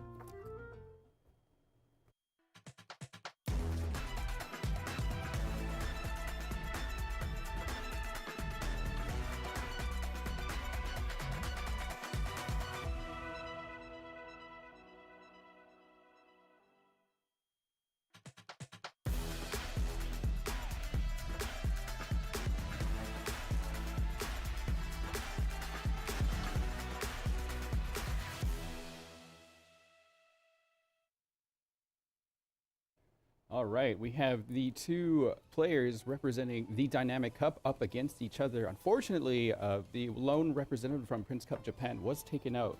Well, only one of his lives was taken out. He will have a chance later to redeem himself, I guess, so to say. I do believe, you know, having 3 different Dynamic Cup participants in today's group is really grueling in some ways because it means one is confirmed to go on to the elimination phase, while one is definitely going to be going home today, unfortunately, because there will only be 2 people advancing. So yeah, this first best of 3 is going to be the upper bracket finals. Whoever wins this will be one of the ones advancing today with 2 lives. Right. And so far from the last 2 days, our first round, the 2 people that paired there, regardless of the other person losing, did make it to the end. Yeah. After all of that. Oh, there's like a pattern, right? Yeah. So like day 1, we had Stranger, who was first place in the Prince Cup Korea tournament, and he won through the lower bracket. Yeah. And then day 2, we had Chikuwa, who was first place in the Prince Cup Japan and won through the lower bracket. I'm wondering, I don't know, there's not really anyone who could follow that pattern today, but we'll have to see how this goes. We'll definitely have to see. Yeah, Voice End also showing us their well below 100 BPM. Oh yeah, right he was so calm earlier. I was watching, his heart rate was like the lowest we've seen, like in the 70s. Very, very, 70s. very calm. That's me when I'm sleeping. Listen, he came prepared. I know he's one of the fan favorites to actually win this tournament, I believe. Very, very strong player. So we'll definitely have to see his showing today if he can advance 2-0. All right. Well, what the matchups were once again the funny mage magic manifestation. We're trying to figure out how to name that magic manifestation. Manifest magic. Manifest magic station. Manifest magic. Regardless, we'll see how it goes. It's going up against the finale deck, so. Finally. Yeah, someone actually commented the other day. It should be pronounced finale. Finale. Instead. Finale. Wait, that's right. Yeah, doesn't Linny have Official. like a line that says like the finale? Yeah. Yeah, that's right. And finale, he usually is the finally. finisher. True. We'll get around to that. No, Voice End's heart rate is actually higher than PP Pig's right now, Oh, so wow, I guess he has PP some is competition chill. in the heart rate. Yeah, what? Something must be wrong here. But they're both below 100. That's the first I've seen. Well, at least you know each other, right? These two players that's do true. know Yeah, each other, yeah. so maybe PP Pig has had some experience Yeah, playing against maybe- Voice End. He knows maybe what to they're- expect. Yeah, maybe they're quite comfortable with each other. They know what to expect, as you said. Maybe they know their strategies, how they think. Yeah, Voice End being the higher BPM here. And that could signify a lot of different things. Most people might not even think about it because, you know, but the moment we see that spike up, we know something is going through their minds. PP Pig, just shut up. Never mind. Okay, maybe it was a misreading. Yeah, maybe the, it was a or the nerves are misreading. kicking in. Yeah. Trying to decide what cards Well, to keep. he hasn't moved yet. He's been looking at his cards and then doing all the math equations in his head. Finally made the decision. Maybe that's what made his mind or his heart race a little bit. Wait, did he keep I Haven't Lost Yet? Is that the card that he kept? Or... Well, let's We'll have see. to see. Okay, I so wasn't PP looking. I was is looking at my going notes. first. Yeah, I was looking at the bottom Yeah. as well. So let's get into this first game here. How are these dice? Die roll is the most important part of the first turn, of course. Tons of Omni for PP Pig. And let's go. What do we got? So, yeah, Ito is kept on PP Pig's side. So I think it's interesting that Voice End actually threw away the seed dispensary, considering it's the only copy he has in his deck. Interesting. What does Seed Dispensary do again? So you can play one-cost cards, not every single one-cost card, but you can play it for free, basically. So it's a zero-cost card, you play it, and then once per round, you can play something that's one cost. And so it's very efficient for getting, for example, like Yayoi on the field. Right. And then you can play Gilded discount. So it's just discount that gives you more discounts. Right, and right. it's really great. So like, for example, that Chef Mao Yeah. in his hand, you could have played it for free if you kept the seed dispensary. So maybe he was hoping for another card, but it still doesn't seem to phase him at all. I mean, so it really depends. I think, especially against a combo deck. Well, it's not a true combo deck. It's not Elan OTK, but like a deck like PP Pigs, Voice End really needs to get as much damage off as possible because he's playing a very aggressive deck. Right. And one thing, I didn't get a chance to talk about this earlier, but one thing I really like about this Mona variant as compared to the child variant is that, Mona does have that quick swap. She has a lot of utility, and her summon is good hydro application when she's not the active character as well. So I feel like actually I really like this variation of the Signora Thunder Manifestation deck. I'm excited to see how it performs. I know it won the first game. I want to see how it does here against an aggro deck like I just want to point out that Manny, I'm going to call it Manny. Manny? What if I call it Station? Fair enough. Manny Station. We can do that. No, I should call it Fez. Fez Station. Fair enough. Fez Tui. that child deck? Child Signora. But he's not there. It's Mona today. Right. But regardless, Fischl's already down to 4 health within the first 8 dice of the match.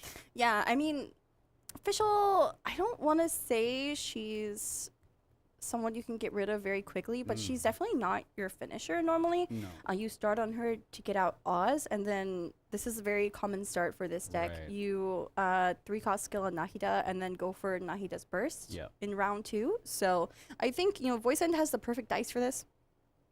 I think that's what we're going to see here. Just set back maybe a little bit. That could come back later. Who knows? We'll see. Yeah, I mean, you end up finishing on Linny. Yep. In a lot of cases, because Linny has the really high damage, especially if he gets those stacks on his passive. So. Yep. All right, we got a Lieben play come out to eat up the rest of the die. Yeah, PP Pig definitely wanting that first turn advantage, and I do believe he'll be able to get off an Electrocharge reaction unless Voice End swaps back. Maybe, I mean, either way he gets off. Either way he gets that off, right? Because Mona Summon is going to deal hydro damage. Yep. So whoever the active character is that Voice End chooses to end on, that is who is going to take a lot of damage at the start of next turn. It's kind of unavoidable. Yeah, so PP Pig is definitely rushing here, which is really good. All right. Huh. Can you explain what happened there? I guess Voice End wasn't going to use that last die in his hand. So we kind of fixed that cryo die in some ways by playing Gilded Dreams 3 Gendro. And then that that reaction there with Quicken is going to deal additional damage on Thunder Manifestation and also draw a card because of Gilded Dreams passive. Actually, so Voice End is looking for card draw. It's basically, it's the same thing as skilling on Nahida normally, but he gets more value out of it with the Gilded Dreams draw. Yeah. So. Okay, I think that was a really good play because it does look like Voice End is looking for a specific card or a couple of cards here. I mean, with this high level play, these players are going to have to look for every little opportunity available to save on dice and do that extra point of damage, right? So that extra card could actually end up counting for something. I did see a Lotus Crisp draw that could come in clutch, especially if Voice End decides to go for that Nahida Burst. We just see PP Pick using Stove on round 2 pretty early. Or not Ruka Devada, sorry. Vorokasha's Glow. Vorokasha, yes. There's so many names like that. It's hard to track sometimes. There is. I mean, we could very well see Yayoi.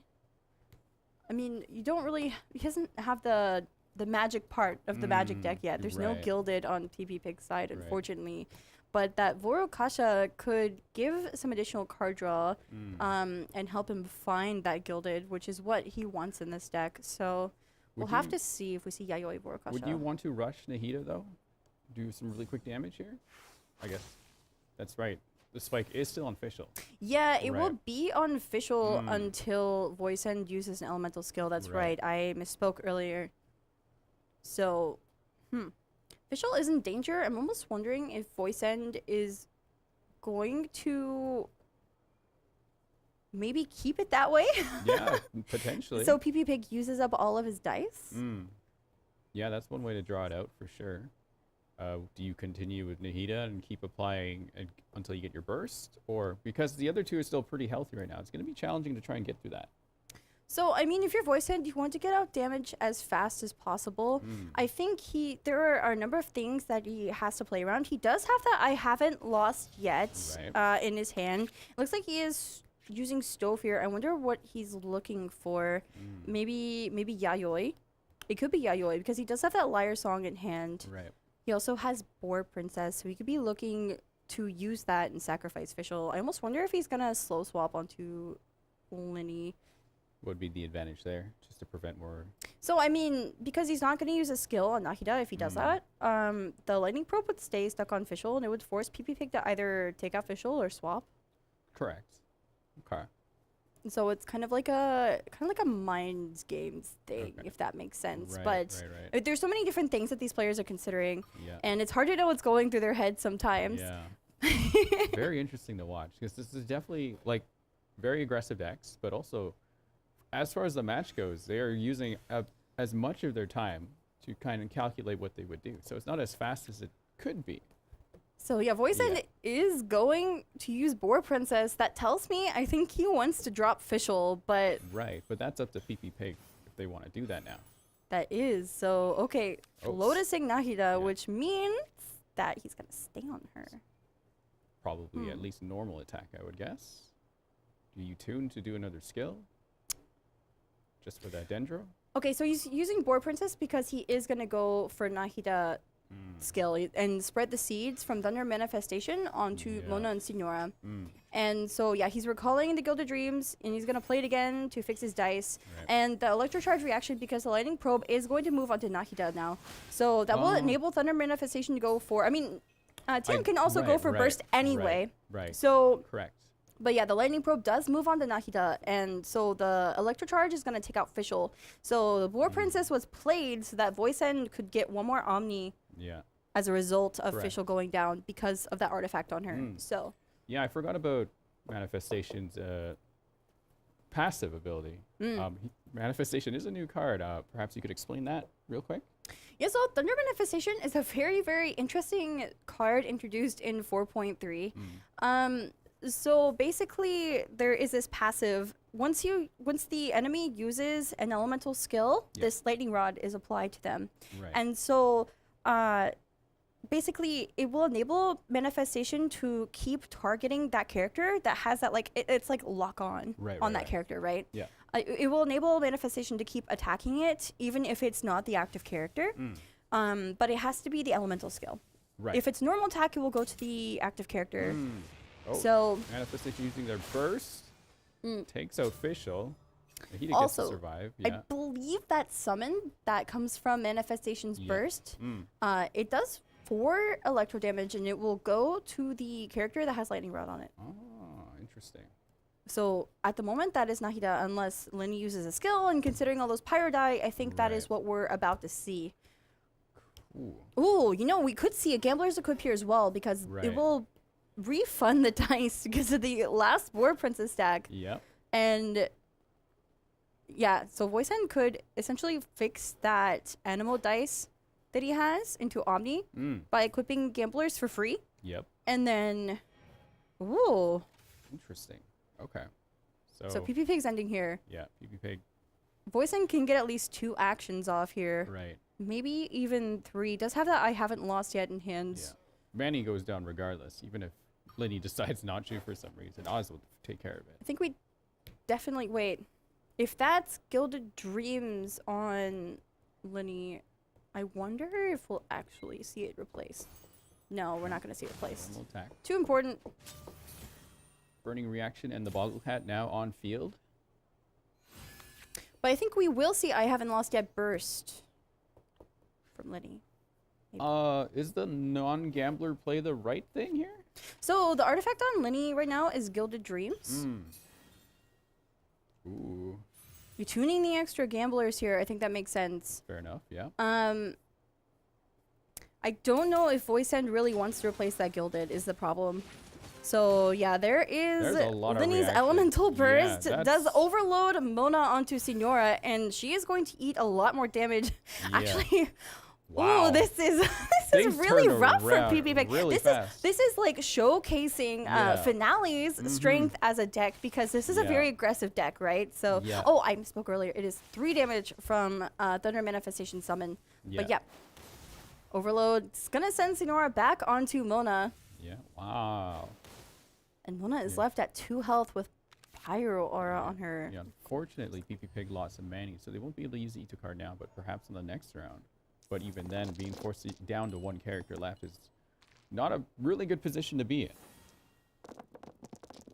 I really do think AC Voice and taking notes here, spinning his pen around. I Yeah. really do think. I mean, PP Pig does have that. Nope. Actually, so Signora, once she falls beneath 4 health, Right. the next round she will transform into Crimson Witch of Embers, and so that transformation is gone. So I actually think that this could spell the end for PP Pig already. Yeah. Nahida's Burst is ready to go. I mean, if there's not really much you can do with Linny at full health, nearly full health, and no elemental auras on him. So this is looking pretty dicey for PP Pig's first game, unfortunately. Yeah. And they both are drawing dice pretty well. It's just Voice End with all those summons on field already ripping apart PP Pig's health. And that is That's definitely impressive. the strength of this deck, you know, Yeah. especially with Nahida being able to spread those seeds across the board. So every time an elemental reaction happens, everyone who has that seeds passive on them is going to take 1 point of damage. It actually goes underneath shields as well. So Right. If you're PP Pig, though, what would you do in this situation? You do have Hash Brown. You definitely probably will sacrifice someone here. So you do have Ito's card to also play. You suppose PP Pig is trying to calculate how much damage they can do in this 1 turn? I think you have to just skill on Mona and get the Hydro Aura on Linny. But yeah, Signora not having any energy points towards her burst, you can't really take out Linny that that well here. Her skill only does 2 pyro damage, and the Vaporize reaction will not be enough to take out Linny, and then you still have Nahida Burst left to deal with. So this is really, really dicey for PP Pig. I think he's kind of just waiting for the end at this point. Well, let's see. Voice End still has to think about this. A liar Like- song to recall that Gilded Dreams, so... Because a misstep could spell the end somehow. We've seen it before. Doubtful. Not at this high level play, but you never know. 10 dice Yeah. and Voice End side. Yeah, I know. It's just spelling like higher and higher, saying, let's end this match. No quick swap in hand. I think he's playing that strategize, maybe look for it. I don't know what seed dispensing. I don't know what those cards are really going to do. You can still play it for value. Yep. Gamblers... Does that make the Gambler also cost 0? Yeah. Okay. No, yeah, gamblers cost 0. So, but it's not a quick swap. Right. Quick swap isn't necessary here. Voice End is definitely on the winning side of this match. I think Voice End is maybe not sure if there is a Lotus on PP Pig side, unless it was played earlier. I don't recall one being played earlier. Right, maybe that's what they're trying to watch out for. There's many things you kind of have to watch out for. Yeah. I do believe that this is open decklist format. So they have like a couple hours before they actually go on stage to look at the decks and try and recall everything. So Correct. Hash Brown, I don't think that's going to be enough though, especially considering Voice End's dice here. But no, Nahida can finish on her own. Yeah. No fresh win on PP Pig side that I haven't lost yet would enable Crimson Witch of Embers to get her elemental burst off. But I mean, one more attack from Voice End and that's it. Signora can also not eat anything else after that Hash Brown. So yeah, there's no real way to protect her. No matter what PP Pig does here, it's just kind of the end. They could still play the Ito card, I guess, if they'd like. I mean, they can. Oh, hang on. What's happening here? Boar Princess replacing the gamblers for free. I haven't lost yet. Just gonna burst down. I respect it. Linny, I respect it. Yeah. Refunds the 2 dice. Could go again. Actually, that overload would take out Nahida, but it is unfortunately not going to be enough here because Nahida's burst will be enough to finish off the Crimson Witch of Embers. Wow. and their voice end has taken the first game in this first best of 3 in the upper bracket. Yes, so voice end. That worked. The one that has been the most calm throughout the tournament, just showing just how how that works. It's crazy because we go from the most calm person really like charging forward to Crimlet, who had like the craziest heartbeat I've ever seen, also charging forward. I like this kind of story that's developing here with all these different like player backgrounds and what they've done and what we've seen actually. So I'm actually quite happy with this matchup and what I've seen here, but we never know because PP Pig was below Voice End for a moment. We'll definitely have to see if Voice End can make it through when we have this legendary matchup between like the person with the lowest heart rate and the person with the highest heart rate, that is Z Crimlet. So we'll have to see during the elimination phase. But so for that match though, was there anything PP Pig could have done sooner, or was Voice End just really lucky with getting all those summons off? I really feel like it's crucial if you're playing Finale to get really good dice rolls early on. If you high roll the deck, you kind of high roll the game. And I think that's what we saw here on Voice End's part, executing it very, very well. I remember that Gilded Dreams equip was actually super crucial. So yeah, so this is a conquest format, so winning with Finale means we will not be seeing Finale again, and that means we're going to see Mew versus the Mona Signora Manifestation deck once again, PPP going with that. So what do we call that again? Well, Magic Manifestation? Manifest Magic? Manifest Magic. Mage Magic Manifestation. Something like that. Mage Magic. Anyway. Yeah, some kind of triple M name or double M. I just want to point out, we were calling it Finally up until today. You just said Finale. Yeah, well, you mentioned that it's supposed to be said Finale. I actually think that's right. So, official, fit, nahidana, okay. We can say Finally or Finale as long as you know what deck I'm referring to, right? Yeah. No, it's just I play the game in English, and I've heard Linny say Finale plenty of times. I think this is probably the best fit for it. I think so too. I think it's very suited to him. It's his deck, I think. There are a lot of different like reaction decks you can play with Nahida because she's very, very good in decks surrounding elemental reactions, whether it's, Burning or Quicken or something like that, because of her Seeds proc and also her burst buffing elemental reaction damage. But I mean, at the end of the day, it is Linny's deck. He's the finisher. It's his game. So Finale. Yeah, sure. That's a deck that I used to run very similar to that, like way before like these cards came in. I believe it was Kale, Xiangling, and still Fischl actually at the time. It was just like throw all the summons out there and just let them do their thing. Kale, Xiangling, Fischl. Yeah. It's almost reaction. Yeah. Here we go. Yes. So once again, PP Pig going with the Mona Signora Manifestation deck. Manifest Magic. I really like the name. Manifest Magic. There you go. It does run the magic engine here with those artifacts and Board Princess and Lyre Song. So. Well, we've seen what's in here. Maybe PP Pig could get a better roll, better hand, maybe perhaps, better setup. We'll have to see what happens. So it's less combo-y than Yulan OTK, and Mona does do less damage. While she provides more utility than Child, she does do less damage overall. And so I think it's a little bit of a slower deck in comparison to those other two variations. So I think up against Finale, which is such an aggressive deck, you have to be really careful. But we'll have to see how Voice End performs with this Mew. Yeah. It looks like a very standard list to me.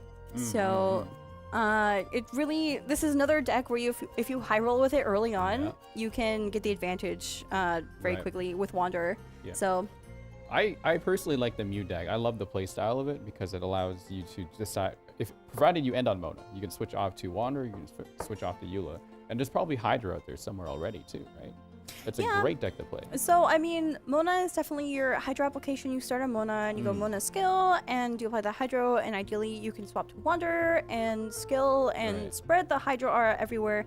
And then you will either stay on Wanderer and kind of wreak havoc with him, or you can swap on Eula. There's like different lines you can play, but normally you'll stick on Wanderer and really go to try to take someone out. I think that's the strength of that deck, that whatever line you play, it's still going to be very, very strong and hard to deal with. So I guess what would be the strategy to try to counter that? If your opponent does not roll the right dice early on. So it comes down to the gacha once again, the very heart and soul of Genshin Impact. I mean, so Mew Mona Eula Wonder is a very, very strong deck right now. I think there's a reason why it has been so consistent in this tournament already and why so many players are bringing it to this tournament in the first place. Yeah. It is one of the top meta decks right now. And so if it rolls well, if you get the right cards early on, especially, you know, if you get that, oh, he's preparing. He's Eyes are prepared. closed. Yeah. He's getting ready there. Yep. But like if you get like Instructor's Cap, for example, on Right. Wanderer, and you get to refund your dice, one dice every time you do a swirl reaction. It's just, it's so easy to capitalize off of those small advantages early and just steamroll. right. So we're just gonna have to see what happens here. Oh my gosh. Heart's racing, but probably not voice sense. Cool as a cucumber. Not sure about PP Pig, but we'll see. Displayed some I think calmness. he's at 100 right now, Yes, almost still at 110 there. 100. Yeah, 100, Yeah. 109. That's like excitement. Yeah, kind it's of excitement. Like, The yeah. stakes are higher. If he wins this, he advances 2-0 to Yeah, the 2-0 to the like two qualifies lives. to the elimination phase. Yeah, exactly, so we're gonna have to see. I mean, whoever loses in this best of 3 is not going to be out of the tournament just yet either. We will be seeing them in the lower bracket best of 3s coming up after this. Yeah. So they will have another chance to qualify. It's really going to depend on this one game. PP Pig drew a really powerful talent card right off the bat. I love Thunder Manifestation Yeah. talent. It's just free card draw. Yeah. It's really, really good. So I mean, if you, it doesn't matter which character you're on, you equip Thunder Manifestation talent to it, and then if you attack the opposing character that has a lightning rod on attached to it, you get to draw a card. And it's once per round, but it's very, very good, especially in a deck like this where you're looking to draw as many cards as fast as possible to get the cards you need out, because you really need that magic engine to get the dice rolls flowing, right? So fortunately for PP Pig, even with the Vorkashas in their hand, they have to go second here, so they can't really take advantage of an extra card right away. Oh Jesus! He just kept it. He didn't even roll the last 2 because he's gonna use them swapping around. Oh my god! Voice said, "Wow." I was talking about getting the right dice rolls with Mew, and here we go. Yeah. 4 Omni, 2 Animo that is going to enable Voice Send to go from Yeah. Mona's skill and swap to Wanderer very quickly here. Yeah, just to explain to the new people that might be watching this, generally you have 8 dice right off the bat. Most of your abilities will cost usually about 3. So you want to try to hope to get as much dice as you can that match each other. For Voice End to just get that many right off the bat is insane. It is very good. And I mean, sometimes you'll see players keeping like 3 dice that are not, you know, they don't correspond to any character's element that they might have, and it's because they're looking to use the same 3 dice to equip something.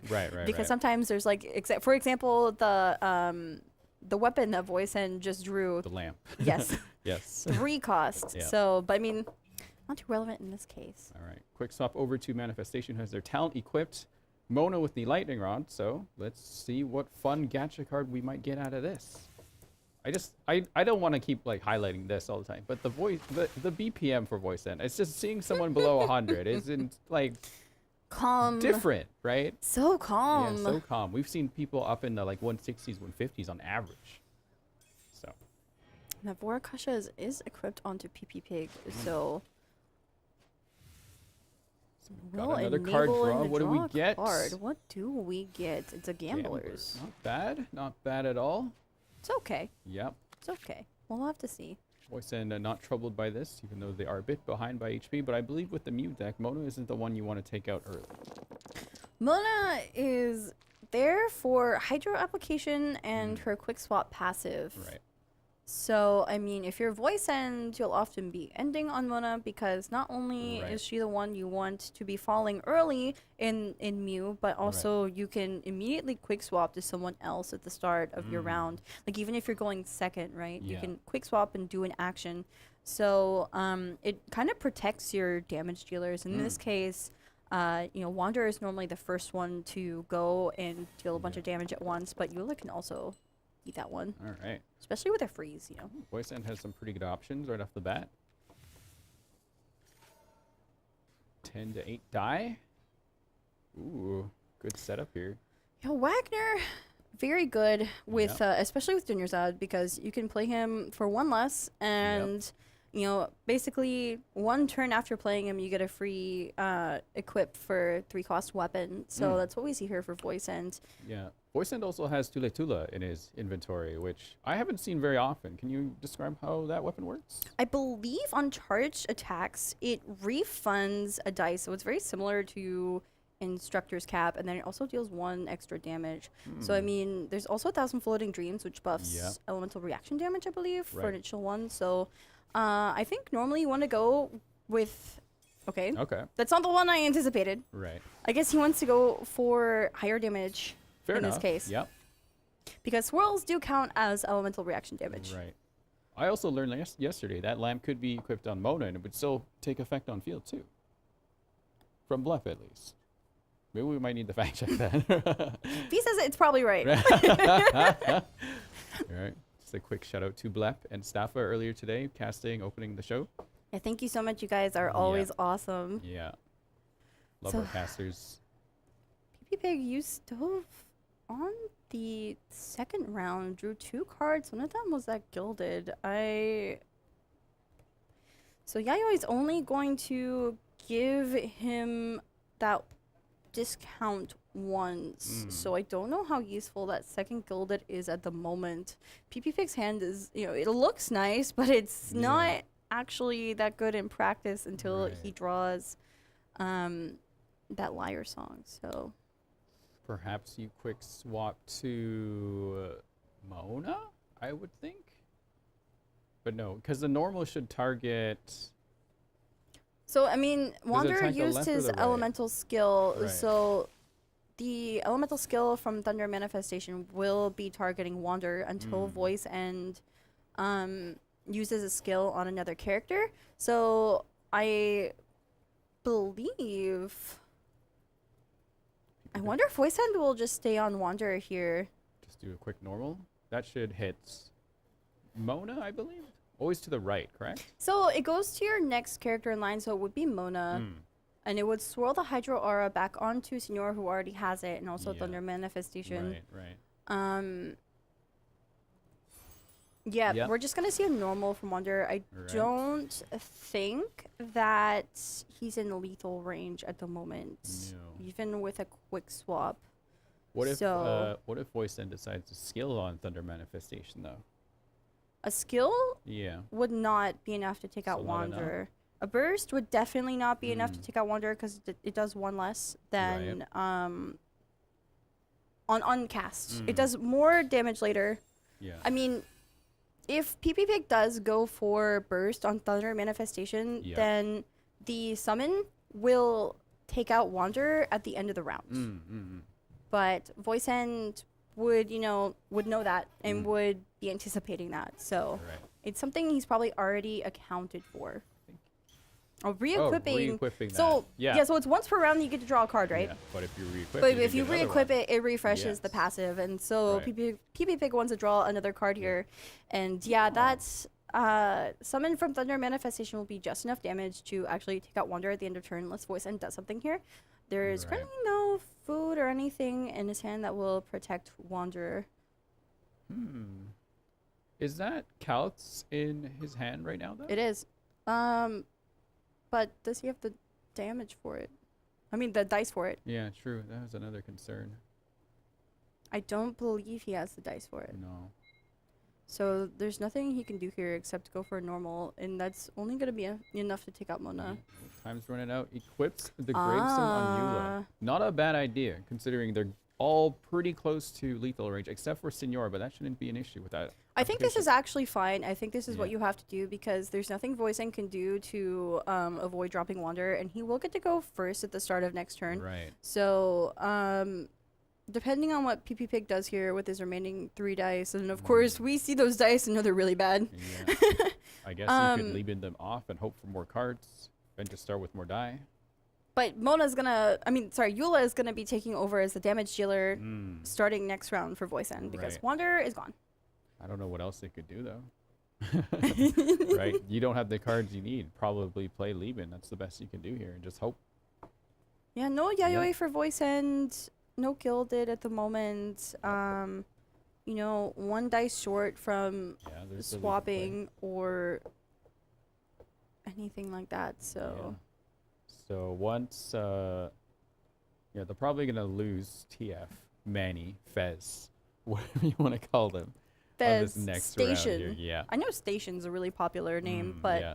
I mean, so if you're one of a casual audience members right now, is Station intuitive for you to know for manifestation, Thunder manifestation? I'm very curious. They swapped over to Senora though. Equipped gamblers. Interesting. Okay.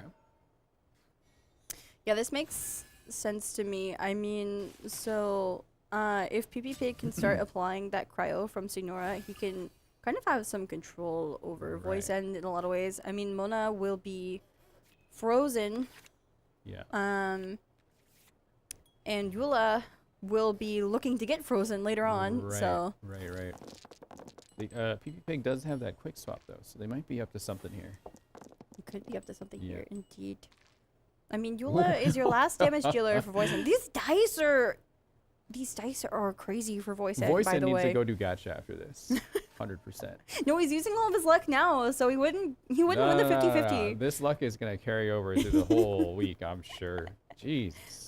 Look at that. That's crazy. Those calcuses are not gonna do much for voice end Yeah. right now. Yeah, even if you need to tune them, like why? Right? Oh, hang on. Fresh Wind just showed up in his hand. I don't know if it was there earlier. Maybe it was there earlier and I probably missed it. Senora is frozen here. A shatter would be enough to trigger the Crimson Witch of Embers state. I think PP Pig is going to be forced to swap. I don't know if it's going to be a quick swap or... You know, I guess PP Pig actually went to Senora not to start applying that cryo, but because she was the highest health character. Right. And also she does have that revive. So correct. He is probably playing around Fresh Wind in that case. PP Pig's heart rate just shot up though. I mean, we're definitely getting to the climax of this match, right? So this might be a send-off, more or less. Too bad Hu Tao wasn't here for me to use that joke, but hey. But yeah, no, this is everyone's within lethal range for Eula right now. What do you do in this situation? what do you do in this situation? I mean, you could quick swap, you could Lotus. It really just depends. PP Pick does have that Gilded Dreams and Liar Song and Boar Princess and Seed Dispenser. He has a lot at his disposal. Also has that I Haven't Lost Yet, so he could be looking to sacrifice maybe Mona. But yeah, I think that Lotus is going to be what comes in clutch here. We do see this quick swap coming out. I'm wondering if it's going to be to Mona. Probably the Mona, because Mona could get a Phantom out at the very least. They did keep the die for it. Get that Hydro Aura. Yeah. Yeah, it is to Mona, and I think PP Pig is going to be looking to sacrifice her here, so I don't know if we're going to see, especially with the Wolf's Gravestone on Voice End's Eula at the moment, I don't think we're going to see a Lotus on her. I think it's going to be saved for Thunder Manifestation. Yeah. So yeah, we do see that Mona skill coming out, and I'm wondering if Voice End is going to take this bait here. I feel like he has... I feel like he knows something that we don't. I mean, these players are playing at a very, very high level, right? Yeah, And as right. casters, as we see both of these players' hands, both Yeah. these players' dice, Yeah. and we're trying to figure out the best lines that they can play on the spot, we're right? going for a kill, it looks like. The normal attack. Yes, that is enough with Wolf's Gravestone to take out Mona. The Gamblers will refresh the 2 Omni dice here for Voice End. And I mean, with Senora frozen, Voice End should be able to get another action off on Eula. Yeah. Do you burst? No, probably not. I think you probably just skill here. I mean, you could. You skill, you get your 2 die. Correct. Was that a skill or that was a normal attack on Mona, right? So Eula gets to keep her skill.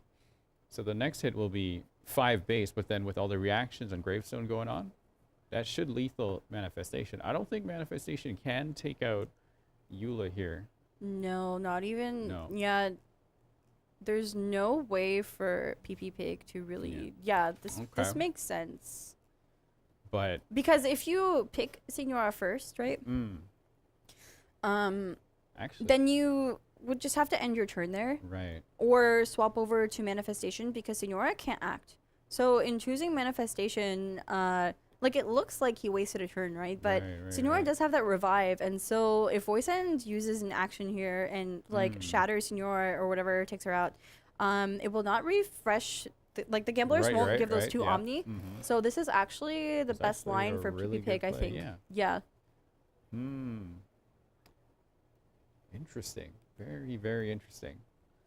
And PP Pig is sitting on that I haven't lost yet. So I think he's waiting for Voice End to use all of his dice before going back on Manifestation. So Manifestation's protected here. Interesting. That makes sense because, you know, Burst is going to be enough to trigger Crimson Witch of Embers. She's still frozen. I was wondering, maybe. Ooh. I think here.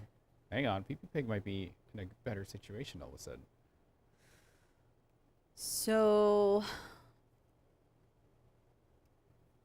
there isn't really any way for Voice End to get another dice at the moment. Nope. So I think Voice End has to end, but he's using the rest of his time to think about what to do next turn because he knows that Thunder Manifestation is going to be dealing a whole lot of damage at the moment. Liar's Song, get gilded. Oh, fair, yeah. Get back your gamblers, fair enough. Getting back the gamblers, Yeah. I think that makes sense, you know. Because that's just in case Eula falls here, right? Right. And this could very well be the case that Lightning Rod is on her Thunder Manifestation, especially with the magic that PP Pig is about to show us. A whole lot of dice is about to come out of nowhere for PP Pig with that Gilded Dreams Liar Song combo. Right. And you see Voice End reacting in his player cam there. He's like, you know, clasping his hands together and praying that PP Pig does not have the dice to take out both Eula and Mona. Right. Did Mona go down this round? Or did Mona go down the previous round? Mona went down this round. I actually think PP Pig has the win here. Ooh. Gamblers with That Ito? Gambler's coming in. Oh no. Yeah, that elemental skill will be just enough to take out Eula. What a comeback. And now PP Pig has plenty of elemental dice to go for a burst here. Go for anything. It doesn't have to be a burst, but the burst does come out. Mona is going to fall here. Wow. Amazing comeback from PP Pig. Wow. Love that. I love to see that. Amazing. 1-1. And again, these players are very familiar with each other, right? They're both qualified through the Dynamic Cup, so they were in the same tournament leading up to this. So they should know each other's playstyles. They know how strong each other are as players very well. And so, you know, neck and neck here. Yeah. I feel like there was a misstep earlier with the Eula play on Voice End's end. Probably should have swapped back to Mona, I thought. And then let's see what... At what point? Can you explain a bit? I can't think back that far, unfortunately. My brain is not that big.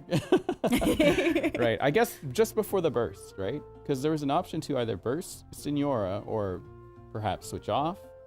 So, I mean, with the cards that PP Pig had in hand, like, basically he was just waiting for Voice End to use up all of his dice.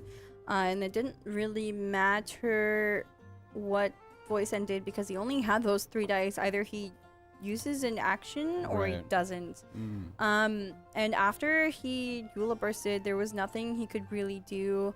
And especially considering PP Pig had that Gamblers, I think it was game over no matter what. I think there was nothing he could do at that point. That Gambler's draw was just way too good. And yeah, that was a very like technically like challenging game to watch, I believe. There was a lot going on. I really feel like that game showcases the complexity that is the magic engine that was introduced in patch 4.3. If you're a new player watching along with us, there's a whole lot happening with the Gilded Dreams Liar Song combo. So yeah, I'm just thinking, because Senora's rebirth happens at 4 HP, right? yes, Right. but I So- mean it doesn't happen. Until the next round. Yeah, it doesn't happen Right. until the next round. So I mean, but it doesn't matter if like Voice End went for the burst there to activate that revive, and then the Eula summon was going to do additional damage. It would either take out Senora or deal damage to Thunder Manifestation. But either way, PP Pig was sitting on so many dice, and the Gilded Dreams and the Liar Song, and then you know, drew into Gamblers and everything like that. So it was possible, like no matter what Voice End did in that situation, PP Pig was going to come through with plenty of dice. He was sitting on like 4 or 5 dice, and he was going to win the game in that round. So no, it's just I feel like it's something so could happen, challenging, right, to think because I about. think from Voice Ends, and once again, they probably didn't know that was in their hand, but they probably thought it was a strong possibility. It could be possible. I mean, these players are definitely, like you see Voice End spinning the pen around at some point. He's definitely taking notes. We've seen the players' notes appear on the screen as well. They're taking very, very concise notes about everything that the opposing player has played and still has left, and they're playing around that, right? So this is a very, very technical level of play. So it's really difficult to understand like what's going on through the player's mind sometimes, but all we can do is just watch.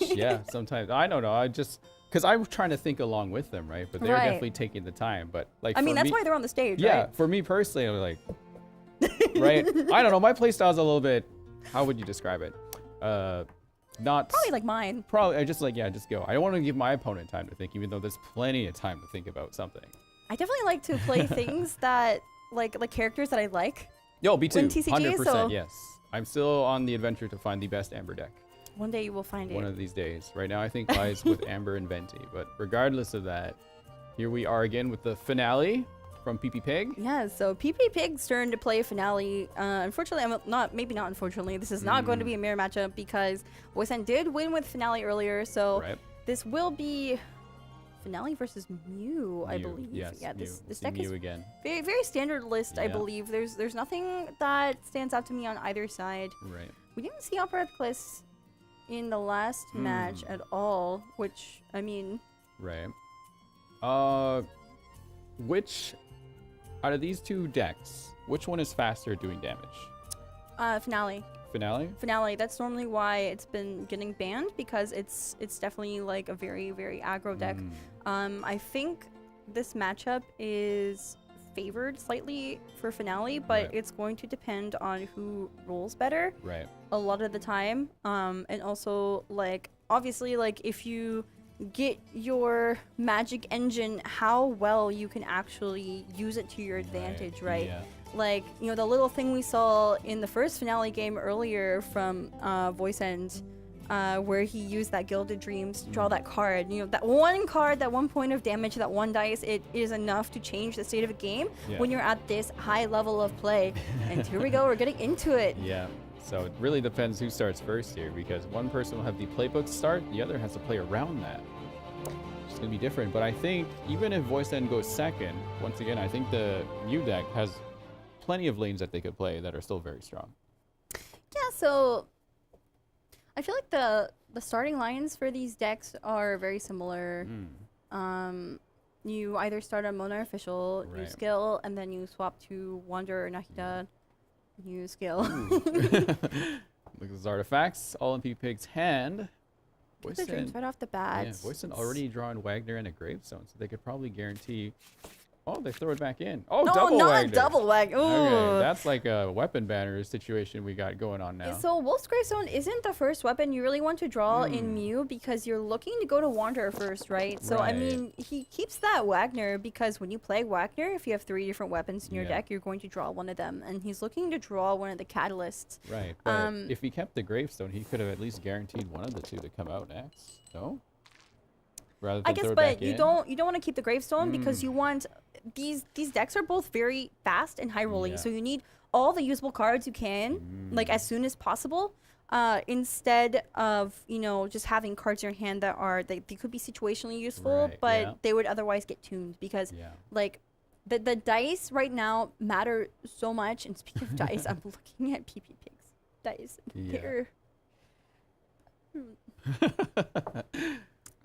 There's only one Electro. Yeah, they're still thinking about it. Yeah. Wow. There's only one Electro for. Oh wait. So. Yeah, Voice End is gonna have to tune one. Probably one of those Wagners is gonna get tuned for Wanderer skill, but PP Pig is not. I mean, no, actually, he's okay. He's okay. Yeah. So yeah, Heart of Caverna's Brilliance coming down on official. And also Sealy, Treasure Seeking Sealy. So lots of card draw. This is actually pretty good for PP Yeah, Pig. PP Pig's got a really good setup right I didn't now. see the Omni Dice before, so this Wow. is actually fine. It's gonna have to tune one. PP probably Pig's heart rate has gamblers. been all over the place, by the way. It's been up at 160, now it's 82. Sheesh. All right. Very fluctuating emotions when you're yeah, on stage, right? The I stakes guess are so. so high here. I guess coming off a win, you feel a little bit more confident. Like, yes, I can do this. I can do this. But once again, Voice End pretty chill for the most part. And these players are Yeah. neck and neck right now, 1-1 in this first best of 3 that we're casting at least today. Yes. The upper bracket All right. finals. What weapon do we get here? We draw. We won the Ooh, 50-50. We did win the 50-50. Oh, wait, there's Lyman. Wait. Yeah, Lyman wait, will be wait, huge wait, right wait, now, wait. I actually. actually think you might play that. Probably a really good play. He's Take thinking, the look at first him, he's round. thinking, he's like, oh, do I play that right now? Yeah, because Mona taking damage here, that's okay, but that seed might be a problem. Well, they can't do it yet, Wait, though. wait. So Voice End, no, sorry, I just noticed something. Voice End Yeah. played Opera Epiclase. I totally missed this earlier. Normally, like, you play Opera Epiclase as a dice fixer when... Right. Yeah, it ends Yeah. up playing... Playing Lieben, yeah. You seem stunned. Yeah, no, so this is fine. So Voice End's gonna Yeah. get that free equip on Wagner next turn. He did not. He's one dice short from swapping to Wander and Yeah. using Wander's elemental skill. I mean, Heart of Caverna's Brilliance is 0 cost, so it did. Opera Epiclase did do what it's meant to do, but in playing Dunyarzad Wagner, he Yeah. couldn't swap over. But that Liben's very good.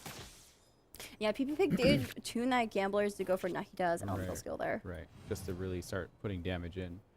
But Voice End does have the turn advantage here. Will the die speak, though? Ooh. Will Yeah. they speak indeed? Do not need those Hydro anymore. No. Please give me Animo. They have enough. But plus they'll get 2 more die from Lieben, correct? Yeah. Yes, and also a card. And Yeah. also an Omni die from Opera Epiclase. Right. So at 11 dice at the moment, they draw Tamias. I'm not sure if we're gonna see that at the moment. I mean, between Tamias and Wagner, you probably play Tamias. Right. Probably try to get gilded out of there as quick as you can. I mean, you could also be a free Gambler's equip. True.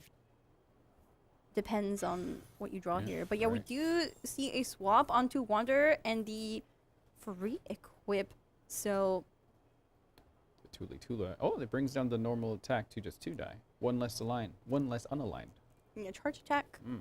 But you want to go for elemental skill here Yeah, because you want the first. stacks of wind Right, favored. correct. So that will enable Wander's normal attacks to actually target the inactive character. The next character would be Linny in this case. So you would fix your die, though, to make sure it's normal again, so you get that discount. Would you bother even doing that at this point? I believe so. You could play Tamias. Yeah. And maybe, I mean, look to equip Gamblers Mm. later. You wouldn't equip it right away. So even if you want to equip Gamblers Right. this turn, you would wait until near the end of your turn, Right, whether it's right. going to be in use or not, because you kind of Yeah. want the element of surprise. Yeah, you want the element of surprise. Plus, also, you never know like who might actually need it at that point. You don't want to have them locked onto a character. Honestly, Voice End is in a very good situation here, just looking at the state of everything. What do you do as PP Pig right now, though? Quick swap? The dice are not good enough to go for Nahida Skill Burst. I'm wondering if we see a swap onto either Official or Linny. There could be a slow swap onto Official just to soak up damage. Then also, Wander would not be able to swirl because the next active character would be Nahida. So his normal attack would go to Right. Nahida and... But, I mean, you don't really Yeah. want Nahida to be taking damage here either. Official's Right, the right. one you kind of would be sacrificing. So, I don't know. But what if he just did something crazy and decides to skill Official anyway? Oh, Yeah. okay, so this makes sense. Using Gilded yeah. Dreams as a dice fixer, basically. Mm. And so we do see the elemental skill coming out of Nahida. Her burst is ready, and that Treasure Seeking Sealy was proc, so he gets to draw those 3 cards.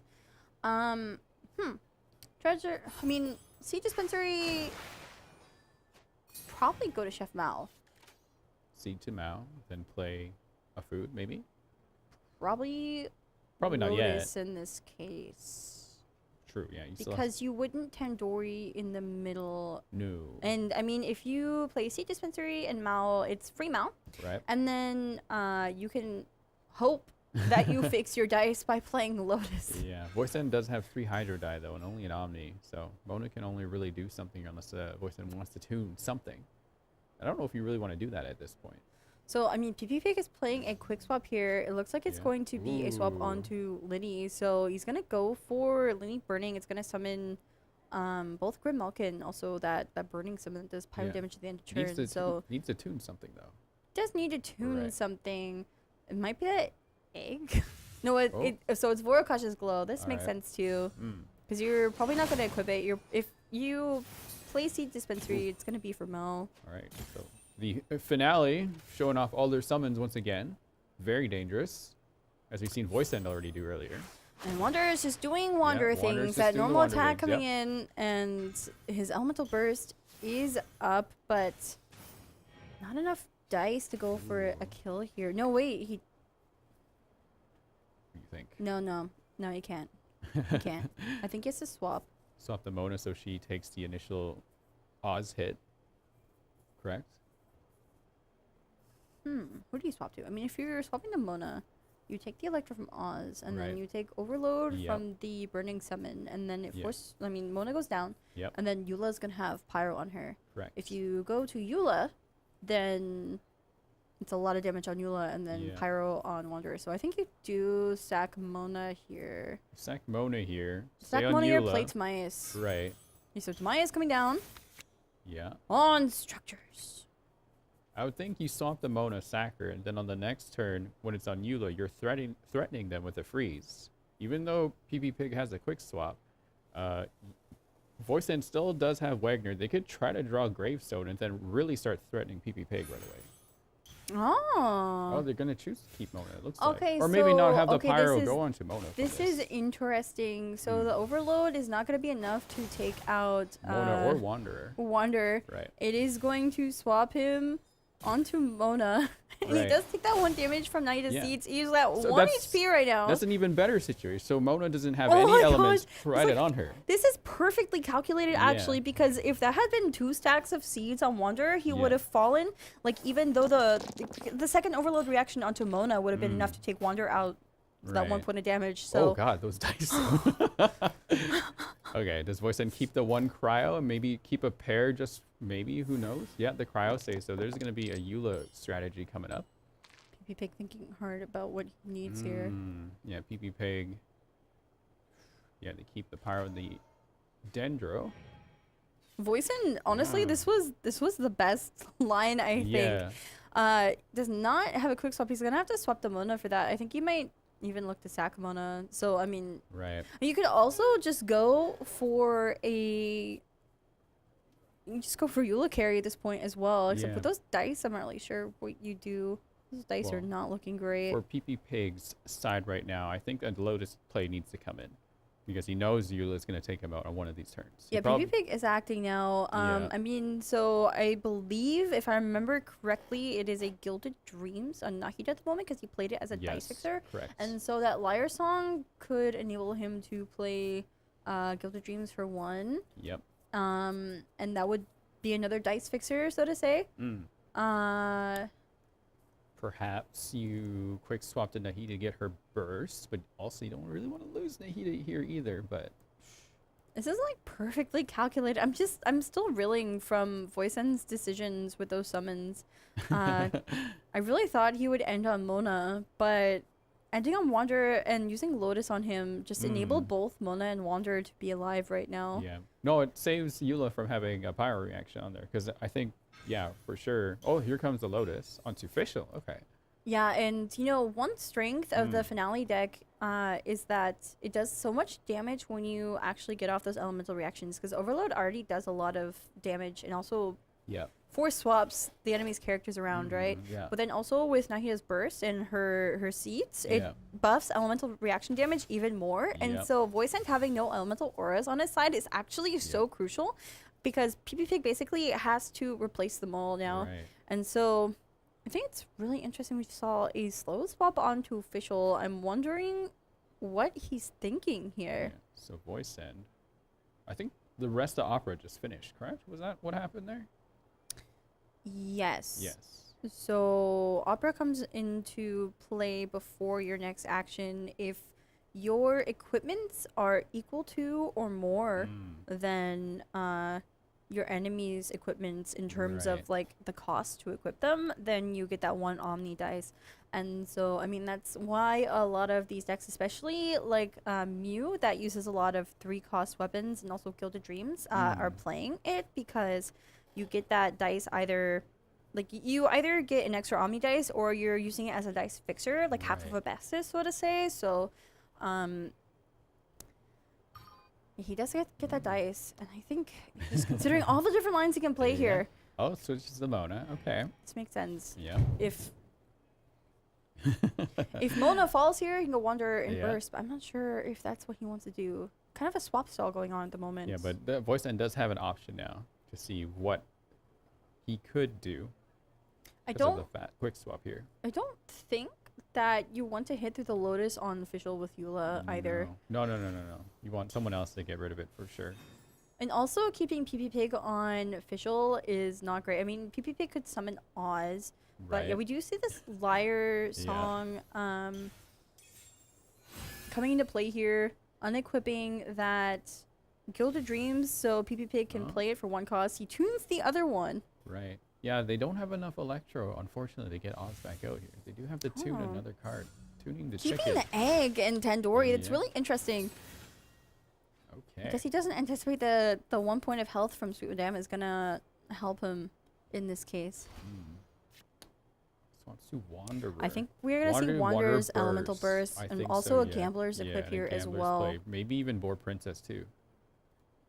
So they can recover a die from his inevitable death. I feel like. Yeah, it's gonna yeah, you happen. Boar Princess, Gamblers. Yeah, but that and Burst. Oh, hang Oh, on, and instructors. Cap. Oh, instructors on. Oh, on Eula. Eula. This makes sense because you're using the stacks on Tamayas to equip it for free. Right. Because it costs more than Gamblers. Yeah, Gamblers goes on to. So yeah, Gamblers, Boar Princess, and that will give 2 Omni when Wanderer goes down, and because you lose both of those equipments on him, both the weapon and the artifact, Correct, and yeah. also taking Official out with his burst will also give another 2 dice Right, because right. of his oh my gosh, all Eclipse, oh my gosh. Wow. So Elemental Burst coming down. This will be enough to take up Official, even through the Lotus. Yep. And she falls. 2 die come back. And 2 dice coming back. All right, you takes a And move now. this is not looking good for PP Pig because both Nahida and Linny have that Hydro Aura on them. Yeah. And Eula is at full health with that Instructor's equipped. This is not looking good Not whatsoever. At all, no. Also, Fresh Wind still in Voice Yeah, End's hand. Fresh This Wind is- might yeah. be... This might be it. You are Yeah. forced to take out Wanderer here because of that Gamblers.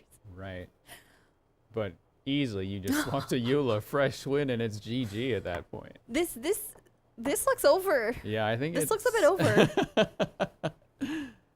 I mean, you could... Oh, wait, hang on a sec. There's an egg still there. You Not could egg. totally over yet.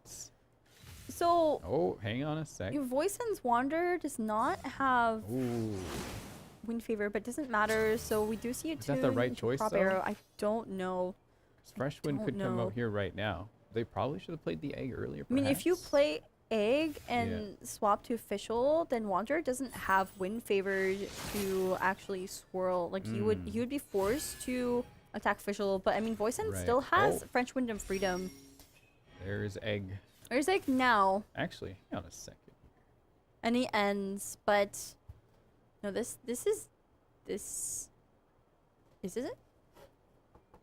Interesting. Eula has Instructor's Cap on. That refunds 1 dice. Yeah. It would give her 1 cryo every elemental reaction that's Right. happening. And she did just get one. Shatter is not an elemental reaction. So she can only take 1 action. Did we at draw the moment. gravestone? No, the other Do lamp. not. That is That's bad RNG. losing. Is that a better option here at this So, point? No. I mean, Voice End knows he can only take 1 action here. So he could take out the Linny. Yeah. And swap the Mona, which I think is what... Oh, he doesn't even do Okay. that. I guess he's just gonna go for a Mona skill. This makes sense. Yeah.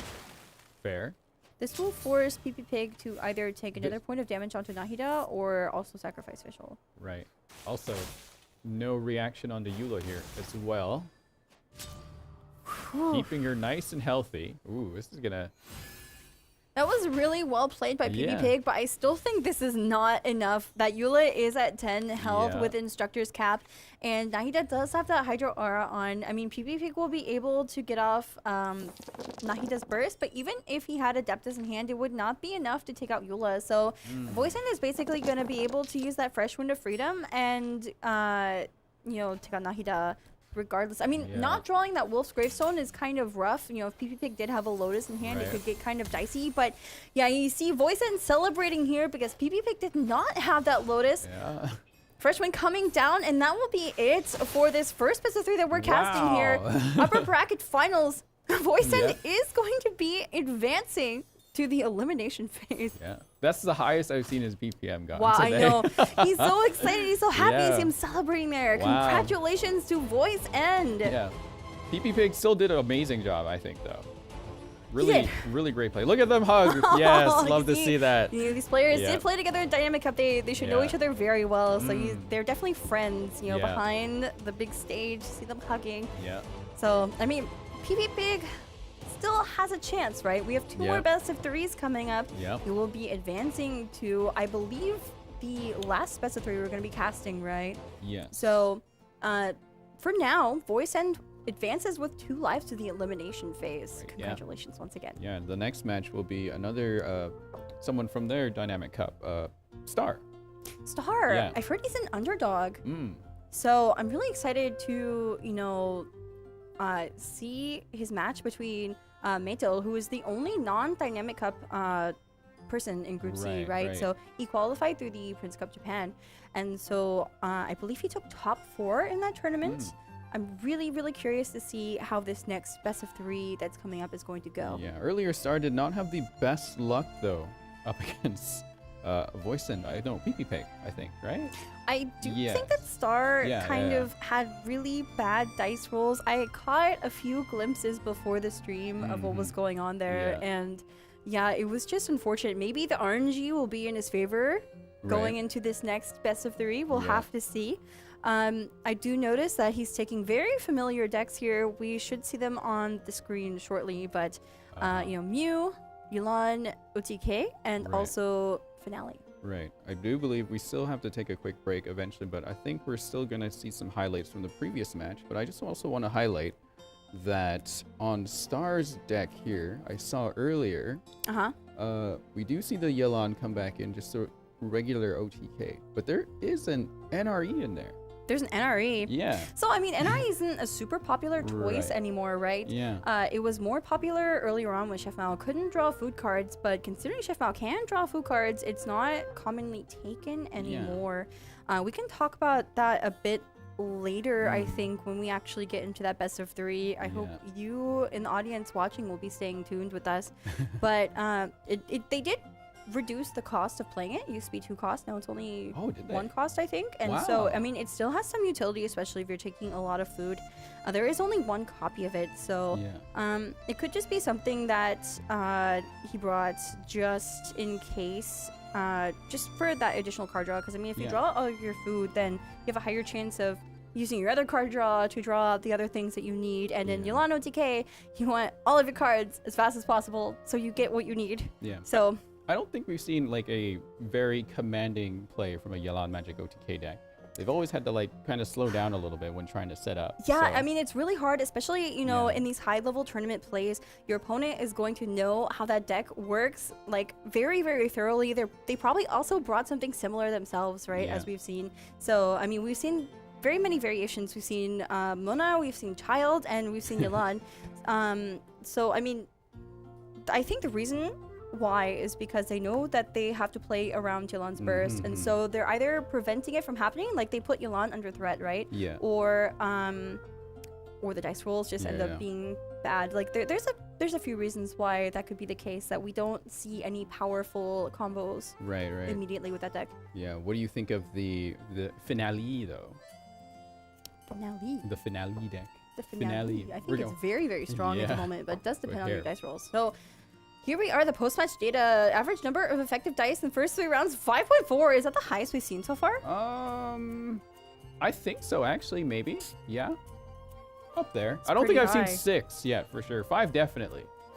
So. I think average 3 rounds. 3.3. That's pretty common with these decks. They're more on the aggressive end, you Right. know. So we are definitely having faster things happening today. I do want to point out the strongest signal strike only being 6, though. That's pretty low. We've seen them pretty high otherwise for most players. Chico having 12 because Yeah. the Adeptus bursted. Yeah. But like, so that just goes to show, like, sometimes like that really big hit, you don't need to do it. You just need to kind of like play your safe plays, right? Do your reactions. Don't never like try to build up for a massive hit. And Oh my gosh. these heart rates. So it looks like PP Pig beat Voice End in it, but I'm sure Voice End had a much lower one. So I mean, we were commenting on how calm Yeah. Voice End was before we Yeah. came and started casting, but I just want to talk about PP Pig's variation in his heart rate. We have Yeah. 81, then we have 171. Yeah. I mean, I can only imagine like the stress you're under in that second Right, game. yeah. If you lose, then like Mm. it's not over in this case. This is Yeah. the upper bracket finals, but I really like the statistic. It's very interesting to see. it is definitely very interesting to see. You get to know. you get to see how someone's emotions can just like go all over the place. Definitely. And see exactly what they're thinking based on just watching their heart rate. Definitely. I Yeah. mean, like, very high stakes. You know, winning that second game would have enabled winning that second game would have enabled PP Pig to advance Right. through the to the elimination Yeah. phase without losing any lives. But He's not completely out yet, though. He's We'll see not him completely later. out yet. Yeah. We will be seeing him a bit later. I'm Yeah. very excited for that It's as well. whoever will win between Star and Metoru coming up. Star and Meteor. Yeah. Very excited. I believe. I don't think Meteor is an underdog, but I've heard that Star is the underdog out of the 3 Dynamic Cup participants Right. in this group. Yeah. So It would be very unfortunate to see Star versus PP Pig, though, too, at the same time. But that's just kind of how it is in a high-level competition, right? Someone has to lose, unfortunately. I mean, so these groups are randomly seeded, right? So yes. it's just by chance that we have 3 Dynamic Cup participants in Group C. Yeah. And so, I mean, one is confirmed to advance and one is confirmed to go home because Right. only 2 people today from Group C will be advancing to the elimination phase. So So I can only imagine they are cheering for Star right now. But yeah, regardless of that, we're going to check out some highlights from the previous match and then take a quick break. But don't go away because round 4 for today, not round 4, match 4, I guess you should say, will begin soon. Stay right there.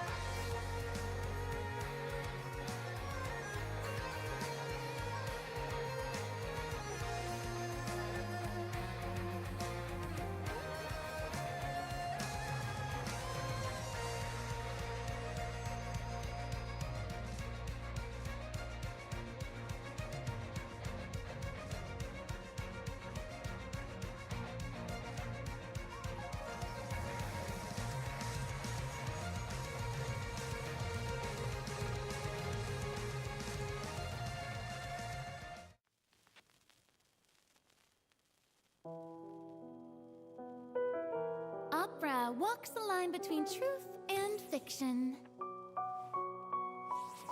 For though the story is fictional, as far as the characters are concerned, their fate is real.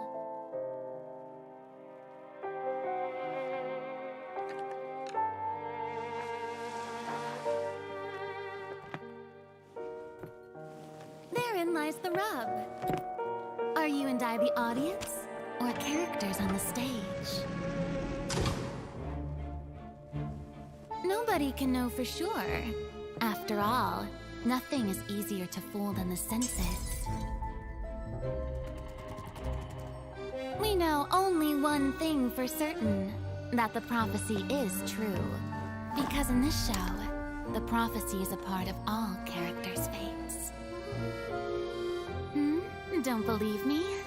So, you still haven't noticed that I'm not even speaking to you. This is just a recording playing in your head.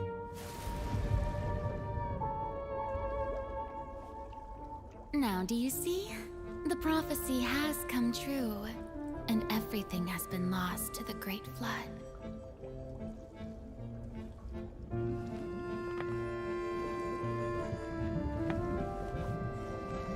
And you are the only one I have left.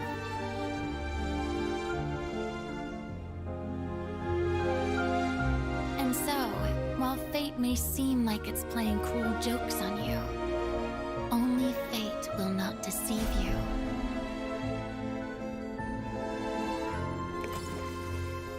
Unless you can first deceive fate itself.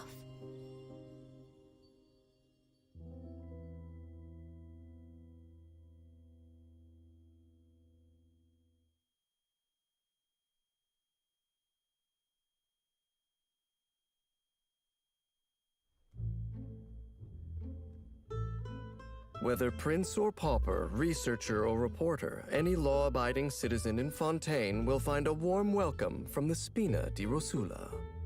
And there's no need to be too concerned about owing them a favor. In the words of the current president, come on, let's be friends. Count me in! Her umbrella shields her from the wind and sun, but also doubles as a firearm. Her geovision adds an extra dose of firepower and is perfectly color-matched to the rest of her attire. Sometimes demoiselle, other times president, Navia's unique style always breaks the mold. Those with the smartest methods always reap the greatest rewards. Navia gains increased rewards when dispatched on a 20-hour expedition within Fontaine. Navia's normal attack can combo up to 4 consecutive slashes, dealing physical damage to enemies. Her charged attack consumes stamina over time to perform continuous swirling attacks, finishing with an especially powerful slash. After tapping her elemental skill, Navia opens her elegant yet lethal Gunbrella, firing off Rosula shard shots that can pierce enemies, dealing geo damage. The more Rosula shard shots that strike an enemy, the more damage dealt. When a party member obtains an elemental shard created from the crystallize reaction, Navia gains a crystal shrapnel stack. The maximum number of crystal shrapnel stacks is limited, and each time one is gained, the duration is reset. Casting Navia's elemental skill consumes all crystal shrapnel stacks and enhances the skill based on the number of stacks consumed. If 1 to 3 stacks are consumed, each stack increases the number of Rosula shard shots fired. If 4 to 6 stacks are consumed, each stack beyond the third increases the damage dealt by this Gunbrella shot. Hold the elemental skill to enter aiming mode, while continuing to collect elemental shards from crystallize reactions. When released, Navia fires Rosula shard shots. Navia's elemental skill has 2 charges by default. At set intervals, Navia will unleash a surging blade when she fires her Gunbrella, dealing Usia-aligned geo damage. After unlocking the talent Undisclosed Distribution Channels, for a short time after using Navia's elemental skill, Navia's normal, charged, and plunging attacks will deal geo damage that cannot be overridden. The damage dealt by these attacks is also increased. A proper send-off from the Spina with love. With her elemental burst, Navia gives the Spina President's order for a magnificent Rosula Dorada salute, unleashing a massive cannon bombardment against enemies in front of her, dealing AoE geo damage and triggering fire support, which periodically deals geo damage for a limited time. When a cannon attack hits an enemy, Navia gains 1 stack of crystal shrapnel. This effect can be triggered once per set interval. The Spina di Rosula has to deal with people of all factions and affiliations. That's much easier when you keep everyone on friendly terms. After unlocking the talent Mutual Assistance Network, for every Pyro, Electro, Cryo, and Hydro member in the party, Navia's attack is increased by a certain percentage, up to a limited number of stacks. Navia is a quick and agile thinker. Only the few who can keep up with her train of thought stand a chance of dodging her Rosula salute. In battle, Navia's main means of attack is her elemental skill, which relies heavily on accumulating crystal shrapnel stacks to fire off extra Rosula shard shots. This is a team effort, as Navia gains crystal shrapnel stacks whenever she or any of her party members collect an elemental shard created by a crystallized reaction. By using her elemental skill with enough crystal shrapnel stacks, she fires more Rosula shard shots and deals greater damage to enemies. When energy is full, Navia orders a Rosula Dorada salute, which provides continuous fire support and increases the efficiency of crystal shrapnel acquisition. As the cannonade continues, geo cannonballs fall like confetti to celebrate a well-earned victory. People have many preconceived notions of what a good leader should look like. Mature and grounded, powerful, even austere. The young and vivacious Navia is perhaps not what many would picture.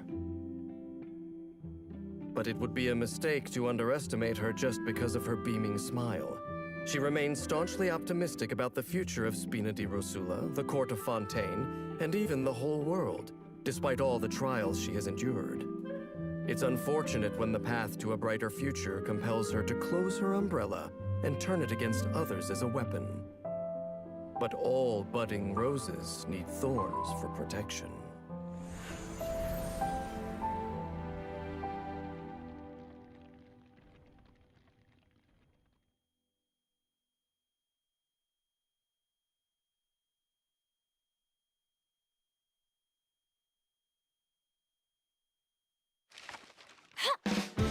As long as I keep digging, it will shake the world like no other news report in history.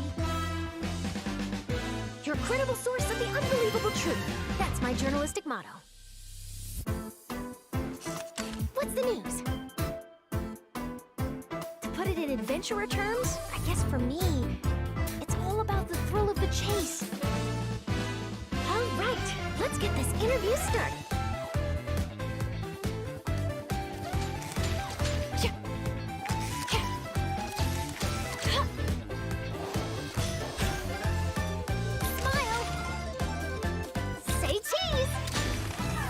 People aren't always very fond of journalists. You know what they say, lies are soft and malleable, but the truth is sharp and inflexible. The time has come for your interview. Ready to be a star? Breaking news! Hard-hitting exclusive! Truth bomb! Morning! Did you read the paper yet? No? No worries. I'll read it for you.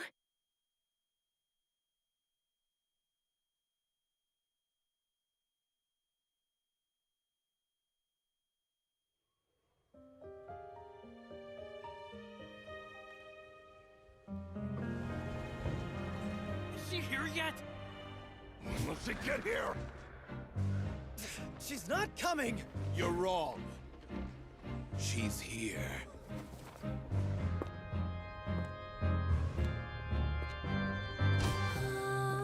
Si je pouvais vivre dans l'eau, le monde serait-il plus beau?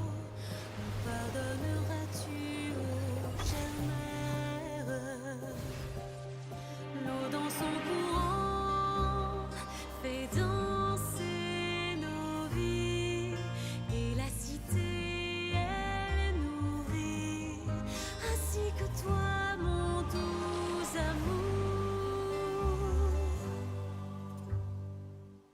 But what about your wish?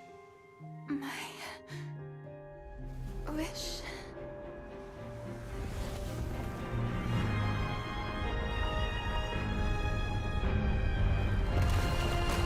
If you become human, you can reveal your secret to no one. You will face suffering and loneliness. Is this truly what you want? Le grand amour ne suffit pas, seul un adieu fleurira. C'est notre histoire de vie, douce et amère. Moi, je serai toujours là, à voir le monde et sa beauté, et ça ne changera jamais, jamais.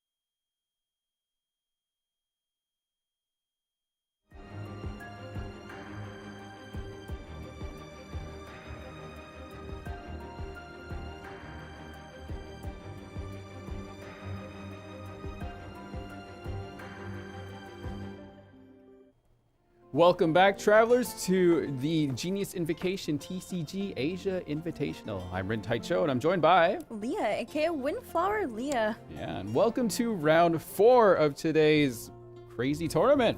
Yeah, so here we are beginning the lower brackets semifinals. Whoever advances here, they only have 1 life for the rest of the tournament, but they will be going on to match 5, and they will be facing PP Pig. Sounds threatening, honestly. No, I'm kidding. But yeah, it's no, like, honestly, this is the match where you have to win or you get sent home, which sucks. Yes, right. Unfortunately, I don't think either of these players won any games. No, that's earlier. another thing too, yeah. So the 2 people going head to head in this matchup, none of them have won a game yet. Star lost to PP Pig, right? And I believe Metoru lost to Voiced, both 0. So one of them is probably at least hoping to get the win. So I expect to see some heart rates going all over the place in this match.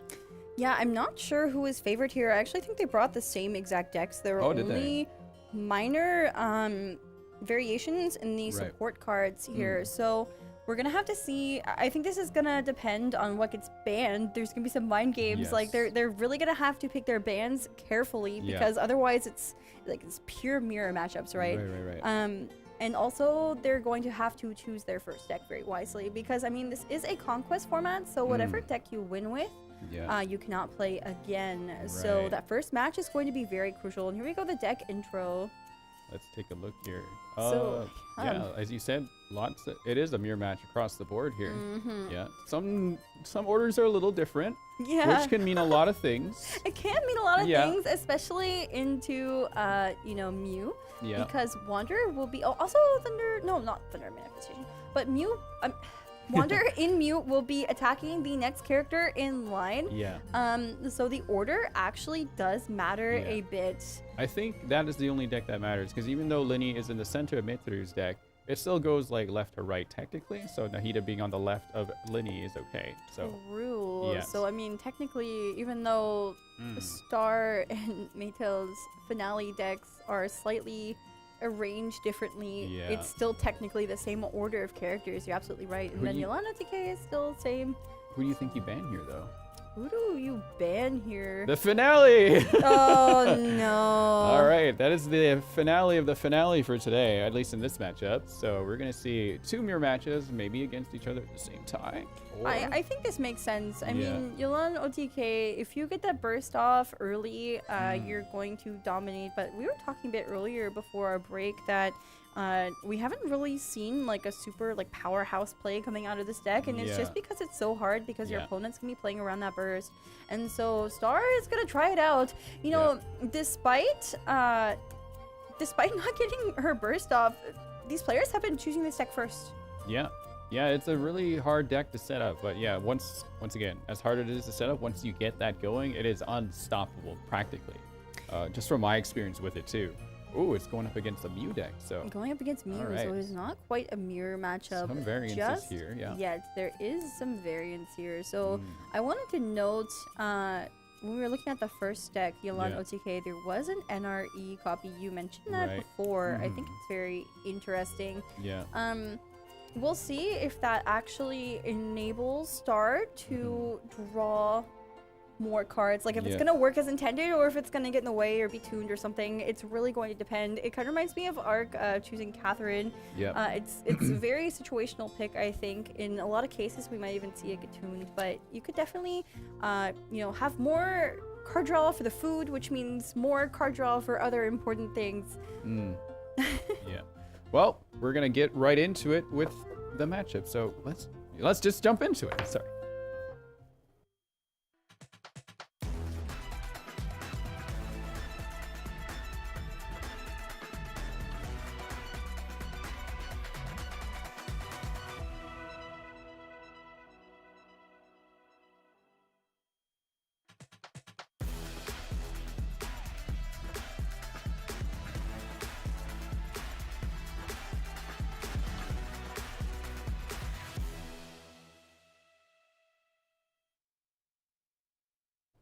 All right, as the players get ready and calm their nerves. Oh, yeah, look at that. Yeah. He's definitely calming his nerves right now. Yeah. So much on the line in this best of 3. Whoever loses will unfortunately be heading home today, so. Ooh, I'm nervous for both of them. Again, none of them have won a match yet this whole time. So Neither of them have taken a match. We'll see if it's going to be a 2-0 for one of these players, or if it will be another 3-game best of 3 for us. yeah, you kind of don't want to leave this kind of tournament though without a win at the very least, right? Yeah, I mean, you think? you want to get a win. This is, the group stage is the first set of games you're actually playing. You are on the big stage here. Of course, these players have been on the stage before. This is not their first showing, as you have had to compete in previous tournaments in order to even qualify for this Asia Invitational. But yes, the nerves are going to be super high, right? Yeah. They're under a lot of pressure to perform, and I think that definitely, affects your decision making on the big stage. It's, it's really hard to just sit there amidst all the lights and cameras and eyes on you and just think very clearly about everything you need to do. All these little tiny decisions that matter in the end to get a slight advantage over your opponent, right? Yeah. So. Yeah, we'll have to see who starts off first and what the die rules look like, because that is going to set the stage for how both of these players will go. Maybe one will play by the book, but the other's definitely going to have to try something else for sure. I know you're pointing something out about the Mew deck that Maytel brought earlier, that there's no other food other than Lotus Crisps. Yeah. I mean, I feel like it can be normal. I know a lot of players also throw in an egg for that extra cheeky revive, but it will definitely be interesting. I actually see a copy of Mondstadt Resonance, which that's what Fresh Wind of Freedom used to be. Right. And then it was so good as a card that they had to change it and make it an arcane, and then give Mondstadt Resonance a different effect. So I would be interested to see that card actually come into play at some point. Matsuru just shot up from around 110 to 132 right now, but Starlight's pretty chill at the moment. Star hovering underneath 100 here, around 93. Yeah. Both of these players taking all the time in the world, letting that timer run down, figuring out what cards they want to keep and what they want to throw away. I do imagine. I wonder if we're actually going to see double junior side. Oh, Maytel is keeping his entire hand. Interesting. Okay. Yeah, no, Matsuru does have a very offensive deck. There is just no room for just slowing down. He's just got to go. So double junior side is really interesting because the first time you play a companion card with junior side, you get to draw another companion card. And so having double junior side, you play one for 1 cost, right? Yep. And then you play the other for 0 because it discounts your next companion card by 1. And then you draw a companion card, and then you play your next companion card, which is that Wagner he has in his hand, for only 1 cost because it reduces it by 1. And then you draw another companion card. So it's actually quite a lot of card draw. And I wonder if Maytel is going to be looking for maybe Timaeus. Timaeus for some. Which specific artifact would you say? Probably instructors or gilded. I mean, it really depends. You really want instructors on Wanderer as fast as possible, and he does not currently have it. So Star leads off first. Probably might play the Sealy just to get some items going, or maybe not the Sealy yet. The dispensary box, then Sealy. yeah, correct? so you go see dispensary box, and then you go treasure seeking Sealy because you really want that card draw. I mean, that Yayoi Gilded Dreams combo, and also the Dream Manifestation talent. Star has a stacked beginning hand here, sure. but I think you do want to get that Sealy out first before you go for Yayoi Gilded play. I think we're gonna see that maybe next round. We could even see it this round, but it might be a little bit early to start deploying those. So I mean. Yeah, of course, Sealy is a pretty old card at this point. If you're a newer player watching along with us today, every action you take, you as the player, it's not your opponent. Every action you take will count up that Sealy counter, and once it gets to 3, you get 3 cards. But it has to be an attack, though. You can't just swap and it doesn't count. Like it's a normal attack, it's a skill, it's a burst. Some kind of damage, something. For sure. Off to Meiteru. Using Opera Epiclese. The best beginning dice fixer. No, not the best. But it's pretty nice if you have more equipment than the other. And looking at Meiteru's side, they definitely have the potential to start getting some equipment. Maybe it depends on what Dunyarzad decides to pull up from the companion pack. Yeah, I think we might even see Meiteru using the double Dunyarzad before going over to Wanderer, because there is a chance that he draws Liben. Yep. So instead of using Wanderer's skill, we might actually see him staying on Mona and going for Liben pass. As for Star, it looks like he's really trying to go for Elan's Burst at the moment. Did start with her elemental skill and has that 1 Hydro die to apply those 3 breakthrough stacks. 2 of them are going to be applied to her normal attack and will allow her to be drawing a card here. Yeah. So Yelana, fairly new addition to TCG, and one of her abilities is card draw, which has proven to be like a really good strategy for a lot of new decks. Yeah, so I mean, one of the main differences between Yelan and Xingqiu is that card draw that is built into her deck at least 2 breakthrough stacks. When you do a normal attack, it will consume 2 breakthrough stacks, and the maximum stacks is 3. Yeah. And it will draw a card and also infuse that normal attack with Hydro. Yeah. Well, there is Timaeus. I wonder if Meiteru's gonna go. I think we might see Wagner first. Yes. Yeah. Looking for Tula. That's Nice exactly draw. what Oh. he wants to see, actually. Nice. I mean, I think you could tune. Probably tune the other. Because you don't want to play the weapon at the moment. I think you tune the other Timaeus and just refresh Mona's skill. Yeah, probably a good idea. You can even just go for normal. But I mean, you probably don't keep that Timaeus. Yeah, you probably want to keep the Phantom out a bit longer there too. Yeah, tuning. Oh, just playing it. Oh, just playing it. Okay. I think this makes sense. I think this makes a lot of sense. Yeah, correct. This does make a lot of sense because going for Mona's skill isn't really going to do too much for you here. Yeah. You don't really need to refresh it. It's probably better to get Timaeus out on the field as fast as possible, especially since, they did change him in one of the recent patches to, like, he can draw an artifact from your deck, right? So I think Meiteru was looking for that Instructors for Wanderer and unfortunately did not find it. And gets to take the turn advantage, so that Phantom will apply Hydro to someone for Wanderer to start swirling Hydro everywhere. It's going to be really beneficial to start that Wanderer wrecking havoc. Is Star actually going to go for Yayoi Gilded Lyre Song play? No, just oh, there's that NRE. Yeah, this makes sense. All right, here comes the feast, starting with a hash brown, first course. I mean, this is pretty good. NRE is... It's very situational. I don't know if it's like an optimal card to take, but I mean, you can take it, especially if you're just running 1 copy of it. It's not bad, especially considering, you are running Seed Dispensary in this deck, so you can kind of play it for free and just draw all your food and then not worry about drawing food when you need to draw something else. Right. Looks like Star is going to save that Seed Dispensary usage for another card, opting to play Yayoi here with his last dice. Ooh. Some good draws coming up here. I saw Minty Meat Rolls on the other side for Star, which is a very, very important part of the Yelan Magic OTK. I saw Maytail like put his hand under his chin like a thinking pose, and I think it's because he drew that Instructors, which is what he was looking for when he first played Tamaya's, but he didn't quite get it. Now he did. So, oh my god, look at those dice, yeah, that's too. very, very good dice. 6 usable die off this turn. Very good. Star, on the other hand, yeah, technically there's 5 there, but do you filter any of that back in? Yeah, we're gonna have to see what they re-roll here.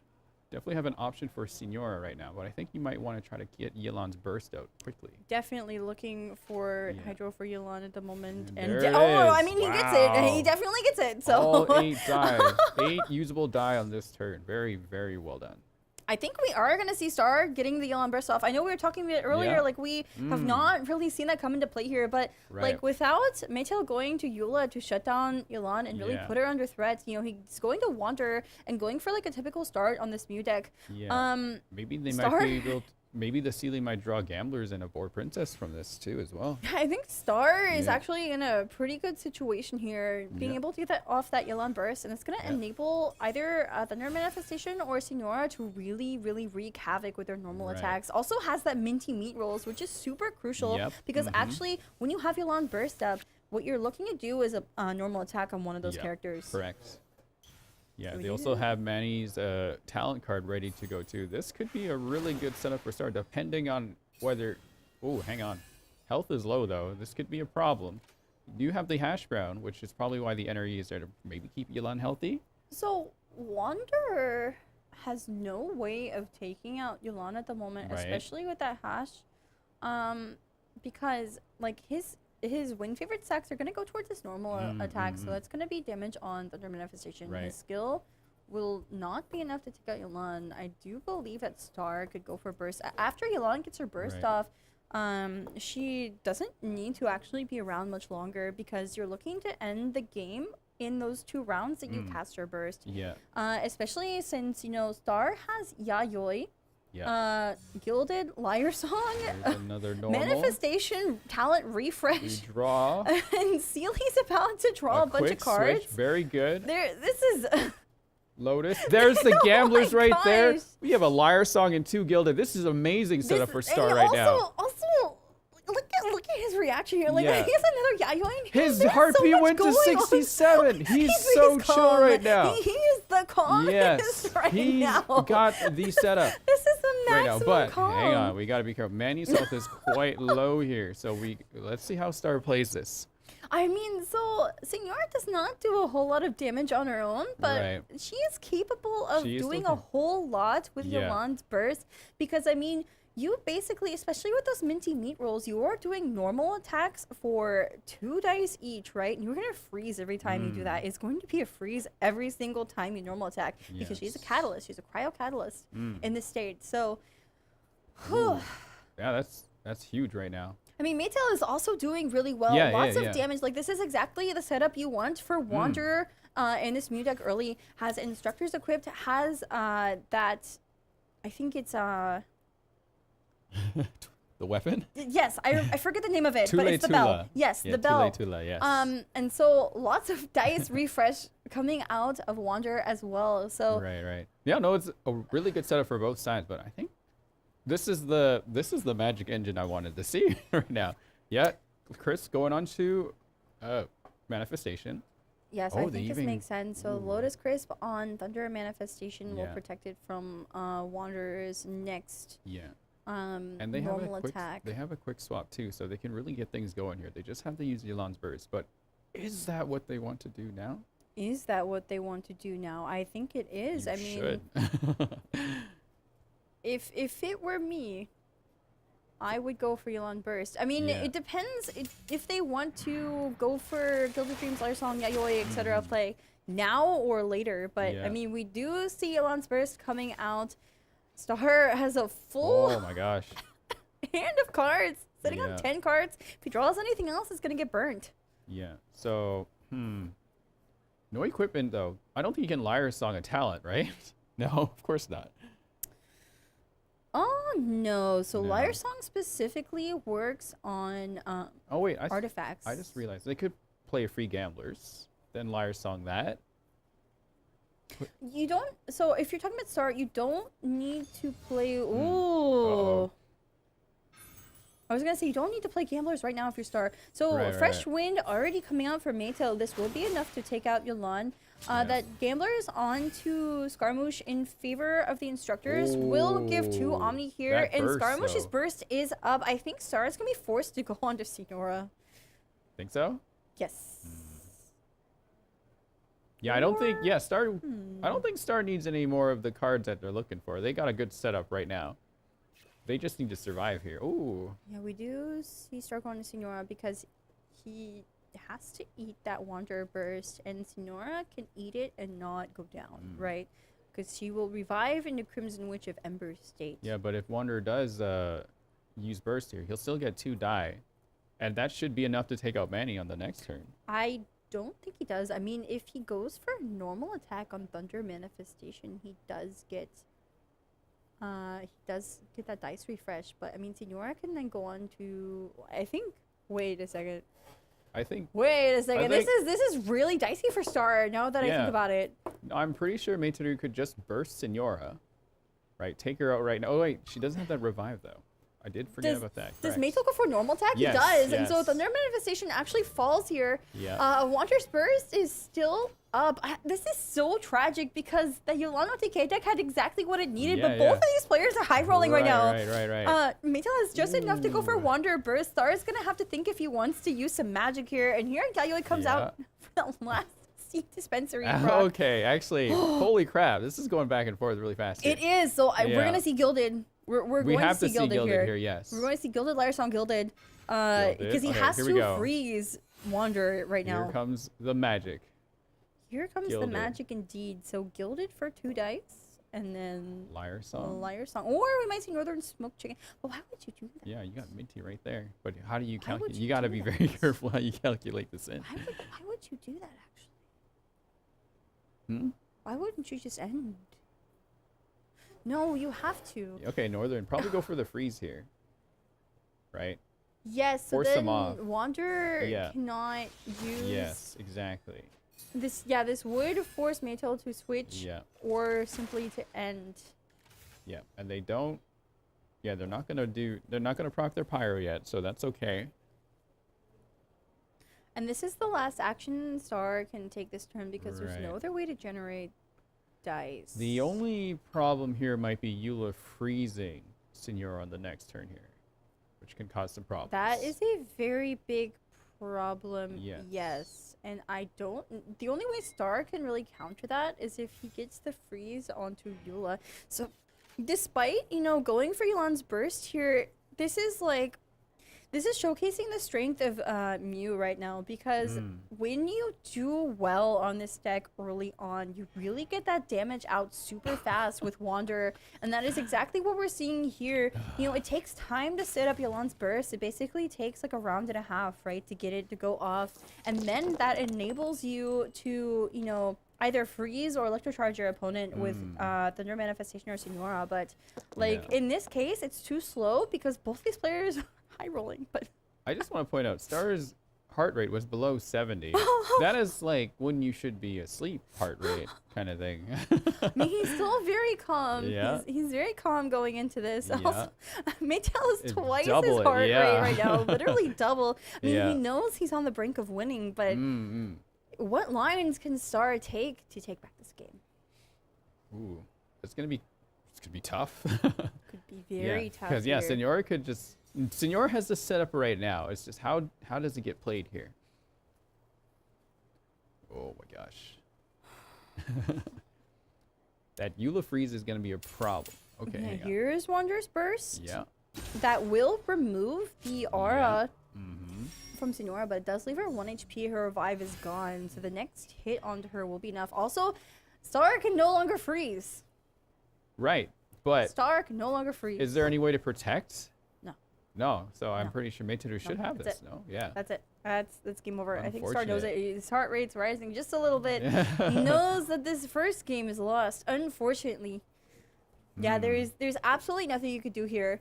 And this is like, this is what's tragic about, like, when you high roll on Mew, Monogula Wanderer, you really, really, really high roll. Yeah. Because Wanderer is able to get out so much damage, you know, with the dice refreshing from instructors and the bell. And, well, not the bell weapon, but, you know. Right. And... Yeah, all we can do is just wait. I don't know what else you can do here. Yeah. Yeah, that was a heal that just went off, right? Hash road. But now you don't get to use the advantage of MMR for this. But I mean, it really doesn't matter. Yeah, it doesn't matter at this point. With the weapon, Wanderer has equipped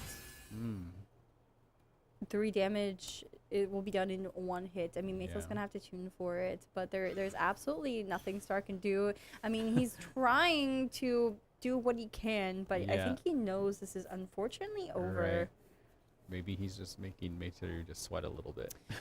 I mean, so one thing, if Star can take out Wanderer, then without Wolf's Gravestone on Eula and no elemental auras applied on Signora, actually it would take 2 hits to take out Signora. To take her out. Yeah. But I don't think he has the damage to take out Eula. And even if he does, Meitel is sitting on 6 dice. This is... It's enough dice. It's just a matter of who's going to be doomed to hit at this point. It is enough dice. Yeah. No, yeah, this is definitely... This is where Star needs, like, Fresh Wind of Freedom or something. Yeah, unfortunate. You just kind of have to wait and see here. I think Star is banking on what cards Meiteru might even have, perhaps. Star is, I mean, he hasn't given up yet. He's playing every line he can. His heart rate just doubled, by the way. Yeah, his heart rate did just go double. I mean, here it is. He's taking his... Yeah. Look at that. What could be his final actions here. Take a look at that, though. 8 Omni Die in hand. Is that weapon that Meitel has Wolf's Gravestone? Or is that the other catalyst? We did see Tula... Oh my god, I forgot the order. How you... Tula... whatever. Doesn't matter anyway. I don't think you would play it anyway. You just go... You just go normal. That is plenty of damage. There's nothing Star can do to protect Signora. Tula, that's what it was. Sorry. That was really bothering me for a moment. Alright. All those Omni on Star's side. Yeah, I know. It's so unfortunate here. Just to see 8 Omni die there is just... It's a very nice thing to see. I don't think I've ever even rolled 8 Omni die yet in my history with this game. And here we go. Signora's Elemental Burst. It will be enough, just enough, that Vaporized Reaction taking out Eula. But I mean, 1 point of damage is all Mona needs to do. Yeah, and I mean, if it were 2 points of damage, Meitel might be in trouble, but... Signora does fall here, and Meitel takes the first game in the solo bracket semifinals. A Mona finish. We don't get to see that very often. Not at all. No, but yes. All right. So, Star's back to the wall right now. What would you be thinking at this point?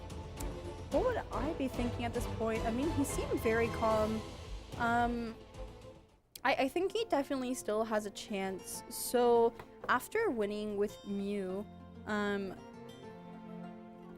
he cannot play it anymore. This is a conquest format, right? So Meitel can no longer play Mew. Right. He will be forced onto Yolande OTK because, you know, both of these players banned each other's finales. So does Star counter with their own Mew? Might even be a mirror matchup. Or, because I mean, either way, you have to be the Yolande OTK. Yeah. We might see Star choosing to keep the same deck here. And just see how RNG decides the next match for them. So, ooh, but that RNG though was really going in his favor. Just unfortunately, just couldn't get that set up with everyone getting taken down that fast. Yeah, it's really unfortunate. Like, both of these players had such good openings, but I think, you know, when both of these decks high roll, I think Mew is just a little bit faster than Yolande OTK because it takes time to set up Yolande's burst and really go for it. And here we go. So it is going to be a mirror matchup, Yolande OTK versus Yolande OTK.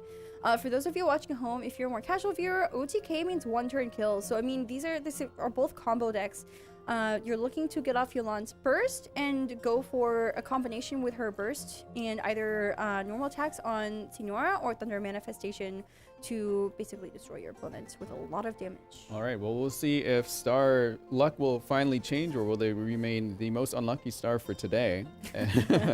But yeah, no, definitely going to have to see how these the coin flip goes, the die rolls, and see who has to play around who coming up here.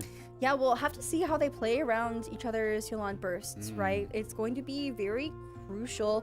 We might even see an unusual start where you go on Signora and either go to Thunder Manifestation, hope to get a what's almost a first turn kill with Signora's Sheer Cold passive, or if we're going to, I don't know, there's a lot of mind games you could play in this mirror matchup. We're gonna have to see how these players are gonna handle it. Also, it's gonna depend on who goes first, I think. Yes, so 100%. That is the most important part of the next match coming up here. Who will go first? Who gets to set the tone for how things are gonna play out?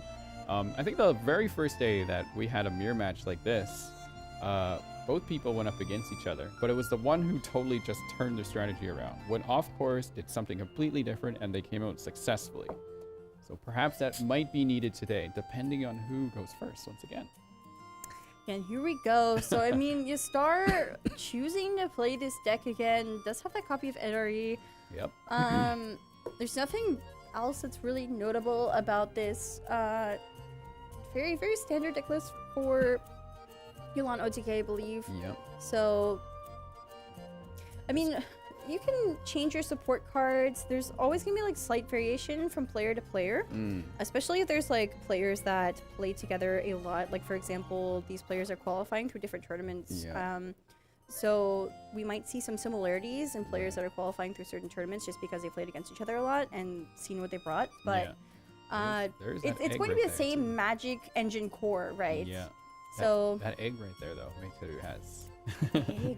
So much food. We saw an egg player, I think, on day one, where egg came in, but then could not eat the chicken, and it was on this exact same kind of deck, right? This deck is cursed.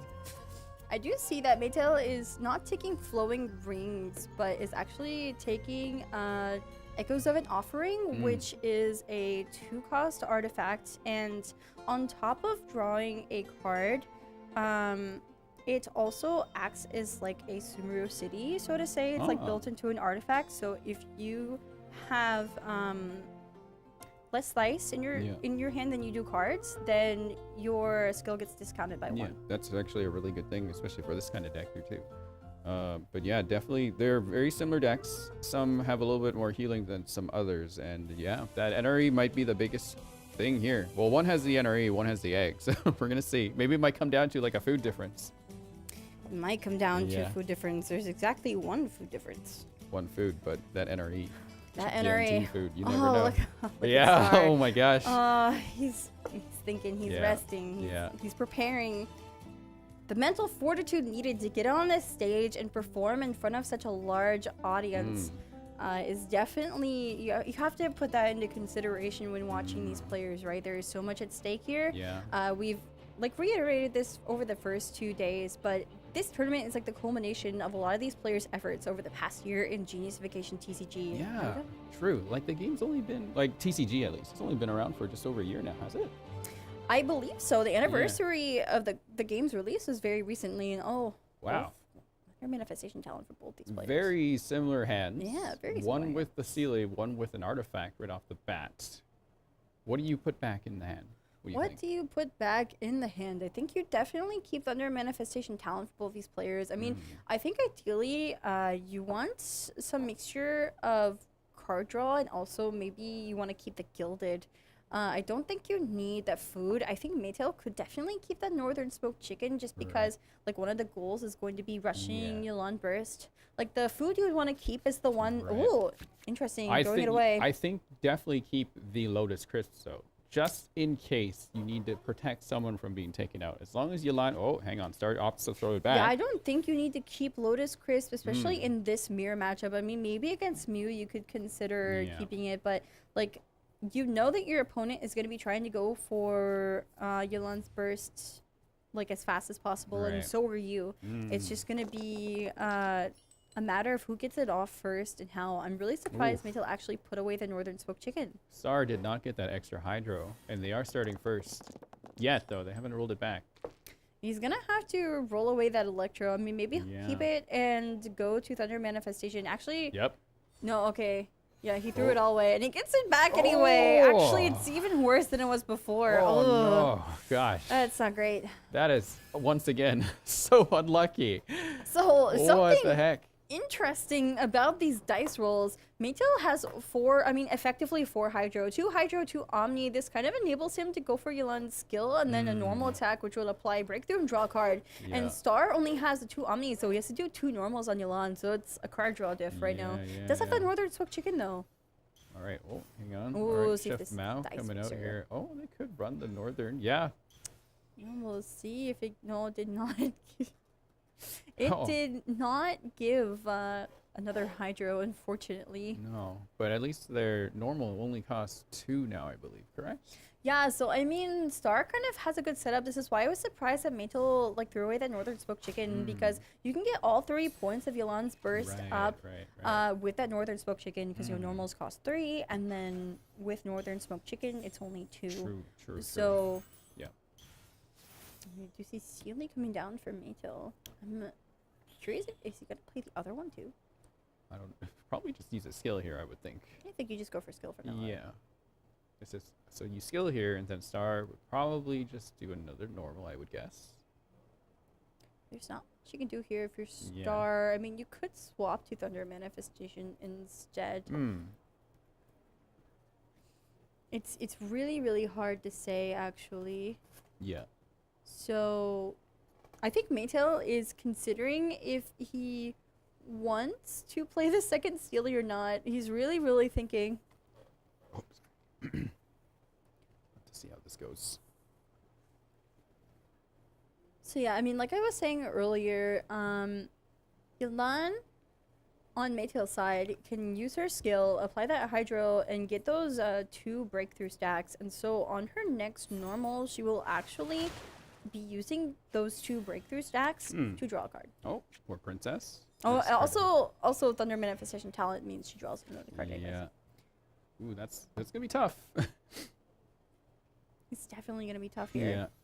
Oh, both of them putting the talents down. Oh my gosh, my heart's starting to race a little bit. Gosh, what is my? No, mine's still lower than most. It's a little bit higher than usual. All right, another card. Ooh, quick swap. That's gonna come in handy. I wonder what you tune here if you're Star, because I think you definitely go for that extra point on Yelan's burst. Maytel does play that last Sealy.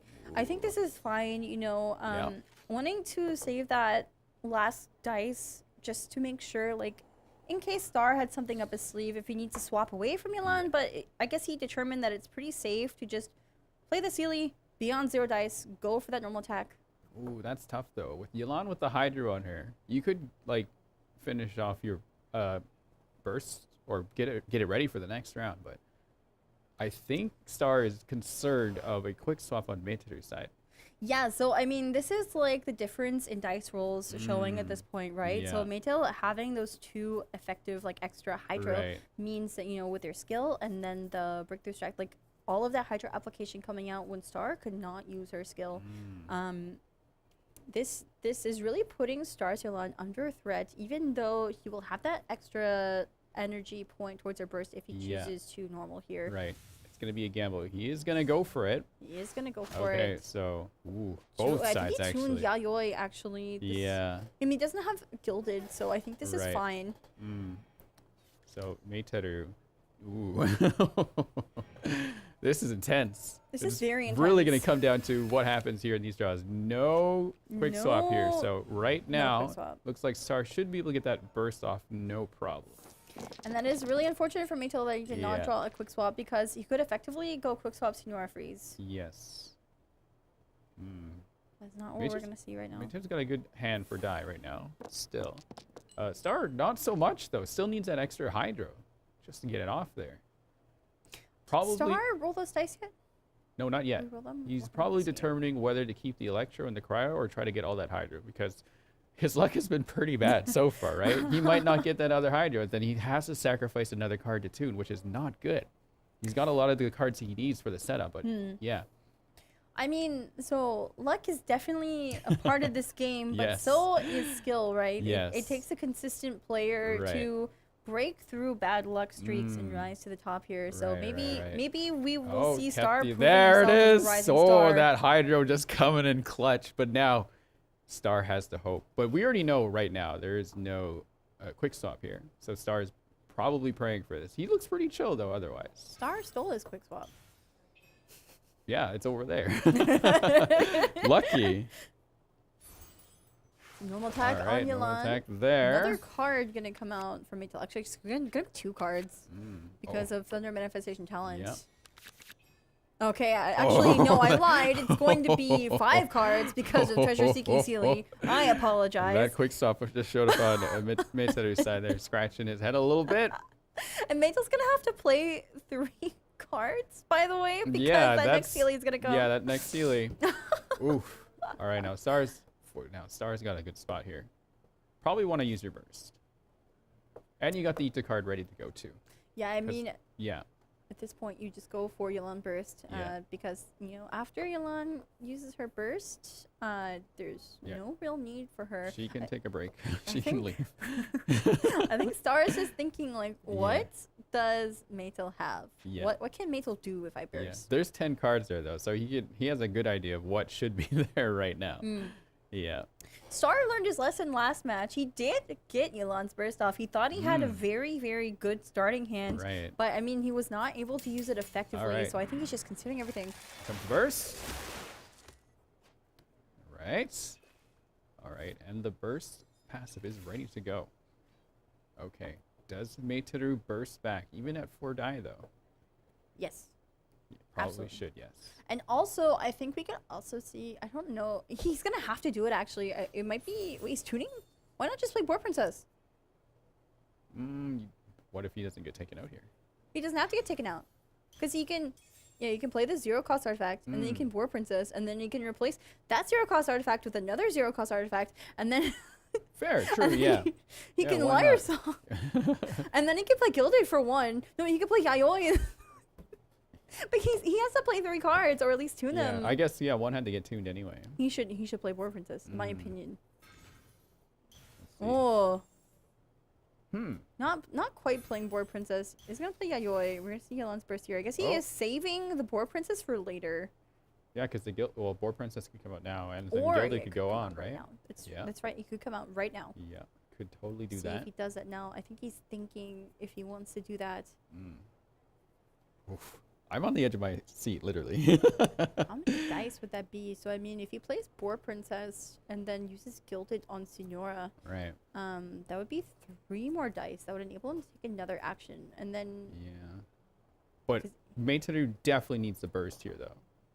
yeah, Mayteru will end up bursting. I think he's just thinking what he wants to do after he casts Yelan's burst. I think right after that, though. Yeah, there's gamblers on Star's side. They could totally snipe Yelan because she has the lightning rod on her right now. Get some die back and probably start getting to work. Yeah, I think if you're Star in this case, Star looks a little anxious right now. Boar Princess on Yelan, probably Gilded play? You should be Gilded on Signora, yes.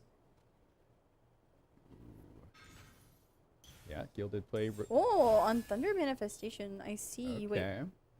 Okay, I guess he's anticipating that Yelan is going to fall here and give that additional dice for him. Yeah. So he's putting that decision in Oh my Star's gosh. hands. This. Oh my god. What is going? Oh, the egg. Oh, the dispensary. egg. Hello, egg. Oh, the wonderful egg. Wait, that's Seed Dispensary. Wait, is that Yeah. 1-cost food minty meat rolls? Yes. Was it? Sorry, I wasn't. In Maytel's hands, not in Star's hand. There's a Right. 1-cost food in Maytel's hand. I'm trying to remember what it was. If it's minty meat rolls, I don't know if it's gonna be used this turn. He does not have Covenant at the moment. All right, here's the switch to manifestation. Will the manifestation begin? Oh, Mayteru's heart going up. Star's staying quite chill. I'm surprised. He looks like he should be super concerned, but he's actually really chill about it. And this should be a gambler's equip into a kill onto Yulan because the Yeah. Electro Charge will be enough to take her out. Star's thinking. Look at his player cam. He's really thinking. His heart rate's low though. Oh, seed dispenser. Ooh.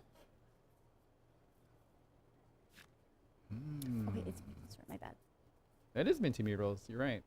It is right there. So I mean, with that seed dispensary, Maytel can essentially play Chef Mal for free. Yep. And then when he plays Minty Meat Rolls, he would be able to. Another random die, correct? Yes. Yes. You would be able to normal Yulan. I don't know if it's what you want to do No, here. no. You probably want to save that. I don't know if it's what you want to do here. Quick swap. Quick swapping away.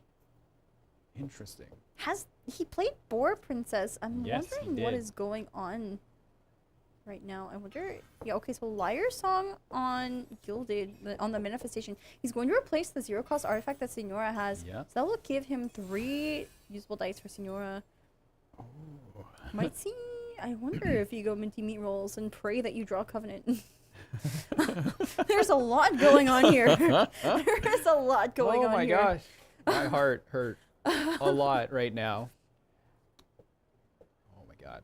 If he does play that Minty Meat Rolls, he will freeze Thunder Manifestation, Yes. and those 3 Electro dice are Wait, you it's should gonna get be so tragic. Should you get Chef Mao before? Oh, Huh? hang on.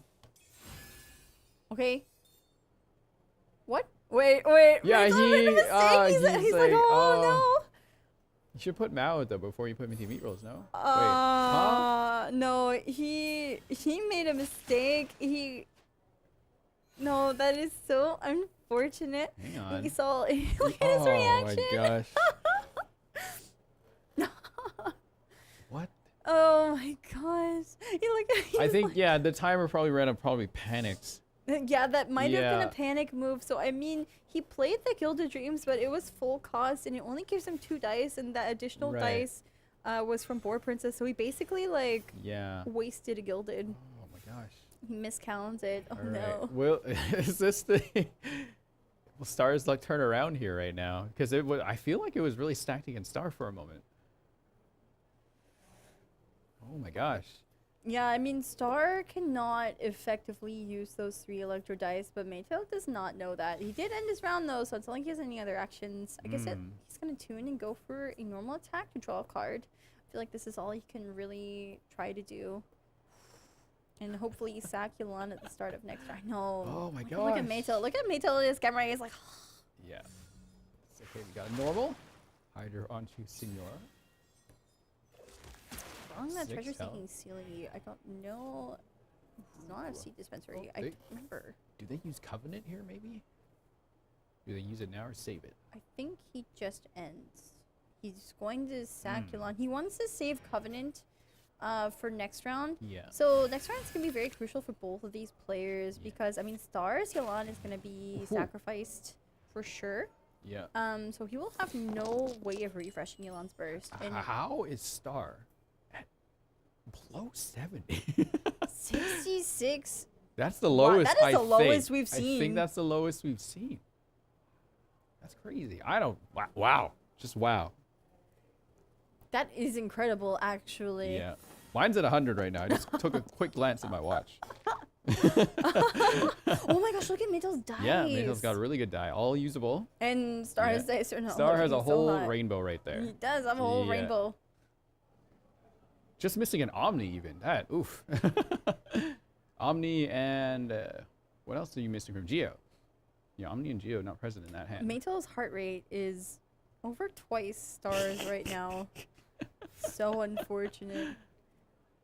Let's see. Oh, I feel like I'm watching a chess match. Yeah. It's very, very like precise turns here. This is supposed to be a very fast deck, but I feel like this is a stall at this point. Yeah, I mean, so Maytel uses 1 dice to swap to Thunder Manifestation. I think he anticipates the Star might have that. I haven't lost yet, but I don't know why. I mean, I guess he doesn't really want to stay on Senora and freeze.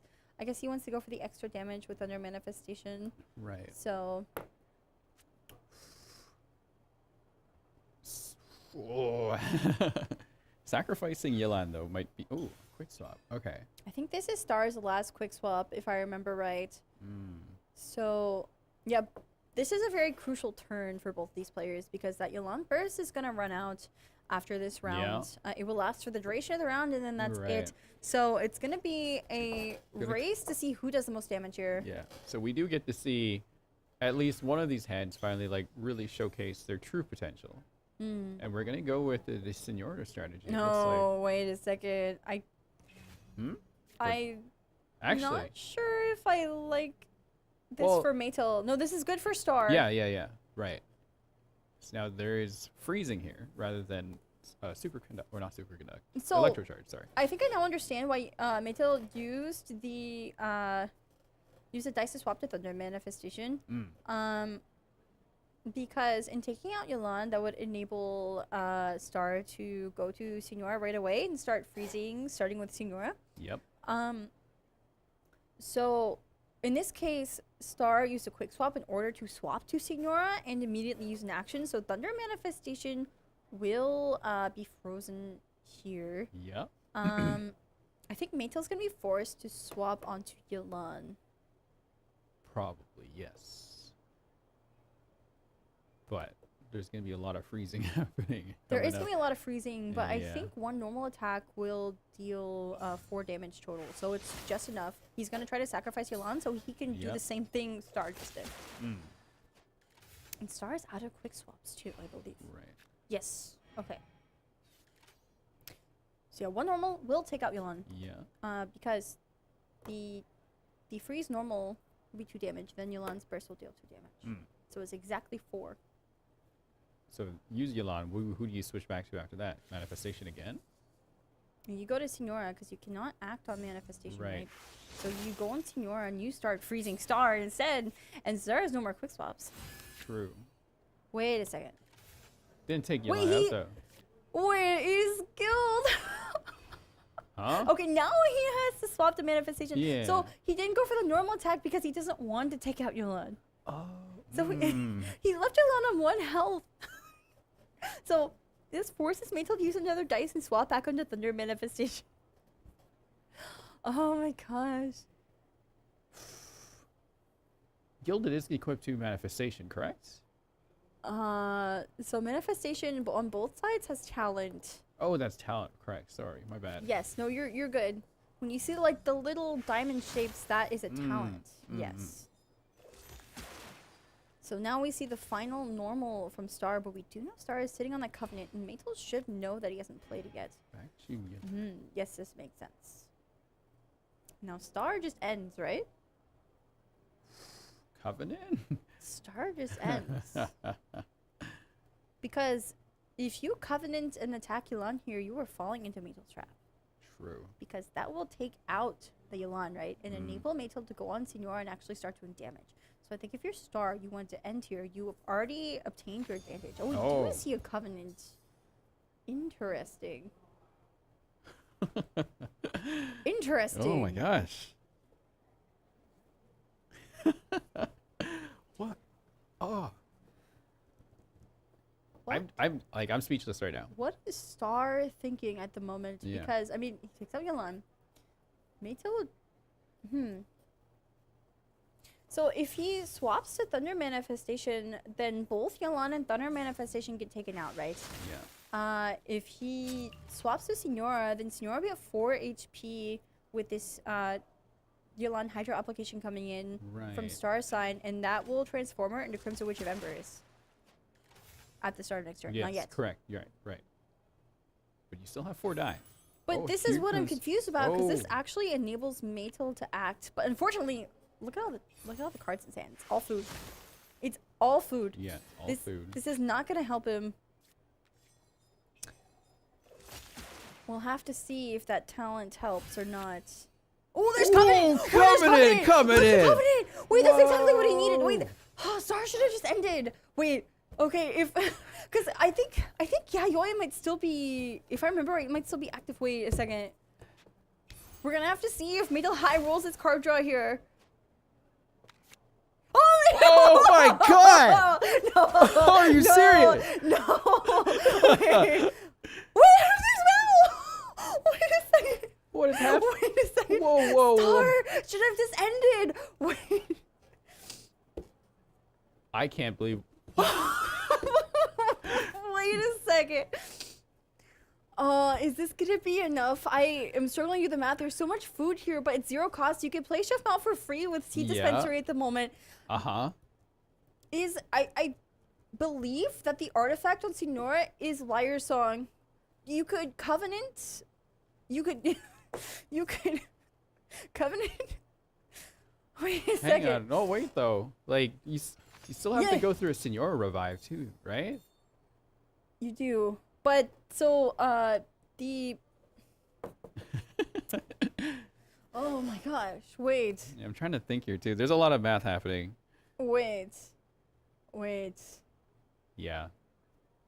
I'm sorry, viewers. We were just like really into this right now. Out of this for Maytel, because I don't think a normal attack, like just like a regular normal attack, is actually enough to transform Star's Signora into Crimson Witch of Ember's state. I mean, if it was, like if say Maytel did a normal attack on Signora and Signora like transformed, then the Yolande burst would come in and take Signora out.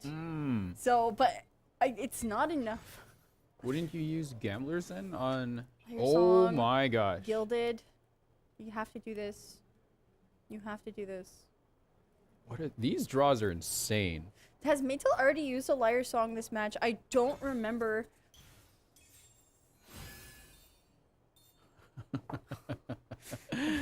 There is so much going on at the moment. Do you Chef Mao and use Northern Smoked Chicken on Thunder Manifestation just to have that extra dice? Extra dice. I think you have to. Yeah? Yep. So Mao's coming down, and so Northern Smoked Chicken. Yeah. 0 cost, and Chef Mao's gonna give a dice to Maytel. Yeah, yeah. Look at Star, he's like, oh. How is his heart so calm? He's very calm. What is going right on now. here? He's very calm. Okay, mine's still 100. I don't understand either. What's going on? All right, we tune one. Tuning. I think you have to play the other. I mean, we could also see an egg here. What do you... So, okay, so if Senora attacks now, it'll take out the other Senora from Yolande's... Oh, wait, hey, she has to use... Does the normal... No, normal doesn't, because it only does one. Won't. The combination... Yeah. Yeah, so... Oh, this applies sheer cold. The skill applies sheer cold. Right. Okay, hang on. So if they played Northern Chicken on Manny Manifestation here, that's not enough though still. Yeah, this is not enough. I'm wondering if you actually want to go for an egg on Yolande or something. Oh, just a swap. Over there. Just a swap here. I think this makes sense. So that sheer gold, in using Signora's elemental skill instead of going for normal. Correct. That sheer gold is going to be just enough damage to... I look like Maytel right now. Oh my gosh. So at these high level tournaments, every tiny thing, it's such high technical play, like high level play, right? Maytel is praying right now. Praying to the chat. Oh, that could be really useful here, but Wait. So Maytel Signora has she's gonna transform into Crimson Witch of Ember State, and she has her burst up, and so that will be enough damage, I believe, to take out Thunder Manifestation at 6 HP. Right, but doesn't Star go first here? Star does go first, but Thunder Manifestation is the active character, and there's no fresh wind of freedom or anything. So I mean, Signora will be able to act that once. I'm oh my god, the dicer is so bad. Gambler's Quip on to Thunder Manifestation. Alright, yeah. Wait, no, because lightning rod. Oh, the lightning rod is there too! Oh my gosh! Oh, wait, I forgot about that. The lightning rod was stuck on Signora. That's it. It didn't matter if you swapped. You still got an egg though. You do still have an egg, but you've lost Signora's burst. I think you could still do something, no? I think you have to egg. You have to egg here. I think you have to egg. But I mean, star-equipped gamblers.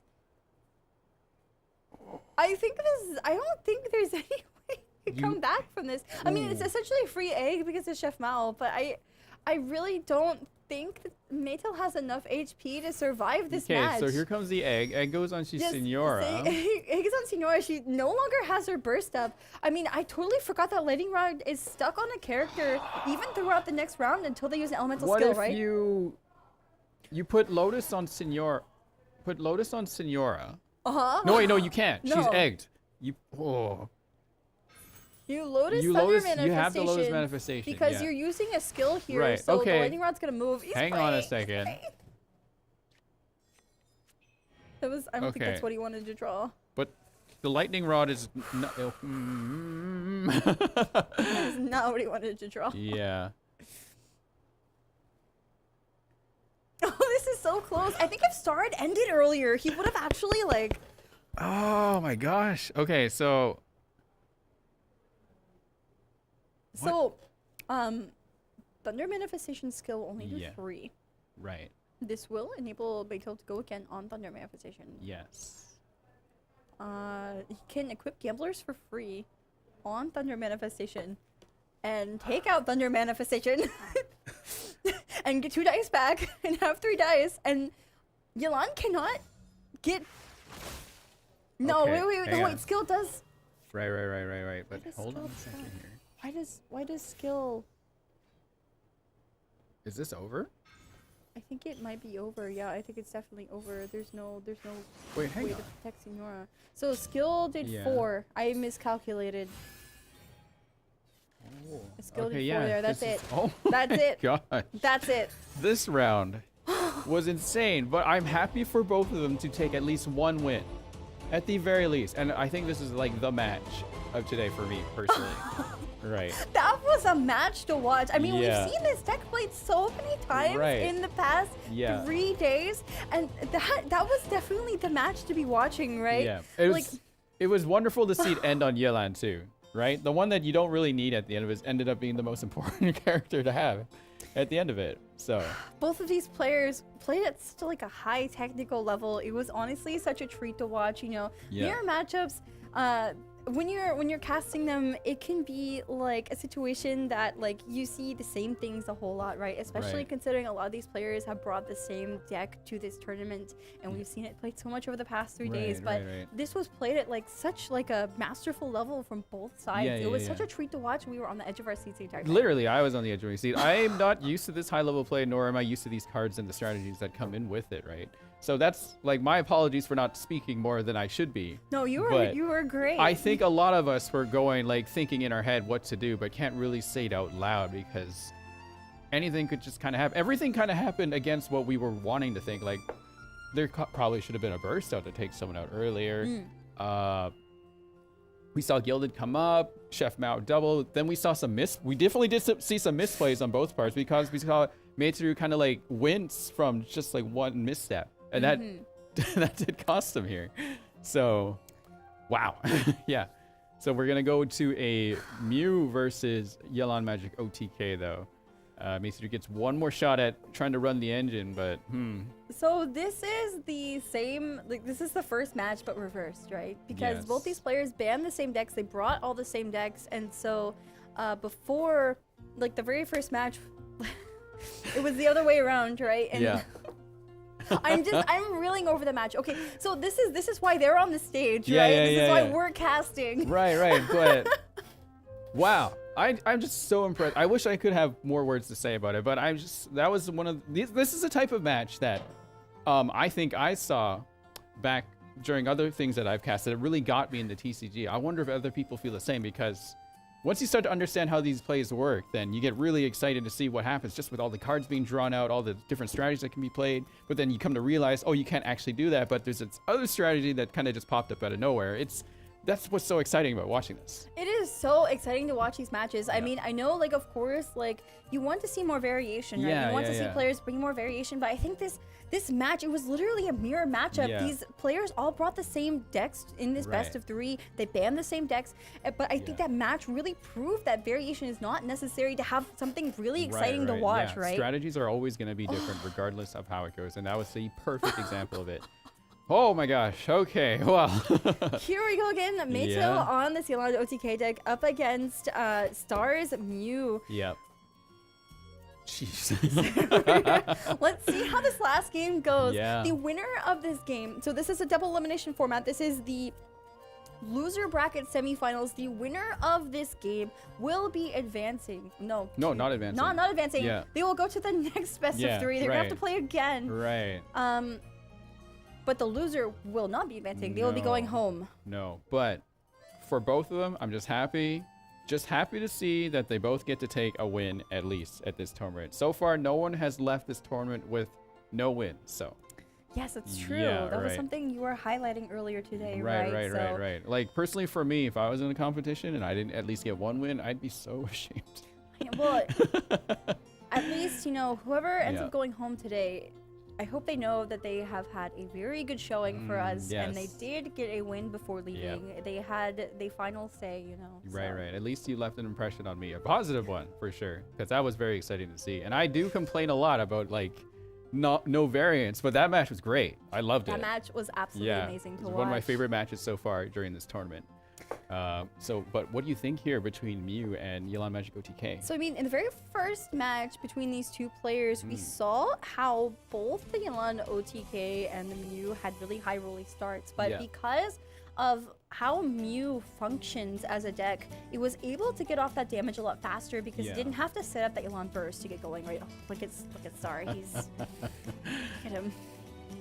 But Nice hitter too, just kind of staring up at the sky a little bit. that is a game that affects your mental, right? Yeah. There's so much on the line with this last game. If you lose, you go home. So yeah, both these players are really feeling it, right? I think this is probably my most exciting matchup. Top 3 for sure. For sure, between these two. I hope for the best for both of them, but only one can advance. Good luck to them both, but let's just see how this goes. I'm just checking my heart rating. Here we go. Stars, Mew, Monayula, Wanderer versus Maytos, Yelan OTK. Let's see who's gonna win this last match. Ooh. There's that lovely little egg there once again. Stars' heart rate already doubled. Yeah. No more calm. No more calm. There's so much. Wait, it just lowered by 30. Hello? Oh. Hang on. Star must have some innate ability to just chill the heck. And he's gonna need that to move forward here. Ooh. All right. But what do you throw back here? Okay, so all those go back in Meito's hand other than the talent. Okay, now you can tune one of them, which is fine. We don't even need to tune one of them because that's right. Yeah, because you can refresh the talent for another card. Correct. Yes. I forgot about that mechanic. That's crazy. Yeah, it's actually, it's so good. It's basically like a free card, right? Because it's 0 cost talent to play. It's just, it's so good to have. You always will bring both, double talents for Thunder Manifestation decks. It's so good. Oh, Paimon's here. Haven't Paimon seen her is in a here. while. And Libyan. I mean, Paimon, fell out of popularity for a while, but after, the addition of Dunyarzad, Paimon is a companion card. So, she did get that dice reduction, right? Yep. When you can couple her with Dunyarzad and actually play her for 2 costs. It's not that bad, but It'll be important when to play it, though. yes. Yes, that's going to be huge here. Okay. Whew. Star thinking still. Yeah, Star, I've noticed he's like really taking his time to think through his dice rolls. I mean, it's Wanted that probably Hydra not there. just Whoa. about the immediate dice rolls, like what he needs to throw away, but he's thinking about his lines going into this game for sure. Fortunately, he did not get the Hydro that he needed. Because I saw him throw all of it back, probably trying to get Mona's Phantom out for this turn. I almost wonder if you play Paimon Life into my... Oh, the greed? The greed? I support that 100%. Like, Star, just do something completely different. Your Mona will be fine. Your Mona doesn't even need to like get taken out here. Right? Ramp up for the next round. Ooh. So So the bad thing about doing that is that Maytel could respond with what is essentially an OTK. I mean, you can sorry, not OTK, FTK, first turn kill. Yeah. If you don't rush Yoland's Burst here as Maytel and you go between Signora and Thunder Manifestation, so you can do Signora's skill. And that'll apply Sheer Cold. And you go to Thunder Manifestation and you do Super Connect reaction. Yeah. Oh, we tuned something though. Oh, we tuned something. We did tune something. Okay, so we're not gonna have the greed ramp play. Oh, sorry, Lieben. All right, Phantom. Might see the Paimon though. No, actually, we might see a freeze on Yoland. Think so? Oh yeah, quick To stop stop her over from to going you. Yeah, that's for a really good the idea. burst. Yes. Right. Okay. All right. So far, the strategies are what we expect. Ooh. We did so good. So I mean, Maytel only had effectively 3 Hydro. He's gonna have to tune something for another normal, but I think he thought that card draw is definitely gonna be worth it with Yoland's breakthrough passive. So probably Paimon, or even Guild. That could be a good pull. Now the only unfortunate thing is that wait. Oh, it is Paimon. It is Paimon because he played Timayus, so that means he's not gonna swap to Yule and Freeze. I think Maytel actually has an advantage because of this play. So I mean, Maytel can refresh Thunder Manifestation talent, draw another card. Oh no, you can just tune it actually. Doesn't need to refresh it. Goes for normal here. Yep. And then ooh. Yeah, Yoi coming out. I think he still goes for Northern Smoked Chicken into tune into normal. Just so you have that burst up. It's gonna force Star. I wonder if Star would go to Eula then to freeze Yolan. Freeze Yolan on the next turn. Don't let her do it. Or if he's just gonna try to ramp it up with Wanderer. I think it's gonna depend on if he draws. I mean, even if he draws Instructors, it's hard to say. Right. Tuning Yoi. I think Chicken it's fine. play. Yeah, we're going for the burst here right off the bat. I think Maytel took 2 Yayoi in this deck. He did. All right. So Star will get the decision here. We will see what happens. I would think you freeze Yelan though. You do not let her get her burst off. it would at least delay it by another turn. Then Maytel has to figure out what to do in the meantime. Ooh. look at his reaction. He's also going, ooh. Yeah, well. Matt was there for all that food. Okay. I think those animal dice should go to Star. Yeah. I mean, Star's roll 2 doesn't look that great either. Oh my gosh. Oof. It's not what you want to see. If your Maytel is going to have to tune yet again. I feel like Star's bad luck is starting to spread all over the place here. But who absorbed more of it at this point? I mean, you can't be unlucky all the time. You can't be lucky all the time. Yeah, but like, not all the time, but when does it stop? Can it stop now? Oh my gosh. Okay. Well, Paimon's there to help Star out too, so. Yeah, so I mean, that extra ramp on Star's side, Maytel was not able to match it. And the free gilded equip. They are going to Eula. Probably is going to be the play here. I think that we're going to see a slightly different, well, not slightly, a totally different line played for this new deck out of Star. It looks like we might see a swap onto Eula. Yeah, so I guess if you're a Maytel who is anticipating that, you do have a quick swap. You do have a quick swap, but I mean, you would probably save it because, I mean, so Star is going first, right? Right, correct, yeah. Mona has her quick swap passive, so he's going to be able to swap from Mona onto Eula and just immediately go for the freeze. Right. Yeah, you don't want to like start using moves against 4 extra die. Ooh, yeah, for sure. Sorry. Tough one. So, like, sometimes you'll see these players, like, taking their entire, like, timer to think about what to do next. Like, they already know what they're going to do in this round, but they need the additional time to think through absolutely everything and what they're going to do after. Yeah. So, I think that's what we're seeing here from Star. We do see the swap onto Eula. He's probably going to go for the freeze, but I think he's wondering what else is there that Maytel could have? What could counter this strategy of his? Star does the thing when I like start really thinking hard and I grab my head like that, dude. I do the exact same thing. All right, we do get a freeze on Yelan. So that'll delay the burst for now. I like this Lotus Equip on Mona. Mm. So this is to actually avoid a quick swap onto Thunder Manifestation and a Gambler's Equip and the Electro Charge. We know. Huh? Well, the spike's on Eula right now. Yeah, the spike's on Eula. Yeah. Wait, so why would you Lotus on Mona? Honestly, might have been a misplay, I think. Because when you use Eula's elemental skill, yeah, that still it's a new turn, so the spike will move, right? It refreshes each turn. Yes. Yeah. I'm not sure why. Maybe you well, again, Meiteru's die here has yeah, there's some options we can go for this. I don't think you go for a quick swap here if you're Maytail. No. It looks like we do see double Chef Mao coming out. You can honestly just slow swab. I guess you could go to Signora maybe. Used to be a Lotus on Signora, that means yeah, he's gonna go into Signora. Egg and another Lotus Crest will be handy later. Do you skill on Signora or do you like you would skill in this case, yeah, because it's going to apply sheer cold. Right. Yes. I mean, so Maytail is like one dice short of also going to Thunder Manifestation and skilling, unfortunately. Just fine. I think that quick swap is going to stay there so we can go back to Yulan and burst on the next round. Yes, that is most likely when we're going to see it used. Just to ensure that that quick swap actually gets off the ground. Yeah. I think you want to keep Eula's Grimheart here, though. Probably don't play it yet. Maybe just do a normal attack for now.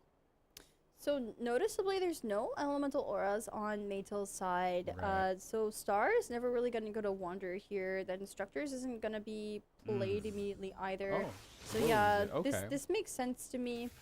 You know, because he chose this line to play, going for the freeze on Yulan, then he needs to have some kind of elemental application here. True.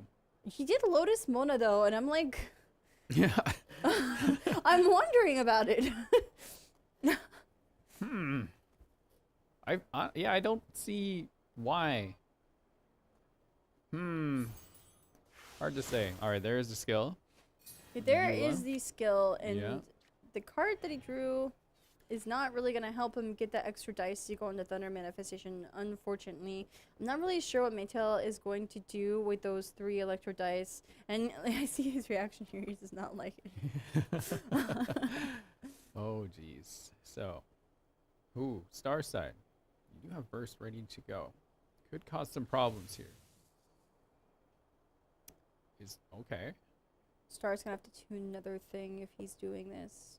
It's probably going to be that Tamaya's. Yeah, very likely Tamaya. I don't see why you would tune the other two. There are some situations where you tune Boar Princess. I mean, Star has not really drawn any of his magic engine other than Boar Princess. I mean, maybe there's a situation where you tune the arcane card. Of course, you would not know. No. No. Here we go. So, Eula's Burst coming out. Yep.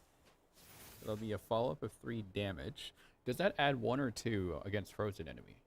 It does shatter, I believe. So, yeah. I mean, I do think it would take out Yulan, but there's no reason for Maytail to swap to Yulan at this point. Right. I know, but that's kind of like limiting his options here. So, I wonder, is Maytail gonna actually swap to Thunder Manifestation or just end on Signora and eats the damage and transform into Crimson Witch of Embers? Actually, that could be a good play. Eula has Cryo on her right now. I almost wonder... Huh. Oh, interesting. Okay. Oh, yeah, I see. I think I see what happened there. But, 1. So the Sheer Cold's gonna do an additional 1 damage. So, Signora's... No, yeah, so Signora's Burst is up. Yeah. Eula's in danger. This is gonna force Star to... not ending. I mean, not swapping off. Right. I guess Star is gonna try to finish with Wanderer. Alright, so we will get Crimson Witch. And her burst is up. Yeah, and they it's gonna could be plenty. burst Eula out. Could burst They Eula do out. have gamblers too, if they so choose to use it. Ooh. I think if you're Maytail, you do go for that play. Yeah.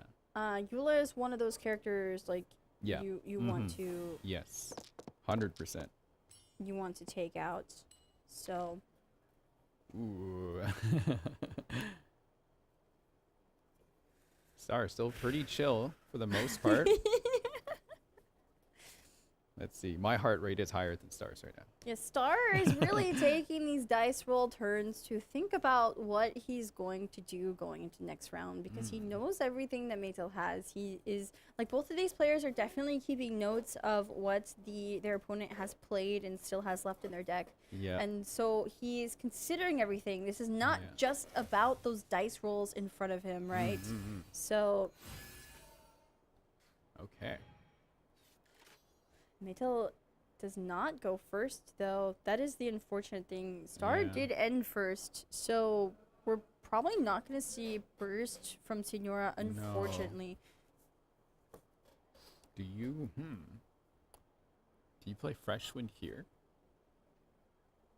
Can you even take out Senora right now? I don't think she can.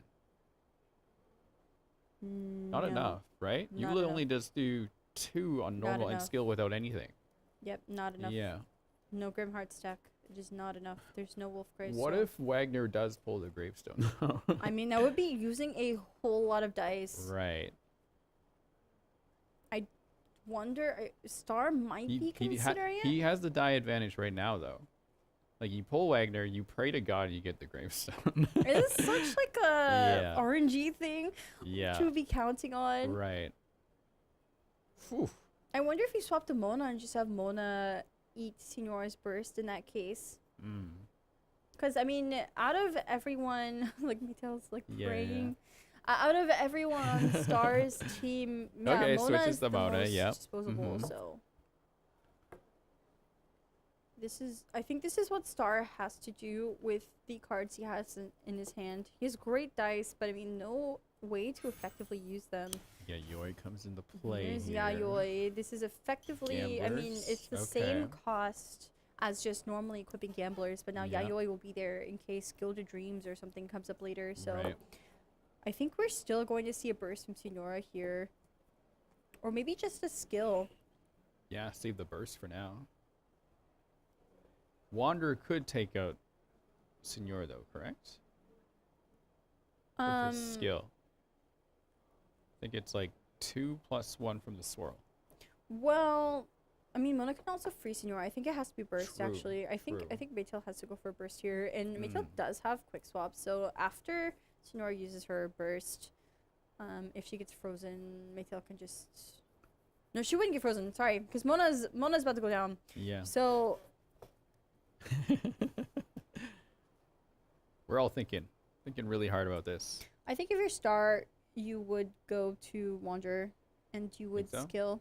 Skill, yeah. And start getting your win favored stacks. Yeah. Now the unfortunate thing is that Star has absolutely no hydro. Oh, it is skill. Okay. It is a skill. So I kind of like this play actually, because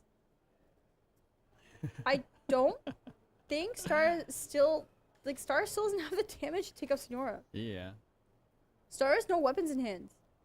How much So, does Wanderer's skill do? 2. 2? 2. Wouldn't the swirl do 3? No, Or Swirl does not affect the active character.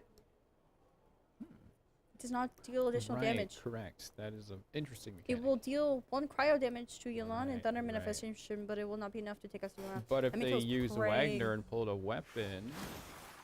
Look, Maytail is celebrating because he knows. Yeah, so this enables Maytail to go for that burst. Yeah. It's not going to be enough to take out Wanderer, but it's definitely going to chunk at his HP here. It's Right. going to be a whole lot of damage. Whew. Intense. All right, here comes the burst. Very intense. Here Should is be 6 Senora's damage, elemental right? burst. It should do Yes. 6, yes. Yeah. And that Pyro Aura is going to be critical here. Cavarana might be a little handy coming in. Yeah, that Kavarina card could definitely be a factor in Maytail's win here. But you know, I think Star is going to be like if he. Oh, here's fresh wind. Normal attack takes out Senora. Yes. So either way, Yelan falls. We're not going to be seeing Yelan's burst here. But after Star does his next move, he will be out of dice. Either he has to attack again. He doesn't have gamblers. Meitel's really Both thinking of them right now. in hands right now. Oh, jeez. So, if Meitel goes Yelan, then Wander normal attacks. If Meitel goes Thunder Manifestation, then Star skills. So either way, Yelan goes down here. Yeah. And this is just going to be a normal attack from Star's Wander to take out Yelan, but then there's nothing else Star can do. Ooh. Yeah, there could be a cleanup here. Well, maybe not yet. I think Meitel is basically forcing Star's hand. look how nervous he is. Like, his heart rate is so high, too. Yeah. Okay. All right. So, Yelan goes down. Wander with a very threatening burst. Okay. How will Meitel finally respond now that fresh wind is gone? Here's the egg on Yelan. Yeah. Refunding those 2 dice from Chef Mao. Basically a free revive. Oh, wait. Hang on. Does Manifestation take out Wanderer now? Yes. That would take out Wanderer. He's going to have to choose for it. And then whenever Thunder Manifestation goes down, Yelan can just freeze Eula. It's a quick swap. Wait, you're right. Wait, that's it. Wait, you're right. But Star does have an egg. Literally the last card in his hand. Wait, Star does have that egg. Yeah. But this is the last card in Star's. I mean, in Meitel's hand. That quick swap onto Eula. I mean, onto Yelan. Sorry. Yeah. So it's. Oh my god. Oh jeez.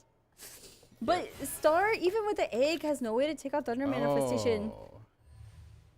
I don't know if the Covenant and Minty Meat rolls is actually going to help Meitel. So hang on. So what? Okay, we got Eula coming up here, right? Okay. Star has an egg. Phew. Okay, so I mean, Yelan, we're definitely going to see a quick swap from Meitel onto Yelan to freeze Eula. And I think Star's going to be forced to egg regardless. Yeah, has to. Like he has to play that egg, right? So, with Thunder Manifestation, the lightning probe is going to be on whoever. Oh, okay. Let's see. Ooh. Okay. Yeah, there is no real way that Star can take out Meitel at the moment. Star would have to maybe play Wagner and hope for Wolf's Gravestone. Oh, the gacha play? But I don't think he has enough dice to do that. I don't think he has enough dice. I don't think he has any dice generation. Wait, what is... Could he Epiclass or something? I mean, he could opera Epiclass. That would just be serving as a dice fixer. Right. He could play Boar Princess and Eula goes down and he gets a dice when Eula goes down. Like, praying. This game means so much to these players, right? So this is the loser bracket semifinals. Whoever is losing this will be going home from this tournament. Whoever is winning will have one more chance and then a next upcoming best of 3 to prove themselves. I think you... Ooh. There's no way for Star. I don't think there is a way for Star to get out of this. 2. Even with that egg. Okay, Epiclass. Your extra die. I'm trying to think here. If you... I don't think... I mean, especially with Covenant Minty Meat rolls. And the Chef Mao. No, I think Meitel actually just wins this.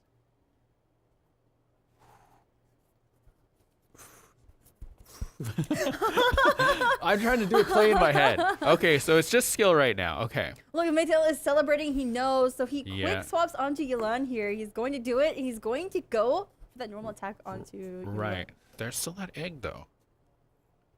Can't discount that egg yet, because Star. Okay, the quick stop is there. So he uses egg, right? If Star uses egg, it will. Superconduct is gonna take out the character that gets revived by egg. Well, doesn't freeze go away though? Oh yeah, true. Right. So now, Sorry, okay. my bad. No, that's okay. We're here to remind each other. Okay, so now egg has to come into play. You got to do it. You have to egg, but then You got nothing left after you that. can't yeah. do anything after that. Egg and Gold Princess, maybe. I actually think that without a quick swap, I actually so think the that egg. Maytail just wins anyway. To Mona.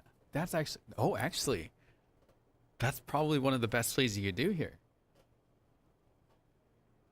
I mean, it would be, because you could go for a freeze. You also have the quick swap passive, but you can't. No, it's just over. I think. Think so? Oh, I'm trying to think here. Because Maytail can equip Gilded for 1 if he plays Kavarina True, on yeah. Thunder Oh, Manifestation. ends around here. So yeah, Maytail has just Yeah, enough there we dice to go. actually win. Actually, that Shatter is gonna be no. Actually, he doesn't even need to do that because Star No. didn't react. So Yeah. this is it. This is it. This is it. Oh my Oh god. my god. Yelon with the Look at him celebrating. finisher again. Look at that sigh of relief. I'm so happy for Maytail. Oh my gosh. Maytail going 2-1 against Star. He will Yeah. be going on to our 5th and final best Yeah. of Oh, 3 yeah, in that's right. today's group stage. So, So much more to he go. will have one last chance to see if he can make it out of this group. Yeah. Whew. 3 Tough. different Dynamic Cup winners here. Yeah. One of them get taken Group out. C. All right. One is taken out for sure. Yeah. There's still a chance for That Maytail. was again another like a exciting match, despite like how like not much was going on, but every move counted. Every move was super important. Right. Every move was super Yeah. important. You know, players are taking this egg. You know, the chance egg could definitely come in clutch in some cases, but it just wasn't enough in this case. Right. I think more often than not, like I heard you say, I think it was yesterday, that egg is such a wild card. Yeah, right? definitely. It can save you, but it can also just do a whole lot of nothing. Right. It could be like another card for you. yeah, Yeah. it- Exactly. And unfortunately, it was just not enough for Star. Right. Star really tried his best though, and that game was just. Yeah. No. Like the last 2 matches between these 2, I think this whole just matchup, this round, was probably one of my favorites. Again, top 3 definitely so far during this tournament. But yeah, just watching them, just kind of like, just their body language. I want to highlight. Just like the thoughts that they had to go through. All the calculations that they had to do, just like thinking of everything going on, all that alone, and then you might make a misplay just because you're overthinking, right? So that's I'm just, it's exciting to watch this kind of thing. It is very exciting to watch, and you know, Maytail just had all the right draws at the end there. It was really like we were struggling to keep up with it because there's just so much going on, right? Right. But you know, Maytail just had enough dice to really clinch the win there. So Yeah. Wow. Yeah. So congratulations to Maytail for surviving, but he's still not quite out of it yet. He does have to go up against the loser between the the other 2 that we're playing. So I believe PP Pig Yes. is the one that will be in this last best Right. of 3. Our final best of 3 is going to be coming up very shortly here.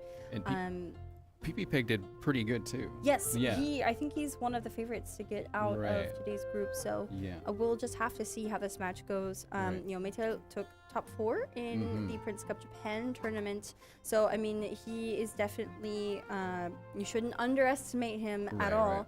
I'm excited to see how this match goes between them.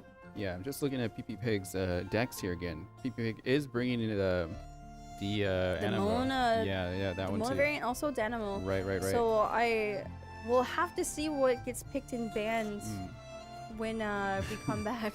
What is your favorite deck out of the 6, I guess, that are shown here? Out of the 6, I'm really excited to see that Mona variant. Oh yeah. I actually kind of want to see how it matches up into the Yolan no Tihei. Yeah, that's right. Yeah, right. We had a fun name for that one. Manifest Magic. Manifest I Magic. I believe. think Blep came up with that actually. No, that was mine. That was yours. Oh. Magistation was blessed. Magistation was blessed. Yeah, he Yes. came in here earlier and he was like, "It's Magistation." And we're like, "Okay, okay." So yeah, no, like a lot of different decks. Well, not really. Some slight changes, but definitely different strategies just from like replacing a couple characters here and there. here's a post-match data. The Yeah. strongest single strike coming out of Maytel is 10. If you only see one, wow, only one burst out of that whole thing. Yeah, I guess so. We didn't really see a lot of bursts in this matchup. Yeah. Well, so I mean, the burst you typically go for is Yolan's, Yeah. right? So Right. But just to try to get that one off alone was already like challenging enough. yeah, I think both Mew and Yolan OTK are very like normal attack heavy decks. You will occasionally like have Wander's burst, or Right. you want Yolan's burst as well. But Wow, look at those the heart rates. variation heart Wow. rates here. So there is sort of like a trend I noticed. So on the second round, if you win, your heart rate goes up a lot because I guess you're finally going to get back into it. You're excited. You have another chance. But definitely as things start to tone down, the heart rate kind of calms down a little bit. Star was actually pretty chill for the most part on that last round there. Yeah, I Yeah. mean, his heart rate was very low, like consistently low for most of these games, but there Yeah. were definitely points where it spiked. You can see that when he got that Right. second match, 88 was the average, I think, Mm. and 149 was the highest. So, but Mikhail's yeah, always yeah. running high here. Yeah. I mean, the stakes are very high. Right. I mean, both these players had a very good showing. It's Yeah. unfortunate that Star is going to be having Yeah. to leave after this match. Yeah, so. unfortunate. But Star did make it here. Star is a very skilled player to be here for Yes, sure. So absolutely. Yeah, unfortunately, luck is also a part of everyone's kit, right? Yes. So what do you do, right? What do you do? What do you do? I Yeah. mean, so there will be one more best of 3 coming up Mm. very shortly. It'll be PP Pig versus Maytail. And basically, so this is double elimination format, right? Mhm. So each of these players have 2 lives, and the players coming up are each on their last life. So we're gonna have to see what will happen. I don't think I can handle this if I was a player. Not at all. This is just too much for me. The I don't know. pressure is Yeah. definitely like really, really high right now for these Yeah. players. And I mean, this is only day 3, right? This is day 3. This is our first time casting Yeah. together as well. So Yeah, I've been in like tournaments before, not TCG tournaments per se, but Mhm. other like similar Genshin Impact events. And yeah, like I've been definitely felt like that but then when I get like that, you start to tunnel vision, start making mistakes all the time. And I think I did see a lot of misplays here as well. Even with all that time to think about everything, sometimes it's really difficult to just really make sure you're doing the right choice. there were a couple misplays. I do Yeah. think the misplay that I remember the most that Star made was in that second game. I think if he had just ended there, he would have definitely had the win on the next turn. Mhm. Maybe there's something that I overlooked during that game, but I mean, he ended up getting the win anyway. Yeah. So at the end, it didn't matter. Right. Maytail wasn't able to basically capitalize on that. So Yeah. the turn advantage is pretty important though in this game. Sometimes you will end on like a lot of dice just so you can go first in the Yeah. next round. Maybe those misplays were a reminder to start playing better. But regardless of that, we are going to go to our last round, but after a quick break. So here's going to be some highlights. Then we'll be right back, so don't go away.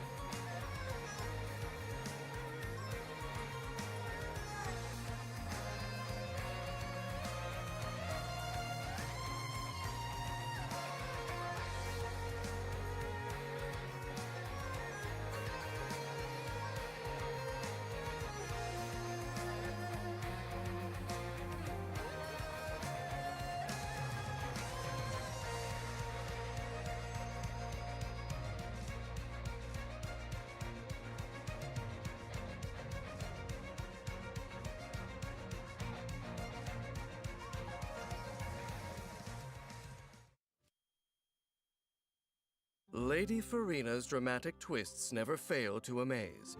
You can never predict whether her next song will be a rousing soprano or a melancholy contralto, nor where her whirling dance will next lead the audience's gaze. That was a snippet from one of the most popular editions of the Steambird. I knew you'd miss me. Farina has an entourage of hydro-proficient companions to assist her in various capacities. To show her gratitude, she occasionally invites them to her tea parties. With the world's doors open wide before her, the notion of a stage is not so narrowly defined. While Farina is in the party, the cooldown of xenochromatic Fontamer aberrant skills is reduced. Farina's normal attack can combo up to 4 sword strikes, dealing physical damage to enemies. Using a charged attack consumes a set amount of stamina to unleash her Pas Seul aura, dealing physical damage to nearby enemies, and changing Farina's Arca alignment. Periodically, when Farina's normal attack hits, a Spirit Breath Thorn or a Surging Blade descends on the enemy, dealing Numa or Usia-aligned hydro damage based on her current Arca alignment.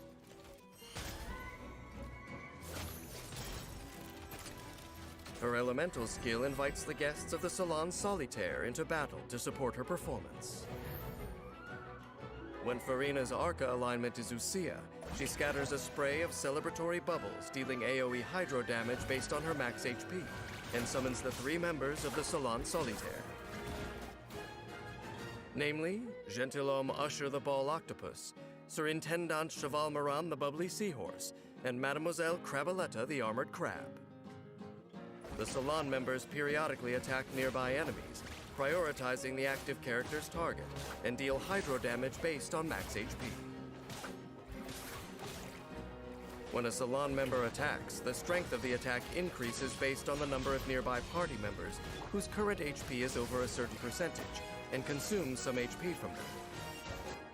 The more characters that meet the requirements, the greater the increase. When Farina's Arca alignment is Numa, she summons the Singer of Many Waters, which periodically heals nearby active characters by an amount based on max HP. If Farina's elemental skill summons are on the field when she uses a charged attack, the lineup switches to match her new Arca alignment. The Salon members and Singer of Many Waters share a duration, so when the lineup changes, the new guests inherit the remaining duration. While Salon members or Singer of Many Waters exist, Farina can walk on water. After unlocking the talent Unheard Confession, Farina's elemental skill is enhanced in 2 ways. Damage dealt by Salon members is increased, and the interval between heals from the Singer of Many Waters is decreased, both scaling with max HP. The maximum buff that can be obtained this way has a certain limit. Time to shine! Harnessing the spirit of revelry, Farina's elemental burst creates a stage of bubbles and foam that deals AoE hydro damage based on her max HP, and causes all party members to enter the Universal Revelry state. While in Universal Revelry state, each time a nearby party member's HP rises or falls, Farina gains 1 stack of fanfare per 1% of their max HP that is gained or lost. The damage dealt by, and incoming healing bonus of, all nearby party members will be increased based on Farina's fanfare. When the duration ends, all stacks of fanfare are clear.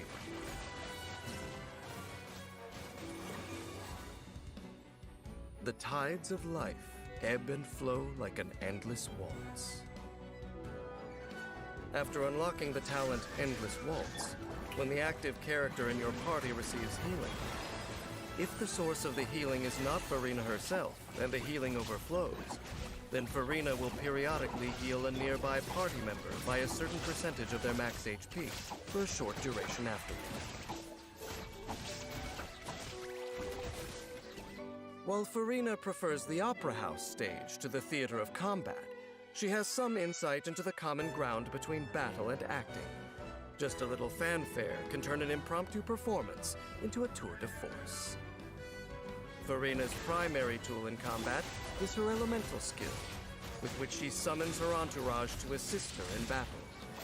By switching between her guests with her charged attack, she can change her Arca alignment to suit the demands of the battle.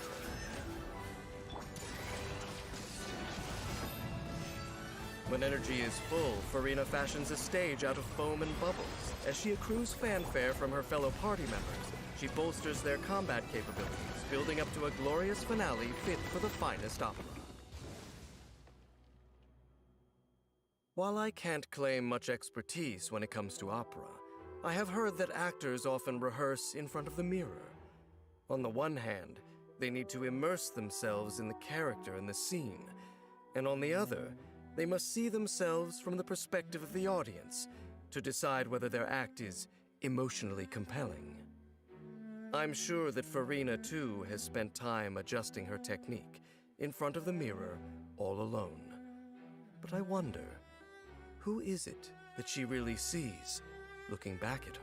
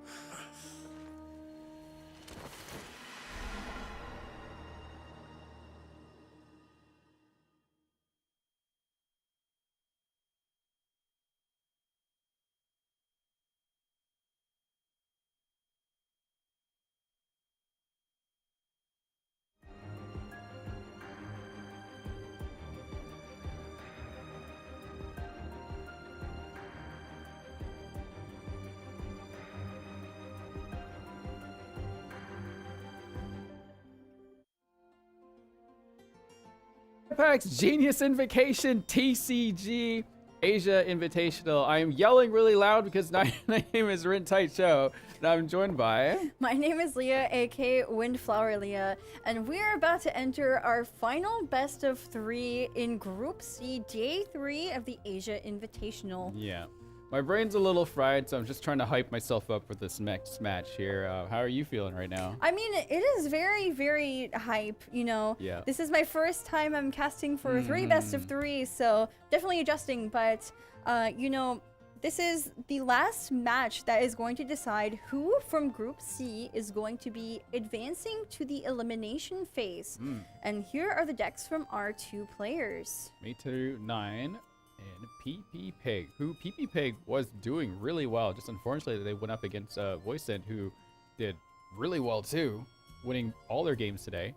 PP Pig also won both of the games before they had to go up against Voicent. So this is going to be this matchup must be pretty intimidating for Meteor. Oh, this matchup is definitely intimidating for Meteor, and I do believe, you know, for those watching at home who are perhaps more of the like veteran players, Oh, it looks like Mirror banned Serialon OTK, and also the Mona variants being banned. I really was looking forward to that matchup, but it looks like it's gonna be banned on both sides. I guess Meitu just does not want to deal with that anymore right now. Just go to the other decks that were, you know, working. I think this pick also makes sense for Meiteru. Just getting into it hard and fast. This is Finale and aggro deck. Yep. Just taking a look at the cards available. There's Catherine in this one. You don't normally see Catherine these days. Ark also took Catherine in this deck. Oh yeah? Yeah, I remember it's not a pick that, you know, he called it a spicy card. This was the spicy card he was referring to, I believe. And yeah, PP Pig's list is also very conventional, I believe. So nothing too unusual in PP Pig's list. So it's really just that Catherine, I believe. But I mean, so the thing about Catherine is even if you can play for free with Seed Dispensary, the downside is that it's a quick swap that you can foresee. So I don't know how much advantage he's gonna have by bringing it. We're just gonna have to see it in action, I guess. We're just gonna have to see it. So the match is about to begin, so let's just jump right into it.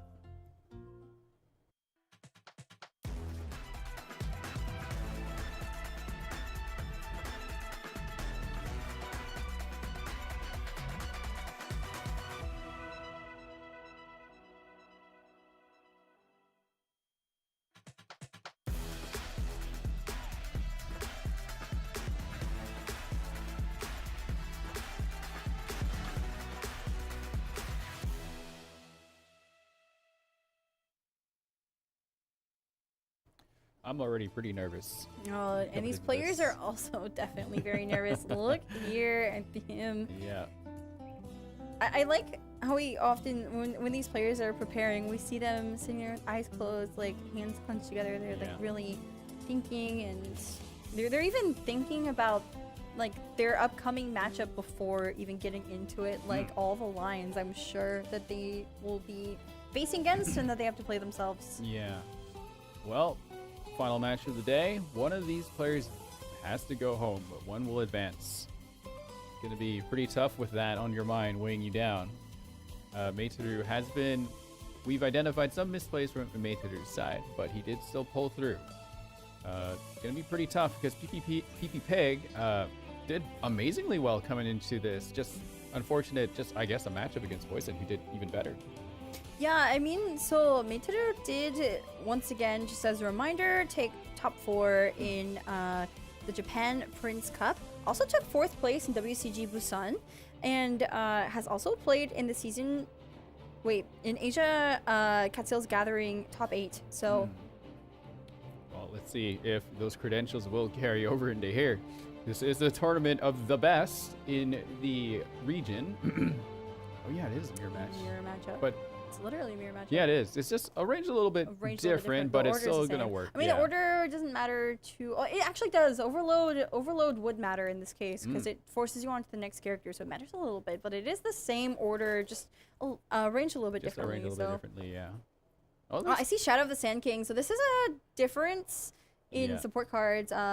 I don't think any other player at the tournament so far has taken Shadow of a Sand King. So basically, it's a 1-cost card. It does the same thing as Guild Reads, except instead of giving 1 or 2 dice, depending on if you're playing a rainbow deck or not, it will draw a card when you play it, and then it draws a card when you deal an elemental reaction. Ah, the egg.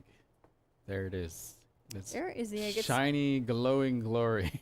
I want to say it's a bit too early to have the egg, but considering how aggressive these decks are, we might actually see it in play like sooner than later.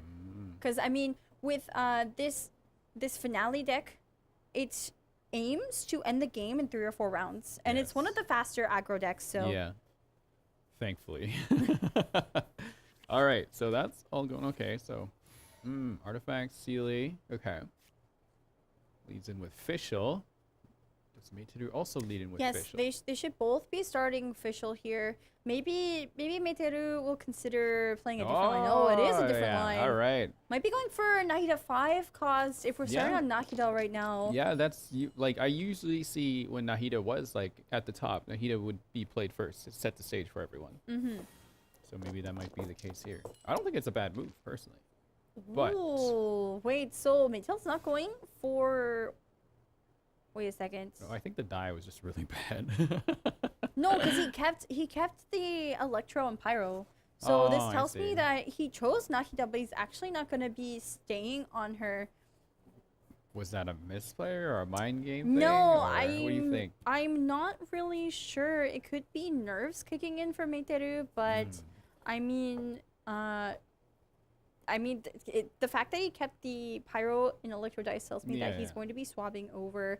Maybe he just wants to take the Electro from Official's Oz onto Nahida, so it doesn't go on to either Linny or Official, but then I'm not sure. Alright, well, Oz comes out on PP Pig's side. Pretty standard move. Maybe Meiteru wanted at least a Dendro die so they could do a skill, but they did not get it, so... Don't really want to tune any of those cards either. Yeah, so we see Meiteru swapping here to Official. Unfortunately, considering like he started on Nahida, he's not going to be able to deploy that treasure-seeking Sealy, but probably going to see Caverna coming down. I'm surprised it didn't already come down. Yeah, I'm surprised he didn't equip it already. He might be looking to put it onto Linny. Though, yeah, I really don't know why he didn't play it, actually. Right, it's like a free card. Off to Nahida for PP Pig. Another pretty standard move for this deck. Meiteru now thinking, probably should just throw Oz out there. Sealy to Oz. Yeah, unfortunately, PP Pig does not have the best dice right now for Nahida 3 costs. Also at the top right, you can see some of the players' notes. I like the little frowny face. Obviously, you know, these players are going to be taking a very close look and watching closely to see what their opponent has in their hand, like what they've played, what they haven't played, what they could have in their hand, and what they still haven't yet drawn. I mean, they don't see our perspective, but as players are, you know, playing what's in their hand, they're able to figure it out. So they'll be marking it off on their These notes. heart rates, though. I gotta add, heart rates are high. Heart rates are very high. I mean, there's a lot at stake. This is the last best of 5 today, right? I mean, best of 3, sorry. Yeah. Ooh. So does PP Pig just do it? Oh, wait, no, sorry. We're on Meiteru's turn here. I'm surprised they haven't thrown up the Sealy. They can't. Can you explain why? I'm confused. So you mean Meiteru, right? Yes. So they have to swap on the Linny. So that's going to use a dice. They only they need those 3 dice for Linny. So okay. So they did want to get Linny out though for this for sure. Yes, they did want to get Linny out for sure. Okay. And so yeah, this is gonna like he's gonna summon his Grimalkin, right? And so it's going to do overload at the end of turn with the summons. I see. Okay, so that was this play there. So yeah, Caverna was, oh my gosh, there's Catherine, the Catherine. I am so curious to see if this will actually give Meiteru the upper hand here, or if it's not going to be as good as he might think it is. I know some players might have differing opinions about that card. It's not considered the most optimal, but I would be interested to see if he can make it work, maybe as a strategy surrounding it. All right. So some overloads are going to happen and pass them both off to Official on both sides. Yeah, so this isn't a line that we've seen played too often with Finale, but this is still like a very, you know, like popular line you can play. Yes. Going from Official into Linny instead of Official into Nahida. Oh, that Yayoi Gilded Dreams for PP Pig is actually going to be pretty huge. See how the die roll here. PP Pig not too good.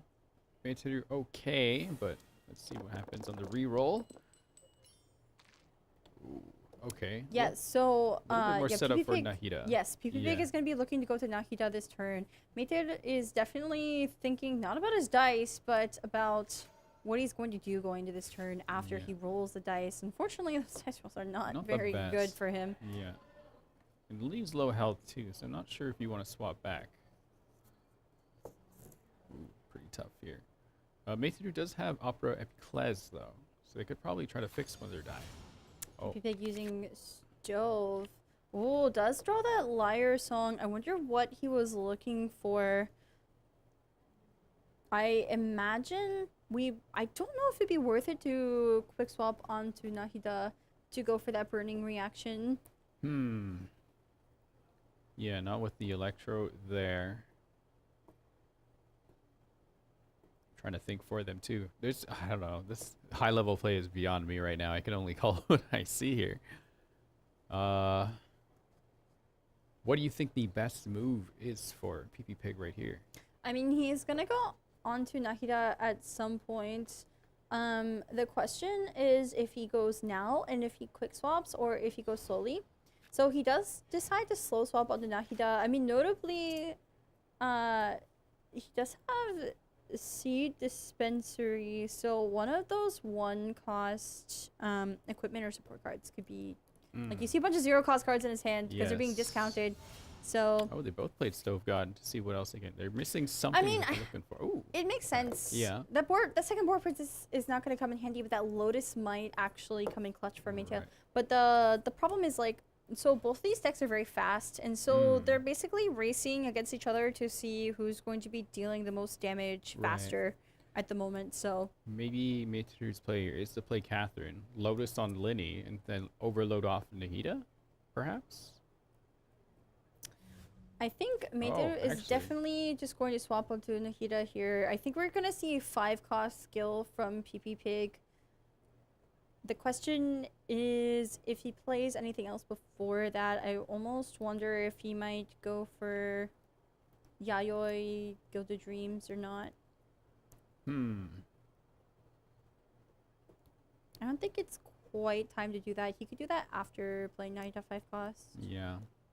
So Nahida's larger skill does put Skanda Seed on everybody, correct? Yeah, so it is 5-cost for a reason, but it will spread the Skanda Seeds onto all of those characters, 2 stacks each, and then because it's going to trigger a quicken reaction, it's also going to actually proc those seeds. So each character is going to take an additional point of damage on top of, you know, getting the quicken, the catalytic stacks, and also the quicken reaction. So it's just a 3-cost right now. It's just a 3-cost right now. Okay.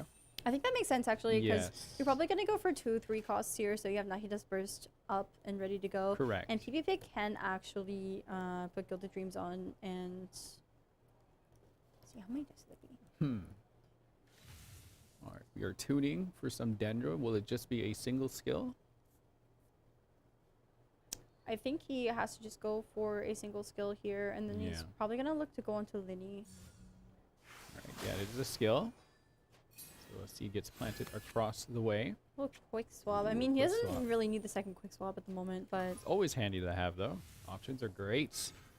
Yayoi coming out. Yeah, there's Yayoi. There's the Gilded Dreams. It's on to Linny. So yeah, here's Nahida's second 3-cost skill. It's gonna spread the seeds onto all of Maytail's characters. And Maytail's dice are not looking very good at the moment, unfortunately. I think he knows it. There's not really much he can do here. I think he's still forced to I mean, you can't do anything on Nahida. You can't do anything on Linny. I mean, you're gonna die.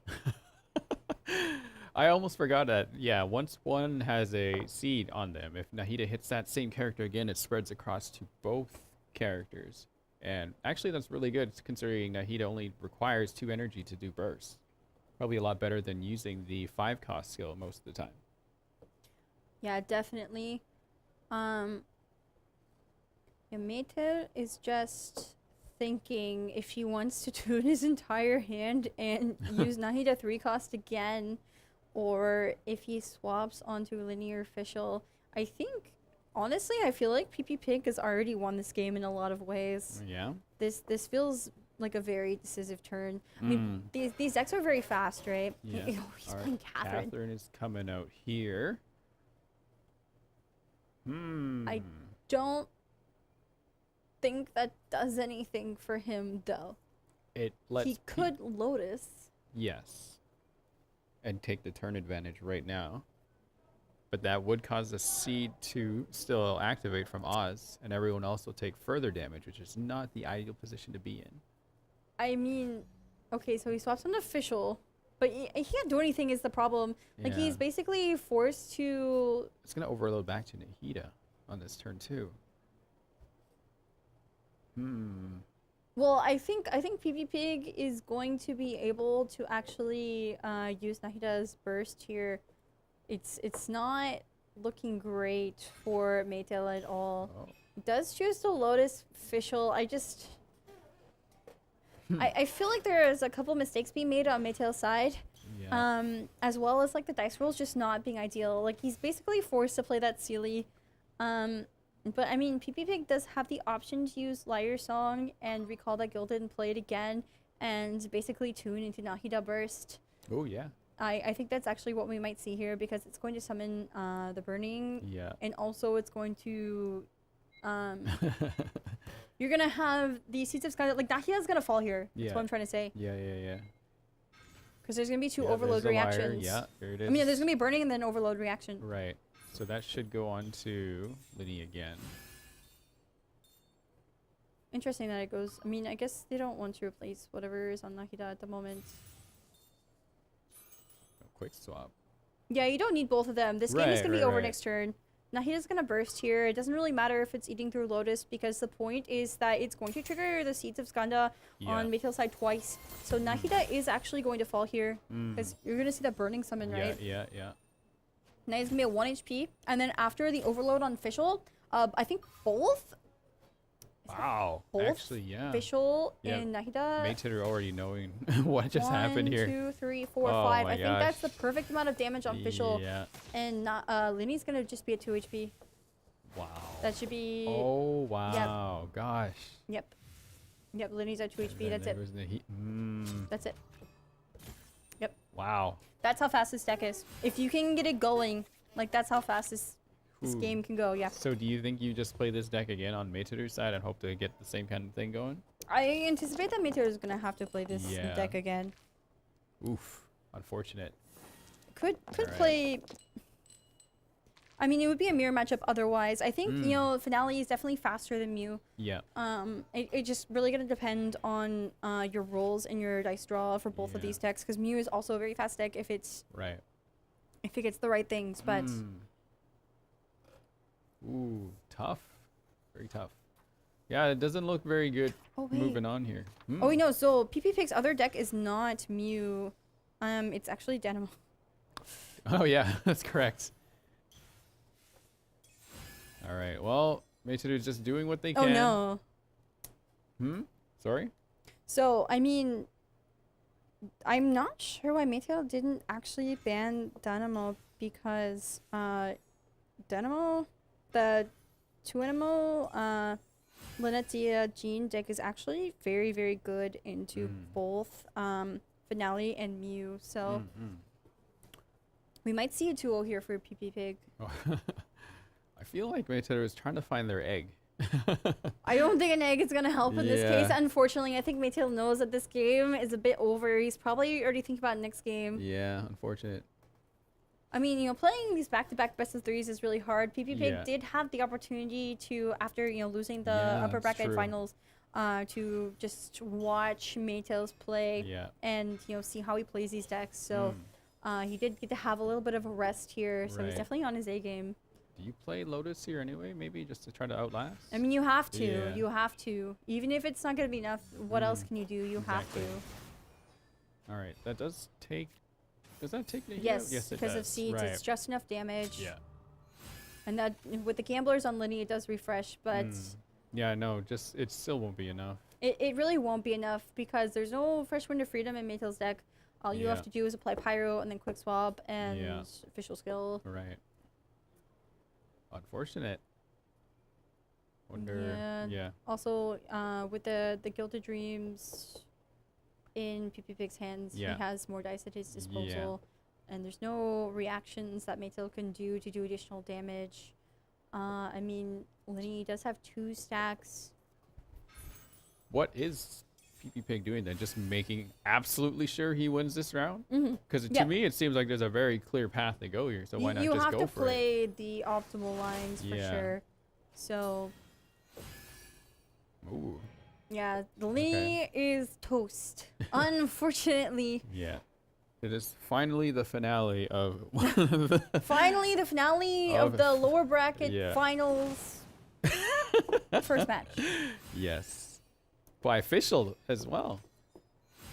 Clean finish here. Well, not clean, but you know what I mean, right? Pretty good. Yeah. And here comes Oz to remove Meiteru's, or sorry, PP Pig's first win. He looks pretty chill too, all things considered.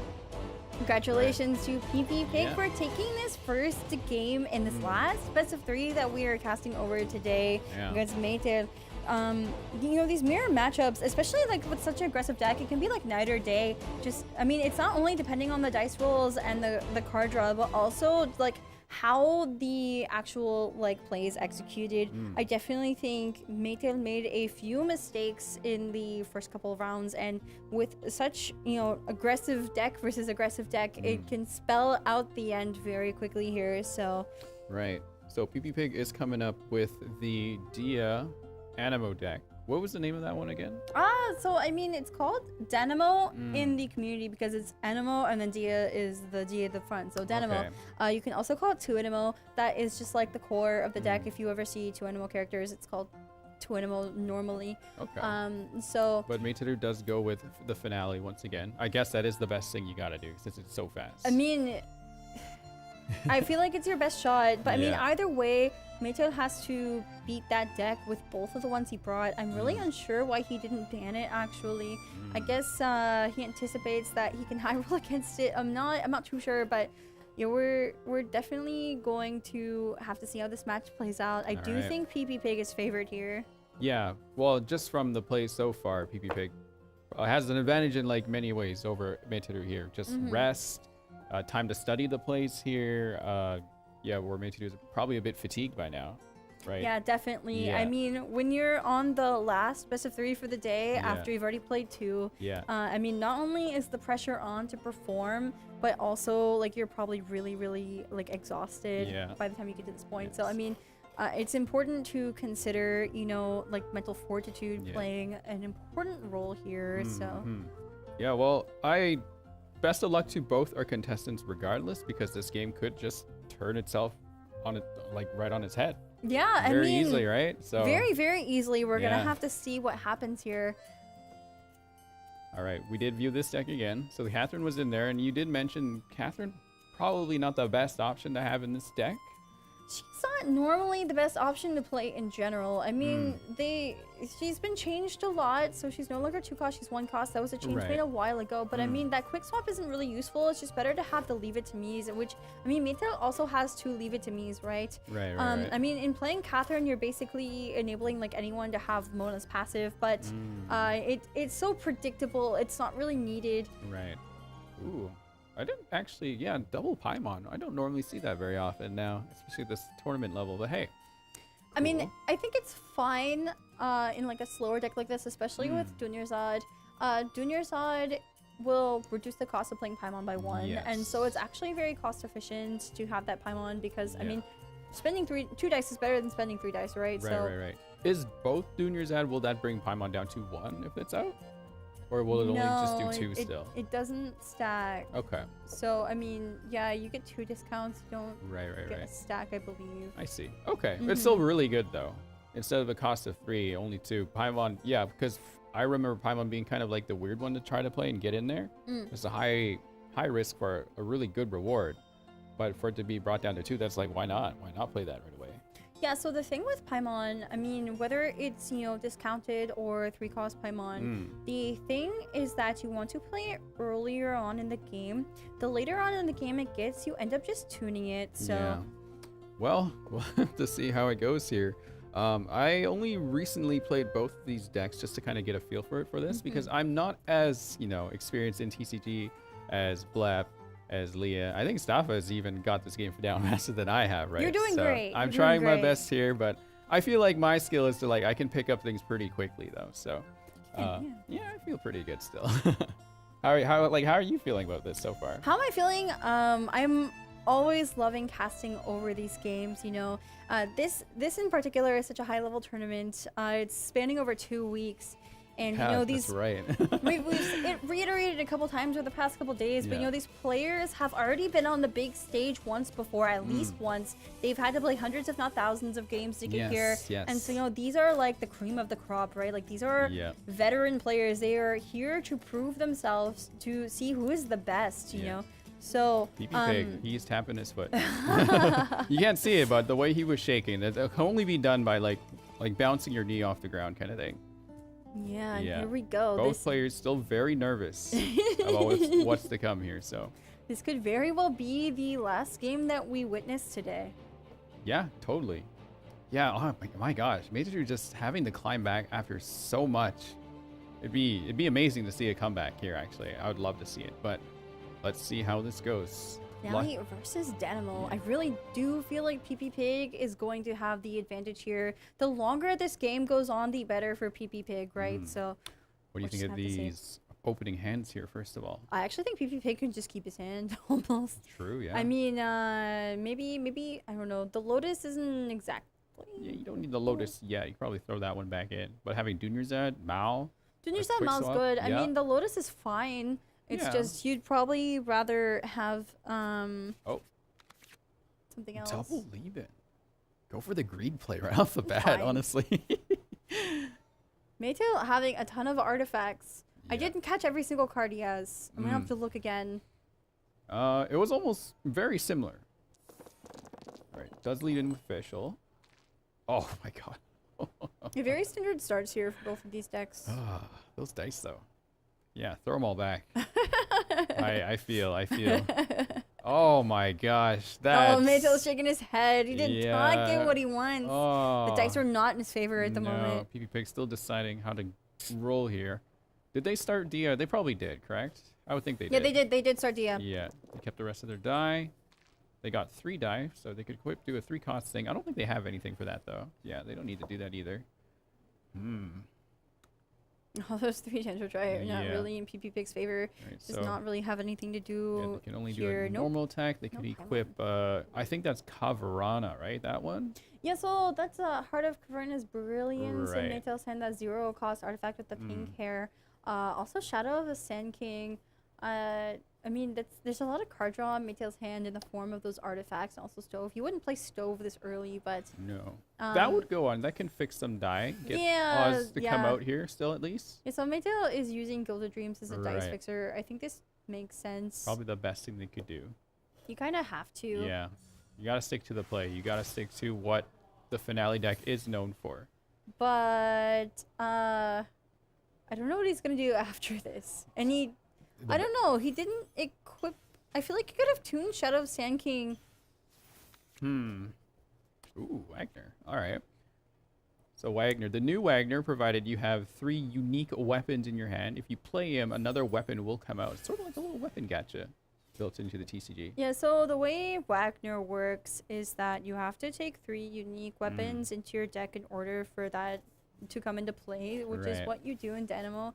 You normally take Sacrificial Sword, Kilophonia, and Light of Foliar Incision. And so we do see Wagner coming out. We see, this is honestly my favorite weapon in the deck. Yeah, I really like this one. This weapon in particular is going to be really good into Finale because it's such a fast-paced deck. So having the extra heal on a Kilophonia is actually going to be pretty big for PP Pig. But yeah. Especially for Lynette, who has healing built into her kit as well in the TCG. All right, back to Mayteru, though. Multi-die. They could equip some artifacts, perhaps. Recall it with the Lyre to get the Gilded back.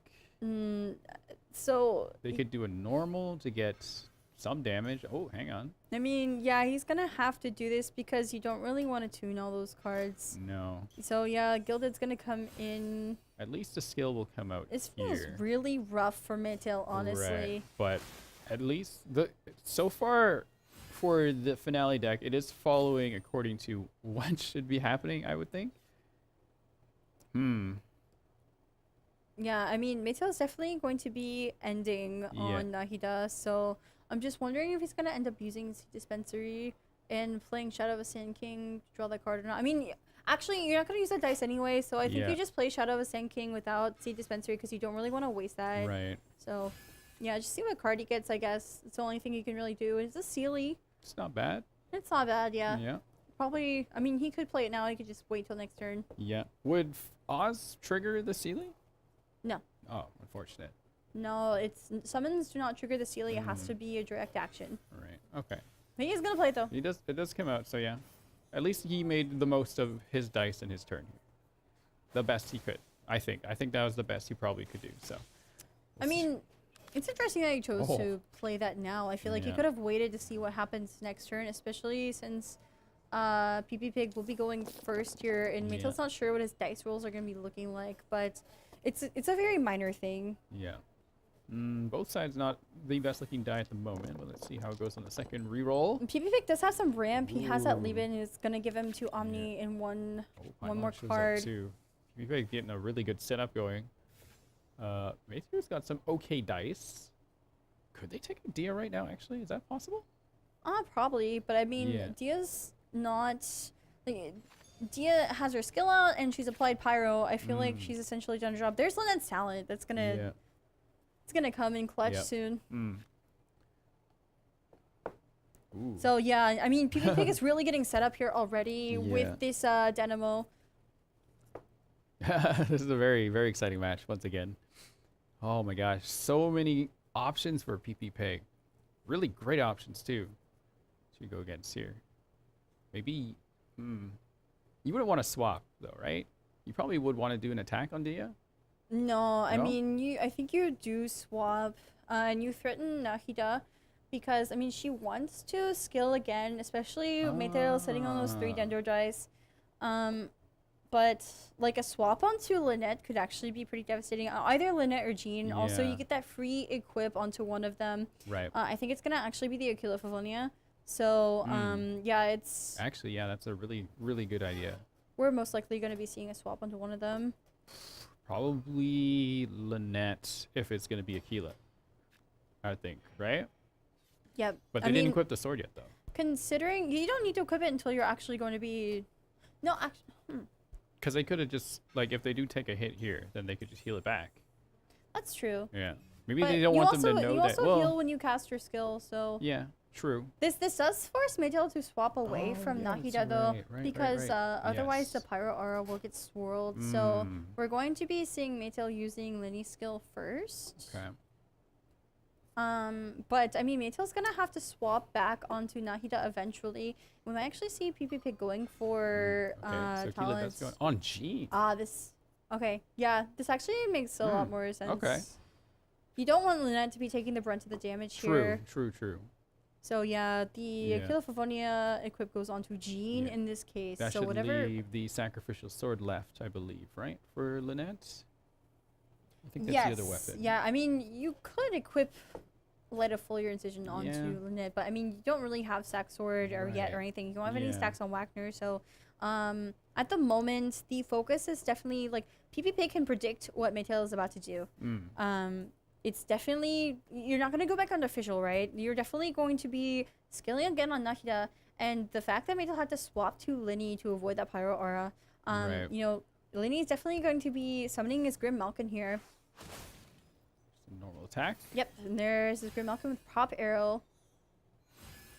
Alright, pulls the board Princess, not bad. The last thing Maytail can actually do is swap back onto Nahida, and we might actually see PP Pig swap back onto Lynette, and just waiting. So if Maytail swaps back to Nahida, it's probably guaranteed to swap back to Lynette, correct? Because I see Lynette's talent card in PP Pig's hand. That's going to do some devastating damage if they go there. PP Pig has 2 options. He could normal attack on Jean and wait for Maytail to... he's playing Leave-In for more time. He could normal attack on Jean and wait for Maytail to swap back onto Nahida, and then use Jean's skill on Nahida to throw her back into Linny, and then Maytail is going to have 3 Dendro dice to do nothing. Jeez. Or he can swap to Lynette now and threaten double Lynette skill. Foliar gets burned. Wait, is he just... Probably just push him off right now. Really? Because what if... Oh, you can't... Well, PP Pig doesn't know what Maytail's dice has. Probably maybe thinking they might have some Electro. Who knows? Yeah, maybe we'll see Jin's skill here. Maybe he's anticipating Maytail might go for... So it does push Linny off stacks in the official. All right. I mean, this definitely forces a swap back onto Nahida, but I mean, if PP Pig responds with another Jean skill, it's gonna be devastating. I do think PP Pig wants to play Paimon here. Yeah, you have to use Stove God. You need to get something here. What do we get? He wants a fast swap, I think. He was really praying for it, but he did not. He didn't get anything that he can really use here. Yeah. I mean... I don't think they can't outnumber with Epiclese either, because one of those artifacts only costs 0, correct? Oh, switch back to Nahida. Well, Jean can't swap unless they tune. Interesting. I think PP Pig really wants to play the Paimon and Lieben, but we might... I wonder if we're going to see it Tune? Tune on Mao, skill. though. Okay. No, he's just going to play this and pass. Probably a wise choice. And you can like leave in the rest of the diet. You can get a really good start on the next round. I think this is fine. This ramp is going to... Oh, interesting. Is he going to play double Mao? Double Mao? I guess he's not really going to focus on giving Lieben 3 dice. I think he's honestly just playing cards at this point for time. Yeah, just to think a little bit longer. Yeah. Fair enough.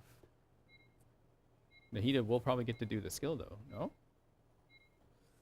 Depends on if he swaps off or not. Oh. Okay, so he's going to Lotus on Jean. Okay. This is fine. All right, ends their turn. Lieben will absorb 2 die, which is okay.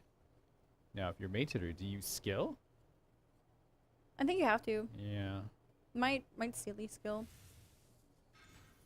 No, opera. Opera. Yeah, they're equal Opera. artifacts. Right? Yeah. Opera silly skill. Yeah. Opera Yayoi skill. Yeah. Maybe play the other Sealy. Try to get some, like, I feel like Maetoru is missing some key cards here. So anything he can do to try to bring them into his hand.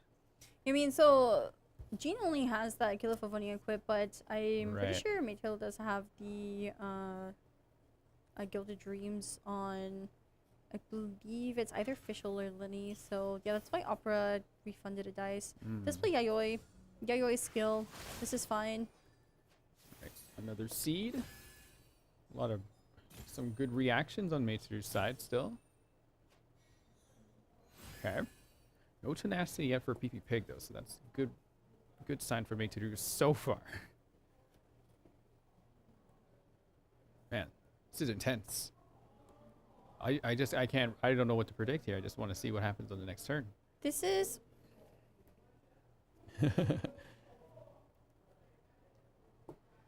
It does have a burst ready to go for the next round, which could be kind of So that handy. Liar Song could actually... You could Liar Song, Gilded, 4 Princess, Knight of Burst.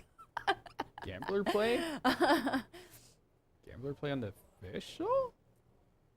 You could Gamblers, Nahida, Liar Song. Liar Gilded. Song? This really depends on the order but he who do does you play things that on in. now? You have to play it on someone with an artifact in Right. order to get 3 dice. Yeah. Maybe Lynette? Or Linny? Sorry, yes. Linny, yeah. Right. Okay. But you do have to tune something now to get... Yeah, there was the other Sealy. Okay. So here comes the burst. Yeah, Nahida Burst. It's gonna buff elemental reaction Yeah. damage by 1. So Gonna be some good reactions coming up here too against Jean. Oh, that doesn't trigger the... That's right, it has to be a skill, correct? 2, 3. Jean's gonna fall here for sure. Okay. Alright. Let's see. Activates. Yeah, and that Pyro Aura is gonna go Yeah. onto Lynette. Actually, not bad for Maetoru so far. Oof. But Maetoru does have enough equipment ready. But unfortunately, they do lose that Favonius sword, and they did tune their lo-fi for some dice. Meito, I just see him celebrating to himself there. His heart rate's so high, but I mean, both these players have really high heart rate right now. Right. Like, the stakes are very high here, just a reminder. Okay. Oh, that's a decent lot of die roll fire for dice. Maetoru right there. Ooh, not so much for PP Pig this turn. Yeah, keeps the Pyro, just in case. Alright, some options, definitely. Ooh, Still a lot of die to fight against, though. So this is a really unfortunate situation to be in if you're PP Pig, but I do feel like there's a way out of this for him. So yeah, we see Lynette's skill coming out, and the second he's going to be equipping that talent on the second cast, and it's going to be enough to take anyone other than Fischl out. Right, maybe you just get a seed onto Lynette here. Go for burning here. It's gonna deal a whole lot of damage. Yeah, kind of like also Tandoori coming into play here. Wait a second. Would a 5-cost skill be enough? 3. Just 3 for now. 6 damage, still quite a bit. It'll take 1 more damage off on Lynette, sorry. Oh, that tenacity. Might have come in a little too late right now. It is a bit too late, but I feel like Maytail just has this in the bag. There's no real way for PP Pig to come back from this, especially with the gamblers. And like, this is pretty much over. For Materu, you think? No, PP Pig lost. Oh, for PP Pig loss. PP Pig definitely lost this. So I think if you lose Nahida here, you just go to Fischl, correct? Oh, off to Dia. You have to do this, but it's not going to be enough. Like, Maytail has 2 gamblers in hand. I mean, you don't even need the gamblers. You can just stay on Nahida and skill, basically. Yeah, wouldn't... I mean, you can normal skill. Yeah, if you skill Dia here, it would plant a seed. Would that still proc onto Lynette? So, I mean, you don't even need to skill on Dia to proc the seeds. Just the reaction enough would be... Yeah.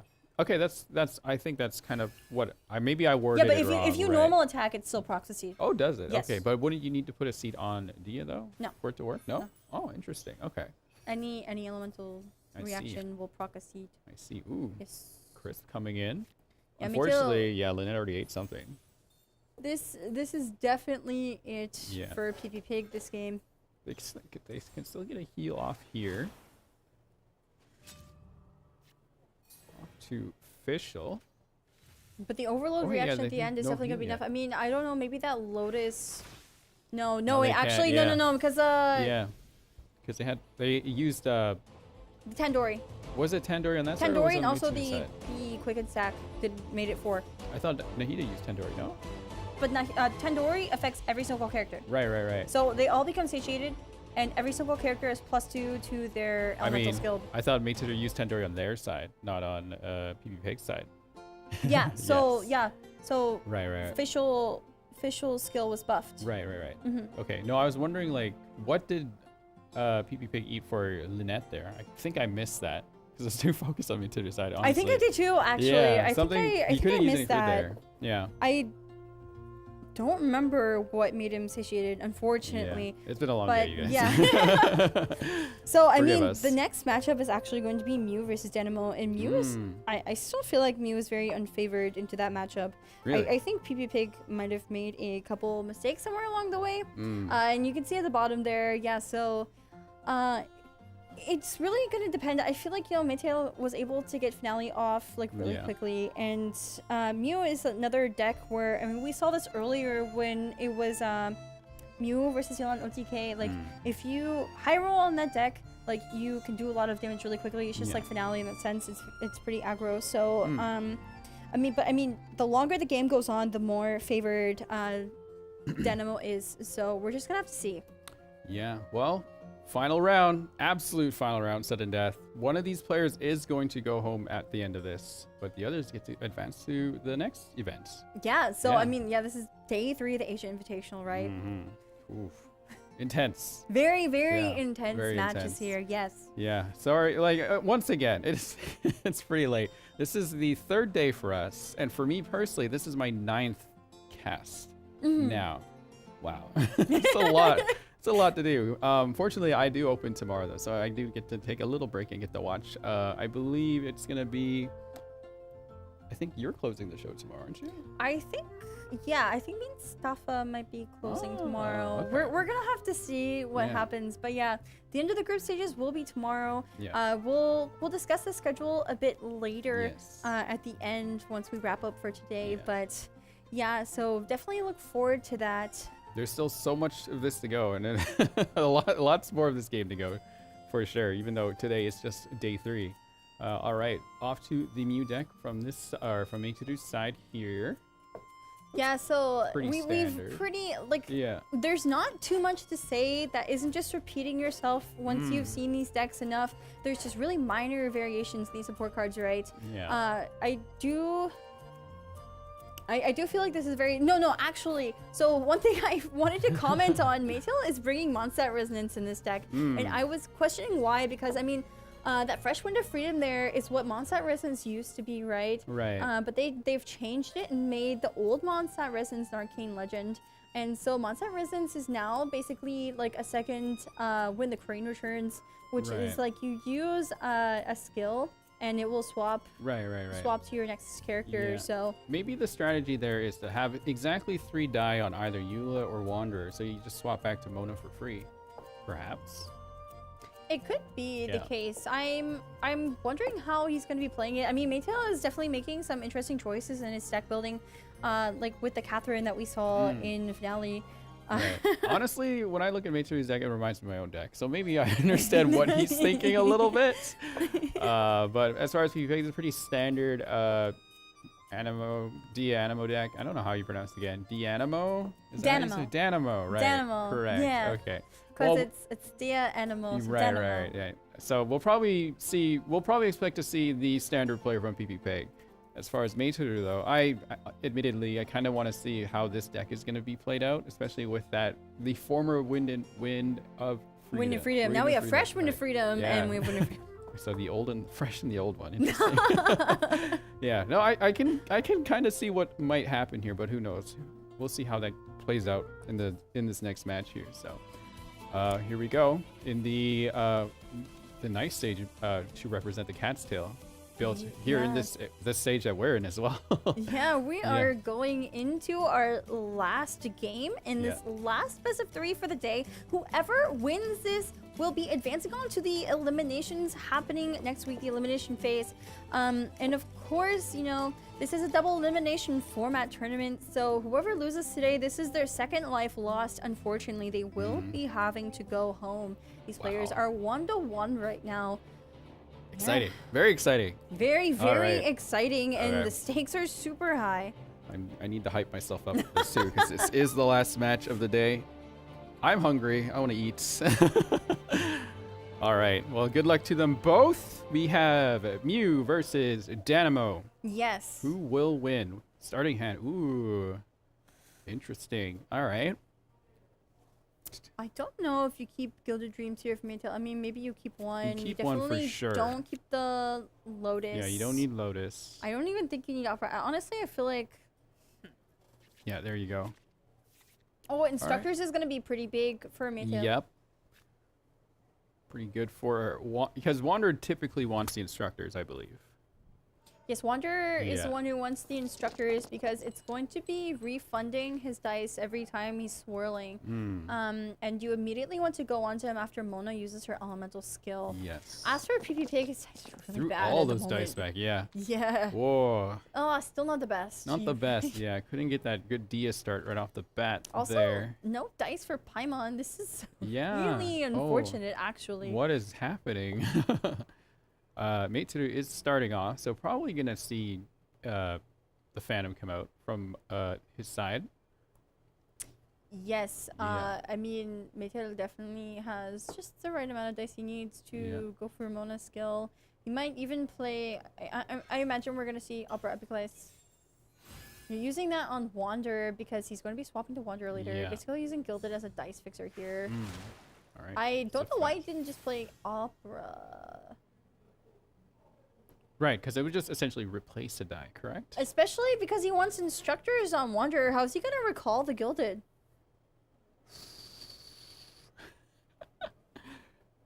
Anyway, so...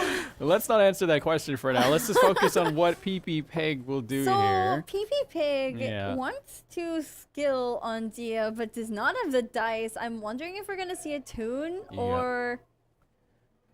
Yeah... Let's see.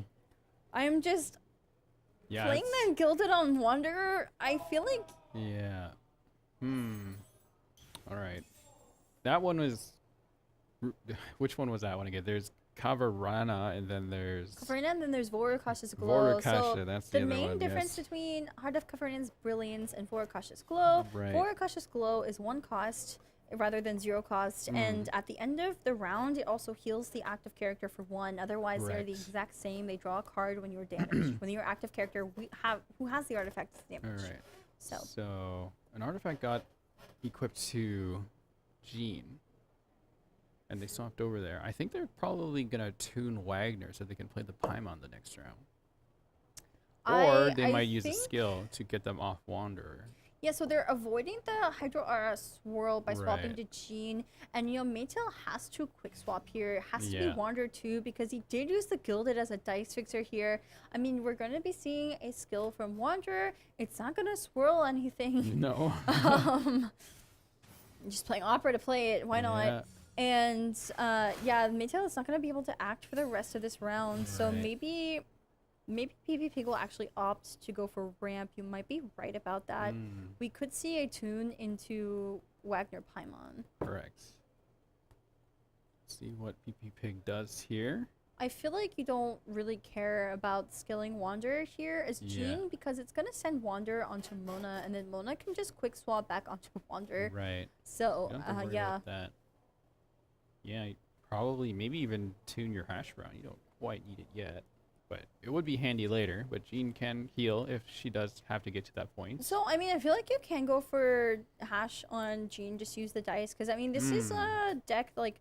Dynamo, like the longer the game goes on, the better for PP Pig Right. because it's a stall deck. Yes. You can use your food in that way. Right. But yeah, we are gonna see Wagner here. Just to oh. draw the weapon. This is not the weapon he wants. Yeah, Maybe not the he's actually weapon. gonna tune it. So lost the first, lost the first. So the weapon banner in Genshin itself has Maybe- that epitomized path there. But if you lose the first time, you get one more chance to try and get the weapon. Otherwise, you have to go into it twice to guarantee the weapon banner. So essentially, this is Wagner as a gacha. But regardless of that, Hash just got tuned, right? For Yeah, he Paimon. tuned hash. This is Alright. fine. I mean, you either tune it or play it. I guess he's going to probably be equipping that Alright. onto Jean next turn. Yeah, because you probably want to save the Aquila for Lynette. Yeah, it's gonna really depend. You can. It depends on what he draws, but also I mean, Yeah. you could put Sack Sword or Aquila on Lynette. PP Pig does have the Pyro die now. They could quick swap back to D to get the skill out. They could, but they might stay on Jean, especially if they equip that Light of Foliar Incision. So Yeah. every normal attack they do on Jean is going Yeah. to have +1 damage and also refund one Enemo dice. And so they might actually stay on Jean just to control Wanderer a little bit. They pulled out the stove early. That's fine. I think Okay. that's fine. They're just looking for Yeah. anything else here. Yeah, Lo-Fi on the Gene. Uses a skill to push off of Wander back to Mona. Yeah, so the thing is, the quick swap back onto Wanderer, I mean, it's going to be a quick swap, so Wanderer is going to get to do stuff anyway. Right, but it still costs 1 die to do that. It does cost 1 die, and then the Right. next time he gets pushed off, it's going to not be quick swap. It has to be a normal attack on the Lo-Fi, though, to generate another die, though, Yes, it correct? does have to be a Right. normal attack, so I mean, there was no dice refunded this time. Intense gameplay once again. Just staring each other down, made through thinking. Do you swap back and swirl? I mean, so... Or you make swap to it- Eula and freeze? You could go for freeze. I think you really Yeah. want to go onto Wanderer, but the problem with going onto Wanderer is that he does have Instructor's Cap in his hand, but he can't play it. Yeah. He literally can't play it. He's gonna have to play on Eula if he plays it at all. Wolf's Ah, Gravestone. going Wait, for just a big hit right now. I respect. I mean, he does get the dice back from Opera, Yeah. but So Jean probably going to get frozen here, and with that reaction, it's going to be about 4-5 damage, I believe. Should be 5 damage. it will be 2, 3, 4. Oh, 4 damage. 4 damage, okay. yeah. Yeah. I don't know if I like that play. It was a very expensive equip, even with that refund from Opera. Right. So, I mean, especially, PP Pig does have that quick swap in his hand, so I mean, he Yeah. can easily just Swap to. I mean, you just slow swap. He doesn't need to quick swap, like at all. Yeah. So. Interesting. Interesting. But if you go back to Mater, do you equip instructors on someone? Do you get Junior Z out? Right, because you don't really want to waste to die either. I mean, you can either Junior Sod swap back to Mona, or you can Instructor Zula. Yeah, like I really feel like the Gilded Equip onto Wanderer was a bit of a mistake for Maytail because he has no way to recall it at the moment, and he can't really like reliably go to Wanderer and equip instructors and get those dice refunded because of that Gilded Equip earlier. So he kind of messed up his line. All right, switch to Dia. So swap to Dia. All right. You don't need to quick swap here at all. You're not really threatened if you're PP Pig. Yeah, back to Mona. Yeah, so I think Maytail is just gonna end by playing Junior Zod and passing. So probably see a skill here from PP Pig's side. Yep. And just, for the pyro application damage reduction. Yeah, there it is right Pretty there. much exactly what PP Pig wants to happen. Junior Zad. Do you play Chef Mao on PP Pig's side, or you do you can wait? play double Chef Mao if you want. Like, you don't really want to tune anything in your hand. No. Especially, like those Lotus are actually going to come in clutch here. This is a very slow deck, so right. you want to use those cards. Correct. I think you probably just double Chef Mao. Yeah, get that equipped as well onto Lynette. One Mao. Will there be another play? I think he's deciding if he wants to swap or not, but I mean, he's probably going to play the other Mao. Oh, no, he just swapped on the Lynette. Fair. Because Lynette does have a no. on. I mean, it's because of the Vorakasha. It's also because of the Hydro Aura on Dia. Right. So he's trying to avoid the. I mean, the thing is, Wanderer already has another quick wind favored stacks, so he can go for the normal swirl anyway. But fair. I guess. Oh. These dice are not. These dice are terrible. Macer maybe might have something. Probably deciding whether to keep the cryo for Eula or keep the... Oh, they opt to keep the Animo. Okay. What? Oh, look at that. Oh, he scrunched up his face there upon seeing that. Yeah. Not that good. Ooh. Yeah, I mean, he does have win favorite though. So, but it would be attacking Jean, I think? It should be to the left? Or will it attack Dia? It will attack Dia. Okay. It will go on Dia and it will swirl onto Jean and Lynette, which is what Maytail wants. But unfortunately, I mean, PP Pig doesn't have Lynette's talent just yet. And Instructor is not on a Wanderer. Yeah, Instructor is not on Wanderer. That's not good. No. I think Maytail is realizing his error here because he's not going to get those dice refresh, and especially with those rainbow dice. So those rainbow dice look bad, right? Yes. But if you had instructors on Wanderer, you are only doing normal attacks anyway for the most part. So like you just need that one dice refresh to keep doing those normal attacks, but you have to tune after this. All right. So draws a card. So unfortunate. Oh, did get a calx.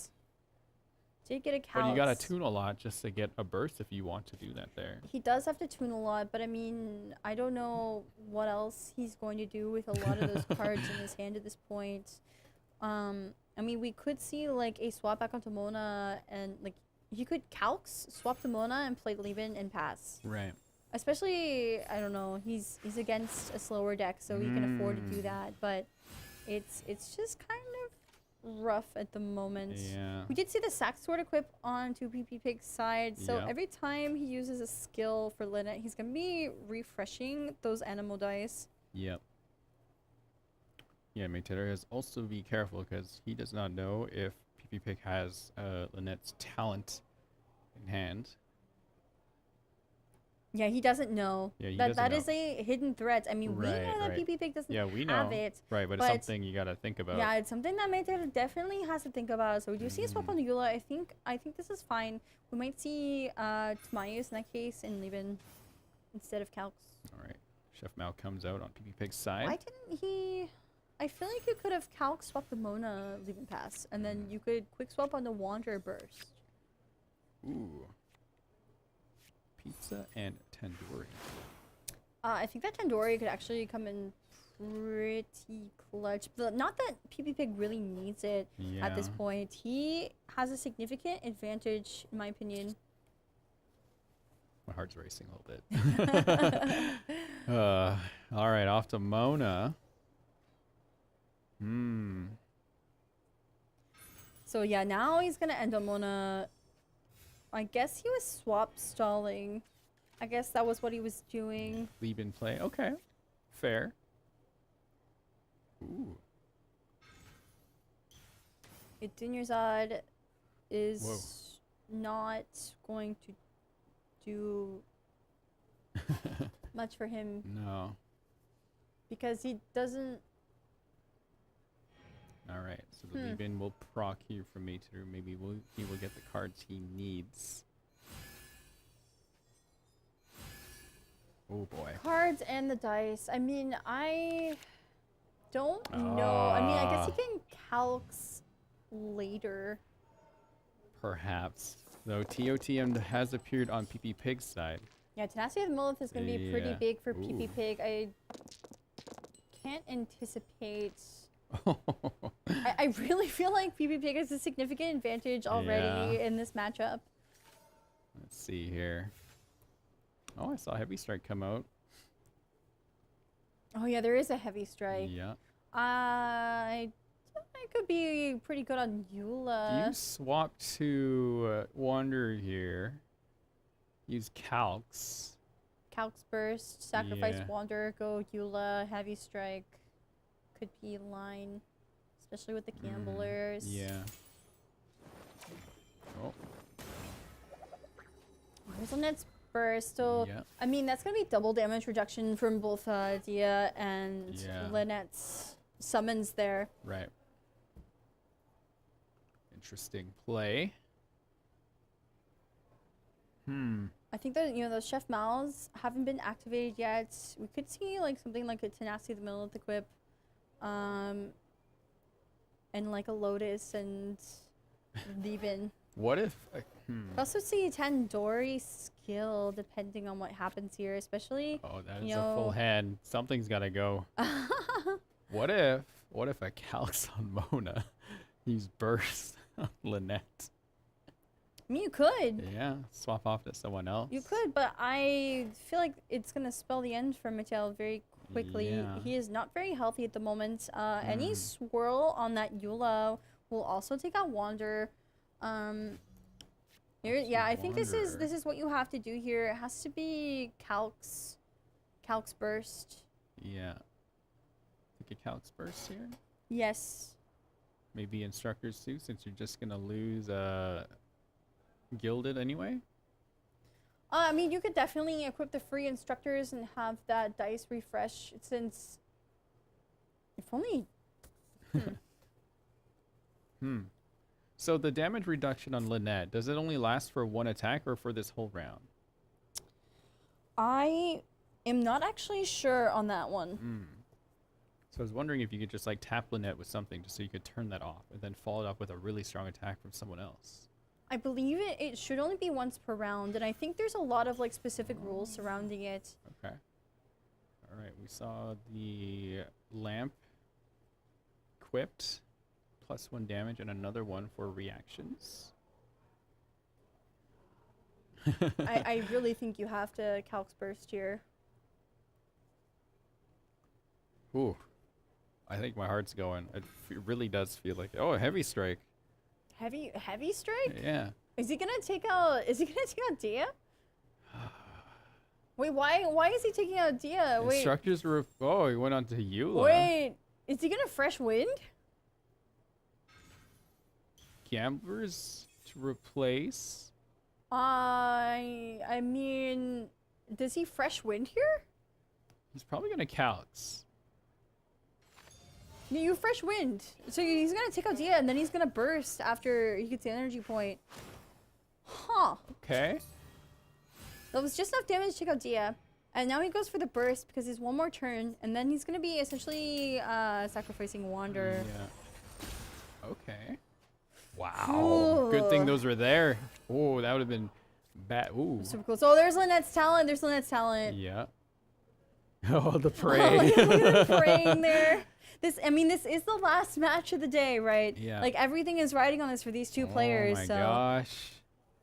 Do you heal? Do you Lotus? Do you reveal that you have the skill here? Oh my gosh. I think you end. I feel like you can tenacity. Just end your turn. Tenacity of the Millith, equip. You could even like Lotus or Hash end. Yeah, you gotta spin your die here and then just take the turn advantage. Yeah. Maybe even play Lieben out there to collect the die that, well, you won't get any die. There's no... Oh, hey. For skill, I see. I guess, skill is essentially a free hash for Lynette. Well, I feel like you could have just ended. All right. So they... Interesting. Okay. Who does Meiteru swap onto? Because there is some reactions coming this way. There is going to be a vape. Probably you have to go into Mona so you keep Eula for this next round. It's not going to be... It's Anna... No, it is. It is. Yeah. It's Hydro Swirl. It's Hydro Swirled right now. It's Hydro Swirl. Yeah, I mean, Eula is going to be your last damage. Wait, no, Sack Sword! I forgot Lynette had Sack Sword equipped.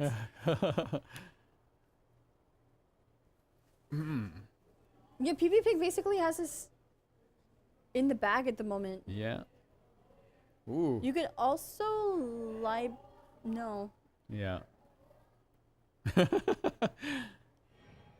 right. Yeah, PP Pig celebrate. He's breathing a sigh of relief and everything. Unfortunately. Okay, so we heal in. Play some more die. Wait, no, double Chef Mal. So yeah. Yeah. Tune that.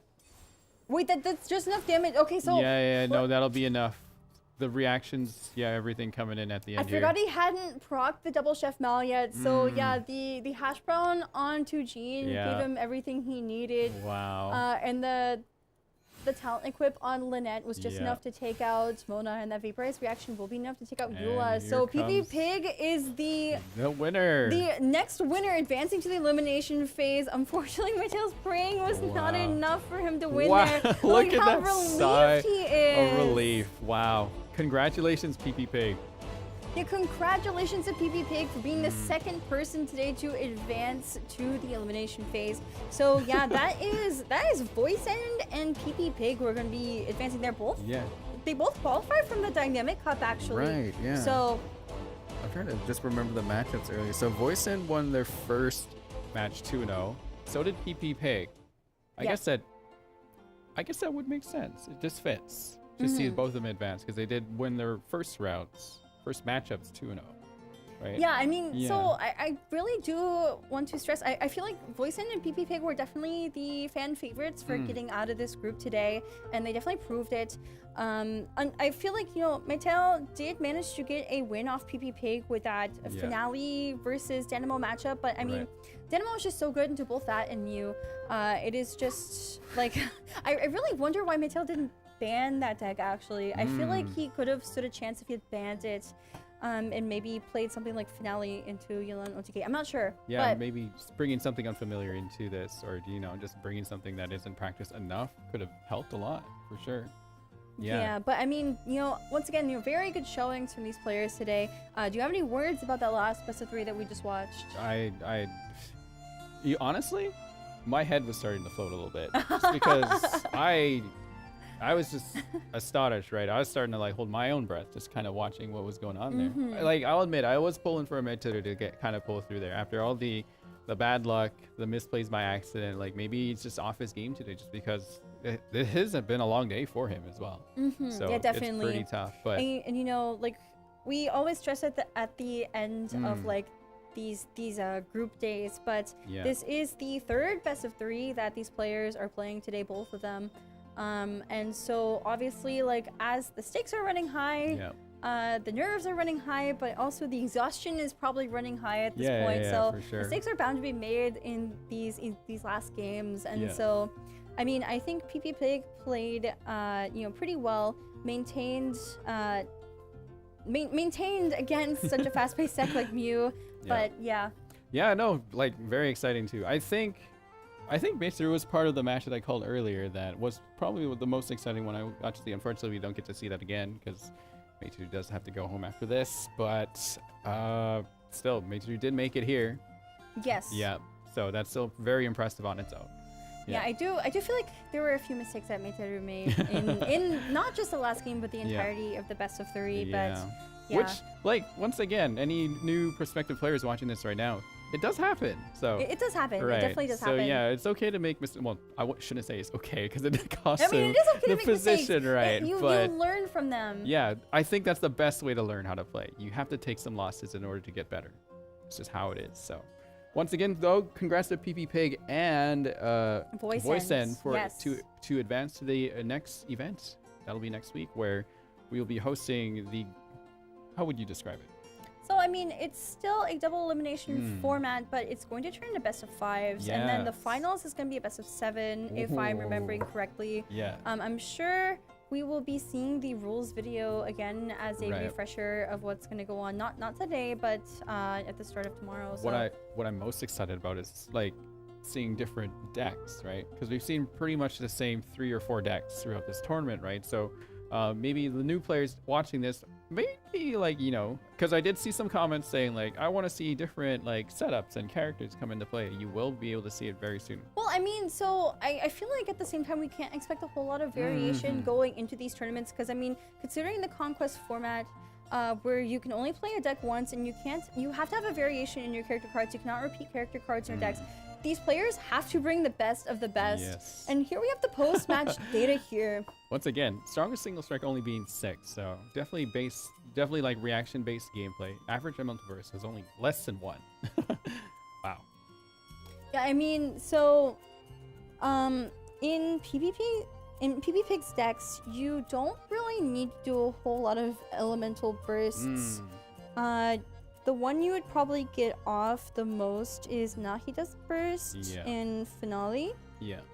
Or, I mean, also Linny's Burst, depending on which line you play. But yeah, so I guess if the games go on long enough, you would get bursts off in the Dynamo deck. But these games have actually been pretty short. Their heart rates are pretty similar too, actually, throughout this one. Understandably, this was the last match. Everything had to go in here, so yeah, the stakes were so high in this match, right? So like whoever wins advances, whoever loses goes home. It's not one or the other. So I mean, these players are definitely like really trying their hardest here, but also the, like we were saying, the exhaustion is definitely keeping up for these players. The mental fortitude needed to play so many games in a row is like astonishing. This game is all about thinking, for sure. Thinking and math and trying to predict what's gonna happen. So yeah, it will definitely stress you out, weigh you down as the time goes on. Trust me, I've been through something like this by myself, doing these challenges and tournaments as well. So difficult, but it is what it is. You have to be on top of your game if you want to, you know, advance to the finals. So how are you feeling after we were casting for the first time together today? So how are you feeling? Oh my gosh. Well, this is day 3. For me personally, this is my 9th cast, so I have been doing most of it so far. We do have pretty even like casts that we will be doing. I'm a little tired though. This is the first time I've done a live cast. Yeah, that's true. This is your first like live event. Yeah, this is my first, because you're used to this. You and Blep have done this, and Safa actually is a very experienced shoutcaster as well. Props to him, because he was the first person I played with, and when I was casting with him, he was very good at keeping the conversation going, calling out all kinds of things, being very observant of what's happening, right? I find myself having trouble to keep up, honestly. I mean, it's difficult when you're in the casting seat to be watching a game going on, and you have to keep track of both players, like cards or dice or sides and stuff. But yeah. So we do have the highlights ready now, so let's check them out and see some of the amazing plays that happen.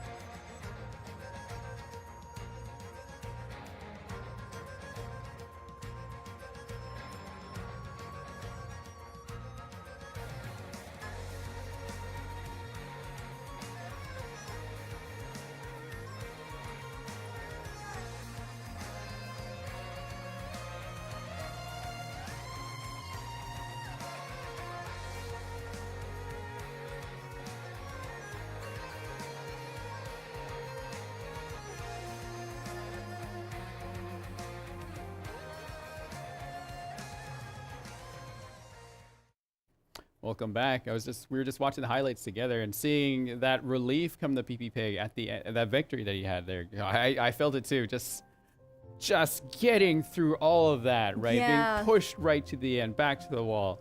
Like, I can only imagine what he's feeling right now. And I really, I neglected to say this at the post-match discussion, but I really feel like watching that highlight, the double Chef Mal proc with that hash brown on Jean was so crucial. I remember, PP Pig was so, excited. He was celebrating when he saw that he could do that because, yeah, that dice refund with the sacrificial sword on Lynette, and then the 2 dice from Chef Mal was just everything he needed, the pyro swirl onto Eula, and then finally the vaporized reaction at the end from those summons. Like that was really clutch. I feel like that was the winning moment for him, so it literally was. So yeah, tons of exciting matches again today. I want to go back to the Yelan Magic OTK mirror match earlier, where both of them I think had the a starting hand that worked like in their favor, like the starting hand you want. Right, but one of them just got taken out just a little too fast. Some misplays there. There could have been like a Senora burst to take out Manny at one point, like kind of going back and forth. Do you mean that one was Mew versus... Was it Mew? I think it was Mew versus Yolano TK. So, yeah, that was the one where they both were very high rolly. Yolan got her burst off, but then Wander kind of like dominated, right? And Mew was just like a slightly faster deck in that case. I think there was a mirror match because I remember it was Manny versus Senora, but that doesn't matter. That's okay. Well, here are the results today. Star, unfortunately, did not make it through. Voice End winning. I think they did lose one to PP Pig, but ultimately did beat them. But PP Pig did still make it out of that. So both. Voice and PP Pig will advance to the not the finals, but the next round. Here's how the brackets have gone. Mater had to really fight through that. Kind of looking at it, having to fight Voice End, then Star, then PP Pig. I'd be exhausted too. Yeah. Yeah, I mean, so Voice End definitely deserved his wins here. He is advancing to the elimination phase with 2 lives at the moment. And here tomorrow is our last group. It's Group B. First up, we'll have Amanbo versus Inzaghi. And next up, we'll have UAP Kong versus Kirisa. And so, of course, depending on who wins or loses these matches, they will be shuffled into the upper or lower brackets. Semifinals and finals, and we will determine our 2 winners. I feel like I've seen some of these names before in games I've casted. Have they participated in tournaments? Yeah, Inzaghi has been in very many tournaments, actually, especially ones with English casts. So, I mean, I personally casted with Blep in the Prince Cup Southeast Asia, Hong Kong, Macau, Taiwan tournaments that happened in Malaysia. He won first place there. He's also been in the Korean Summer Invitational. And also, he's appeared in a few Castles Gathering games. Oh, actually. I think it's really amazing that you can remember all these things about players, actually. Yeah, they're making names for themselves in the TCG scene, so I think that's really cool. And the fact that you do spend the time to research their histories and their backgrounds coming into this, I think is really respectable. Thank you. Well, I mean, I feel like it's very important, these players are spending so much time, they played hundreds, if not thousands of matches, honing their craft, and this is their big moment, right? So it's definitely our job to be hyping them up in a lot of ways. Yes, definitely. And they've definitely earned their spot to be here. It's so exciting to watch their journeys, as I've had the opportunity to cast for, the past year, over a year now. Yeah, I think maybe half a year for events, like live You've been events. involved in the TCG scene for quite a while too, as well. Yeah, so...